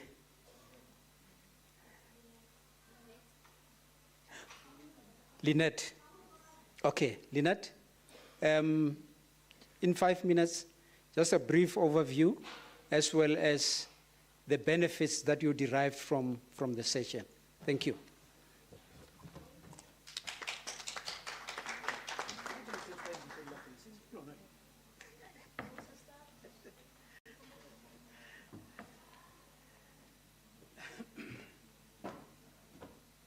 Thank you so much. Good afternoon. My name is Lynette Zimose. I'm from Zimbabwe and I'm studying with UNISA. My topic or my research is on savings groups and productivity of smallholder farmers. Fortunately for me, I won't take much of your time because Professor Chisasa has said a lot about smallholder farmers, so that's part of my background. Generally, Southern Africa or Sub-Saharan Africa is experiencing lower agricultural productivity as compared to the rest of the world. And however, 80% of the people in Southern Africa rely on agriculture as their source of livelihood. Then the majority of the adult population in Sub-Saharan Africa are financially excluded. So where is the problem? I'm saying productivity in Sub-Saharan Africa in the form of agriculture is continuously declining. So the same applies to the Zimbabwean economy. There is a low agricultural productivity which is being experienced. Also, it is coupled with a decline in agricultural finance. There is no finance for agriculture since land was redistributed in the year 2000 from the can I call them the rich commercial farmers to the locals as smallholder farmers. So I'm saying there is need for an alternative that can help fund the agricultural sector in Zimbabwe. Why? It is because that the majority who are smallholder farmers do not have access to the formal financial services. It means there is need for tailor-made services that can give them finance for agriculture. So I'm suggesting from my study, I'm saying that we can make use of savings groups that can fund these smallholder farmers. So what are savings groups? Savings groups are made up of 10 to 15 people of a community who come together for the common purpose of saving. They pull together their funds, they loan out the funds to the members at an interest. They also have insurance funds that they can use in times of emergencies. So I'm saying that as Zimbabwe, we can make use of these savings groups to provide agriculture finance to the smallholder farmers. However, through the session that I attended yesterday, my eyes were opened and I was able to think out of the box. I learned that in South Africa there are Stokvels. So it means that despite that my study is focusing on savings groups and agricultural productivity in Zimbabwe, it means this same study is going to benefit South Africa as well as it is going to benefit the rest of Southern Africa. In a nutshell, that's my study, and I thank you.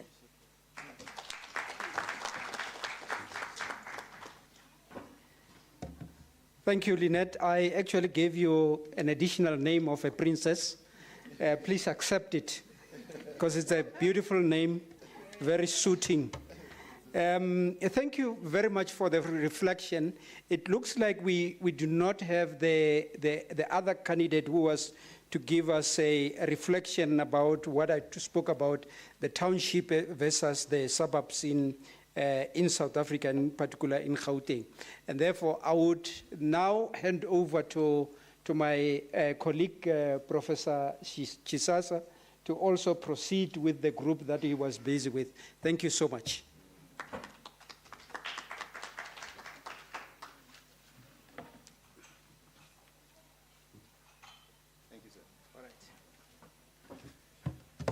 Thank you very much. From room 3, there were 6 PhD and master's students who presented some romantic studies, I must say. And they really they can't wait to come and share with you what they prepared for us. And I can tell you, you will not regret staying over this afternoon. I am going to ask them to decide amongst themselves who wants to come up first, but I must say that you have 3 minutes, And I mean 3 minutes, which means 3.0 minutes or 180 seconds, as you may choose. You can use the first 30 seconds to introduce yourself, and then the other time you distribute it between what your study is about, very briefly, and then you use the last 30 to 45 seconds to share the benefits of having attended yesterday's session. Thank you very much, and please entertain us.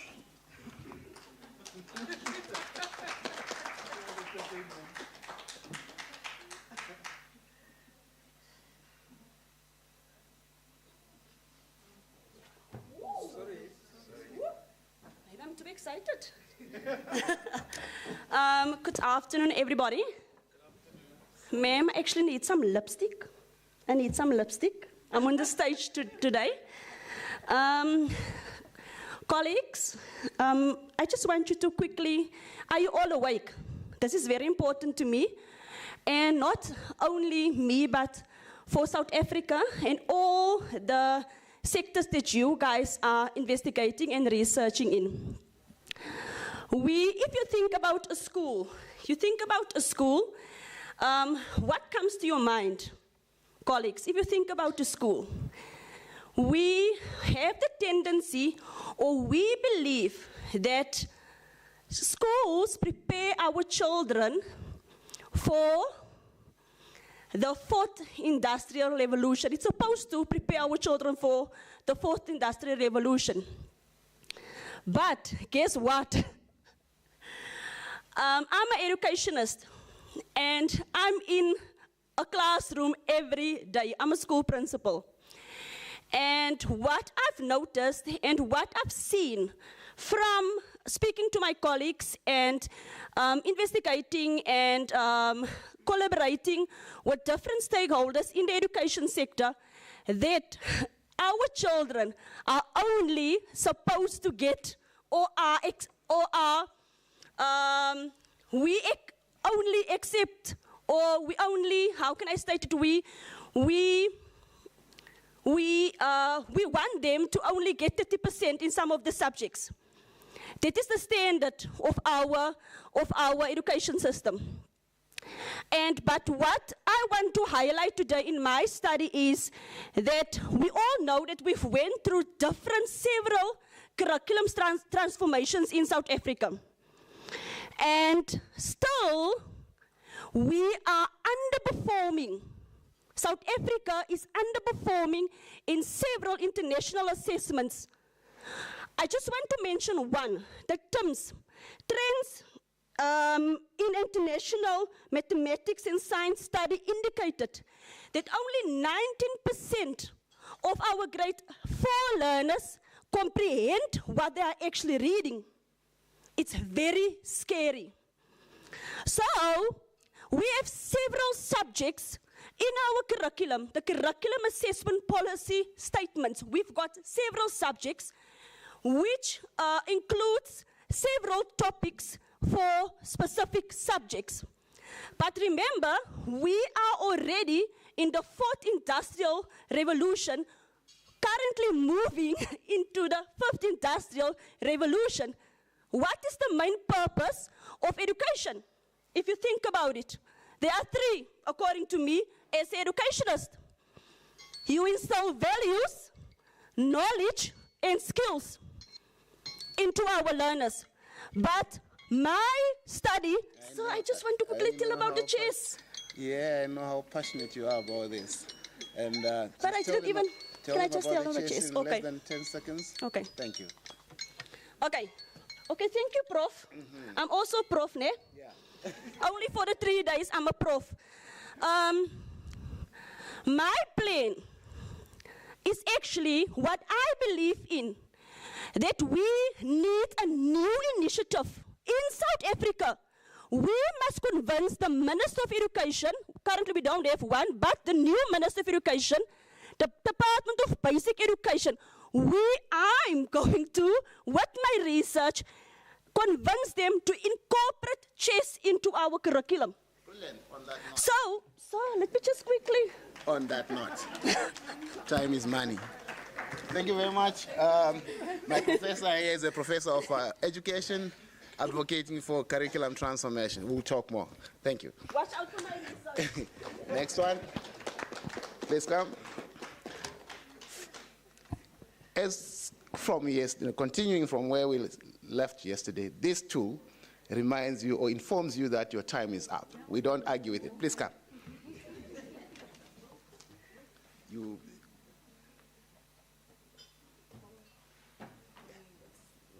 Oh, I must wait. Wait for me. When you're ready, tell me. Good afternoon, everyone. Protocol, what do they call? Yeah, protocol observed.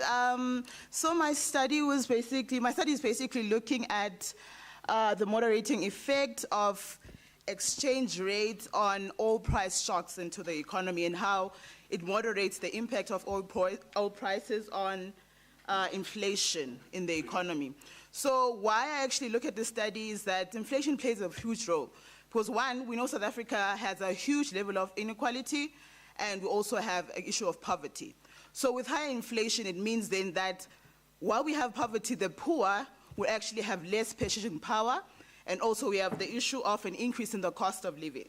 So given the fact that oil is basically an essential good that we need for transportation, production, and consumption.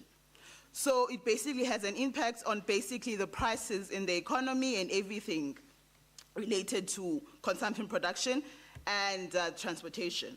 So as we know, when we measure inflation in South Africa, we use the CPI, which is basically mostly based on the demand side of the economy. But there's been debates around that supply factors actually also have an impact on the price of inflation or the price of goods, which is basically inflation within the economy. Therefore, the study basically seeks to see whether the exchange rate is able to actually moderate the impact of oil prices. Because as we know, recently we've just had the Ukraine and Russia war, which basically had an impact in the supply of oil prices, which basically had impact in increasing the prices of oil, which has actually had an impact in the inflation. So what I've actually discovered from what I've done so far is that the exchange rate in South Africa basically fails to moderate the impact of oil prices. So meaning that when you have an increase in the oil prices, and because our exchange rates are very, very volatile, what basically does, it basically inflates the price of oil that we have from the external economies, which is basically in dollars. So when we convert it into the South African rand, taking into consideration the exchange rate is basically even greater. So then from that, it basically means that there is intervention that needs to be done in trying to basically increase the value of the domestic currency because it's very weak, and hence we actually have a lot of imported inflation within the economy. So one thing that basically I benefited from the seating yesterday or the session was that I need to pay more attention to the methodology. And one thing that I thought was beneficial is actually presenting my work to other people who do not know much about what I'm doing and them adding value or making contribution to my work. Thank you. Time management is my thing. Time management is my thing. Check my file. You see, she spoke like an economist. Very stingy with words. That's how she managed the time. Next one, please. Welcome.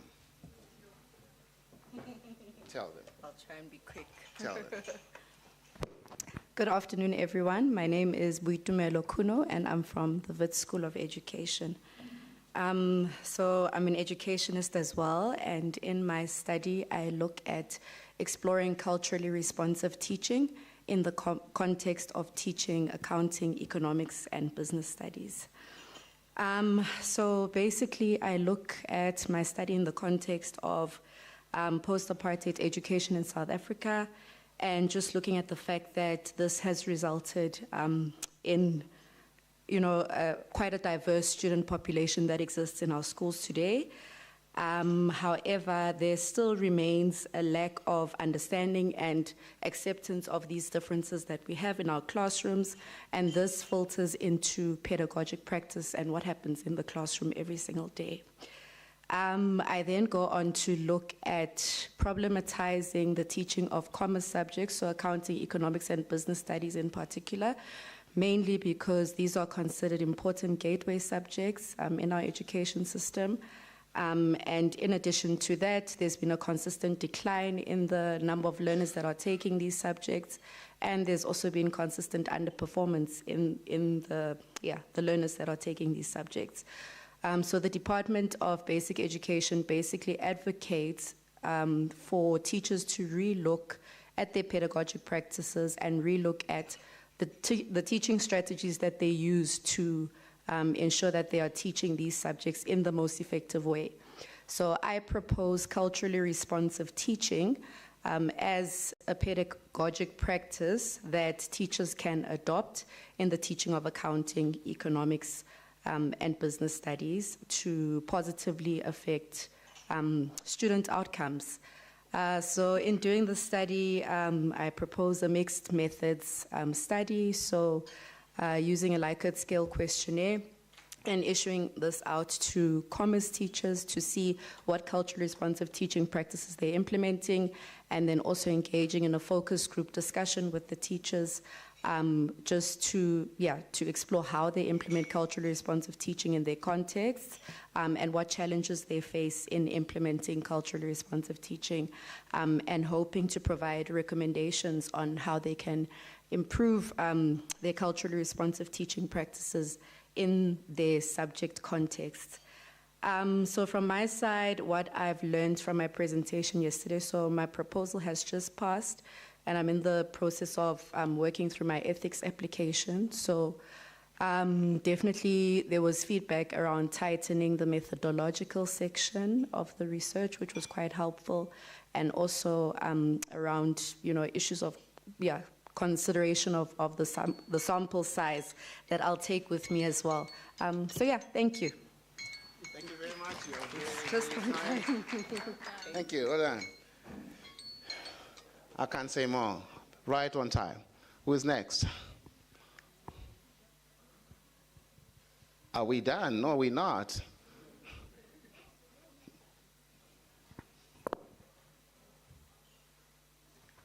Welcome, sir. Thank you.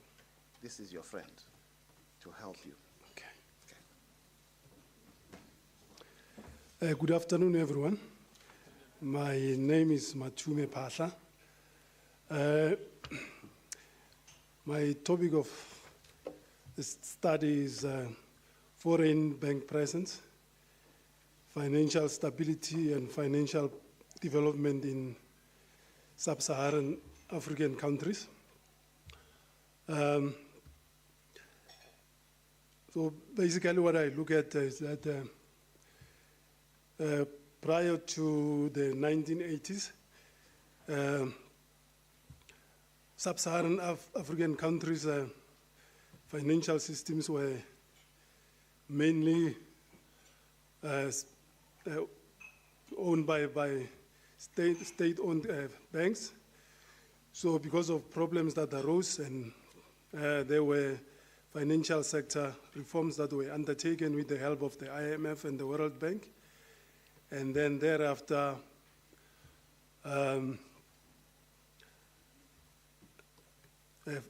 foreign banks were allowed into this sub-Saharan African countries. Prior to that, there were many restrictions on foreign banks coming into SASA countries. So after the reforms, foreign banks were allowed to operate into SASA countries. So some of these restrictions that were on included interest rate ceilings. So after the financial sector reforms, these restrictions were relaxed, some countries were removed.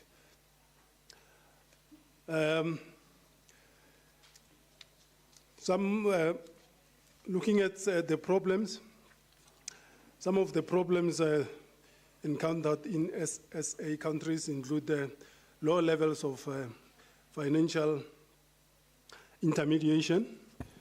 Another one includes low levels of financial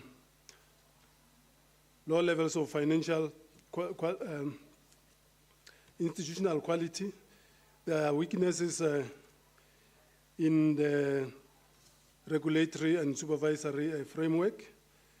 There is also an issue with governance. There's poor governance as well as they are mostly characterized by small size. Okay, and then so far, so I've. Okay. So far, so good. Okay. Thank you very much. Your Okay. time is up. This was just a snippet. Okay. Yeah, leave them with an appetite. Thank Look you. out for his studies. Thank you.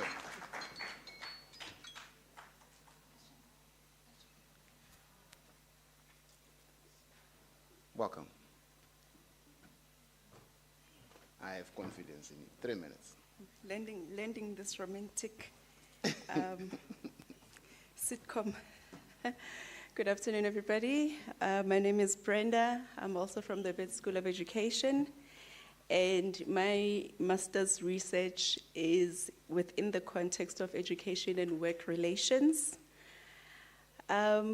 We had a fantastic afternoon yesterday, and in essence, I would just like to start with the reflections, specifically the ones that were often overlooked and were addressed to all of us. These includes things like being very specific and intentional in terms of disclosing who the target audience is, how the population was recruited, and how a particular sample was identified and as a result came to become part of the study. There was also emphasis around the ethical considerations in our studies, and also just being sure that we are more explicit in terms of those areas. And lastly, from those reflections that I took away was also, within the context of the nerves doing its own things, we tend to be all over the show with our presentations. So just to try and stick to a particular order will do us better, will give us a better positioning and, sort of a better guide in terms of what we are presenting. So those were the 3 things that I took away from yesterday. So my study, as I've said, it's centered within the education and work nexus. It's basically looking at graduates who are participating in a learning intervention that is born in South Africa, a learnership program. And the reason why this study is important is because as educational programs are being developed to try and become one of the solutions to youth unemployment, what tends to happen is that the voices of the people that are beneficiaries to these programs are excluded in the design and the development of those. So in cases where they are included, you then find that it's a one-size-fits-all. And from my study in the literature, you see that youth is not a homogeneous group. And when I talk about graduates, those are also not a homogeneous group. So there's a need to be specific and not give a one-size-fits-all approach to our solutions, but rather have a more targeted solution to try and cap the youth unemployment issue in South Africa. So the long and short of it, Prof, I think from my personal takeaway was to be able to articulate the things that we're trying to say, because sometimes what we have on paper is definitely not what comes out of our mouths. But I think yesterday's sessions really assisted us in making sure that we become better at presenting our studies to the public and to fellow academics. Thank you.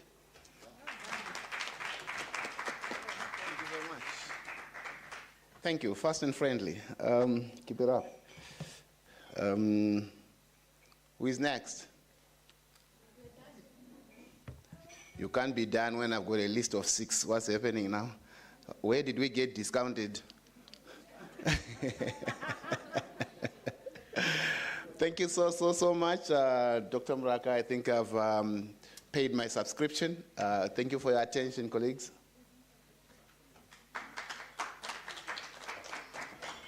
Thank you very much. A round of applause to all our MND students. Well done. And a round of applause for our moderators here, Professor Melo, Professor Marosa, and Professor Chisasa. And in absentia, Dr. Bester. Just in closure, conducting research, more so fieldwork, changes every researcher in many ways. We really hope that the research that you are in will change you, will impact you, and it will impact lives. Otherwise, there's really no point of engaging in research. So with all with those few words, we wish you all the best. We, as the University of South Africa, will have the seminars of this nature, and we hope that you will accept invitations in the future. Thank you very much. Back to you, Chair.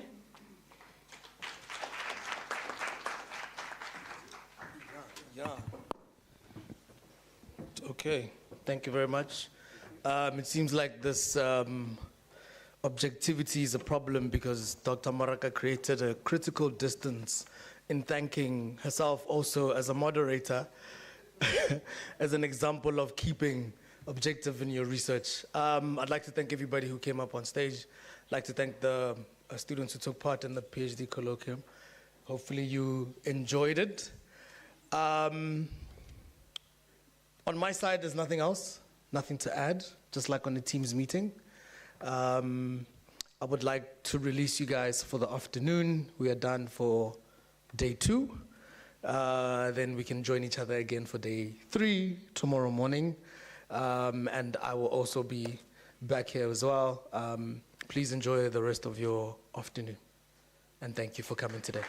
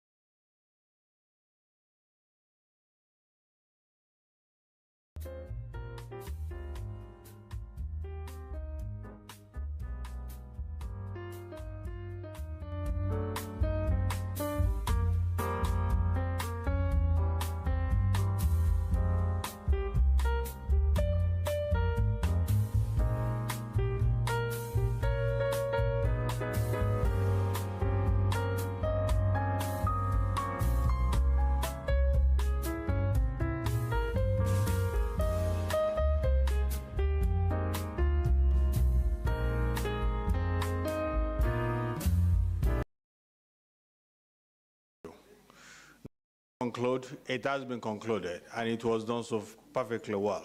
But we still expect you here tomorrow. According to the program, you still have something that you're going to do here tomorrow. We're not going to tell you in advance. But there is a slot for you tomorrow to fill. So please make sure that you're here. On behalf of the University of South Africa, the Association of African Association of Public Administration Management, ARPAM, and the Department of Public our Services and Administration, DPSA. I thank all of you for being here. Look, we can just thank you for being here. And I want to beg you to please do one thing which is critical. Please keep in touch with your colleagues that you've spoken with, and more importantly, keep in touch with the moderators. That is those people that shared sessions during the colloquium, so that if you need any support, we're a university. We're the leading university in Africa. So we have the resources and support, that you may need. We're not saying that you should transfer your study here, but if you want to, that would be good. So yeah, but if there's anything you want us to do to support you, we're here. The only business we know how to do is to create knowledge. Thank you so very much.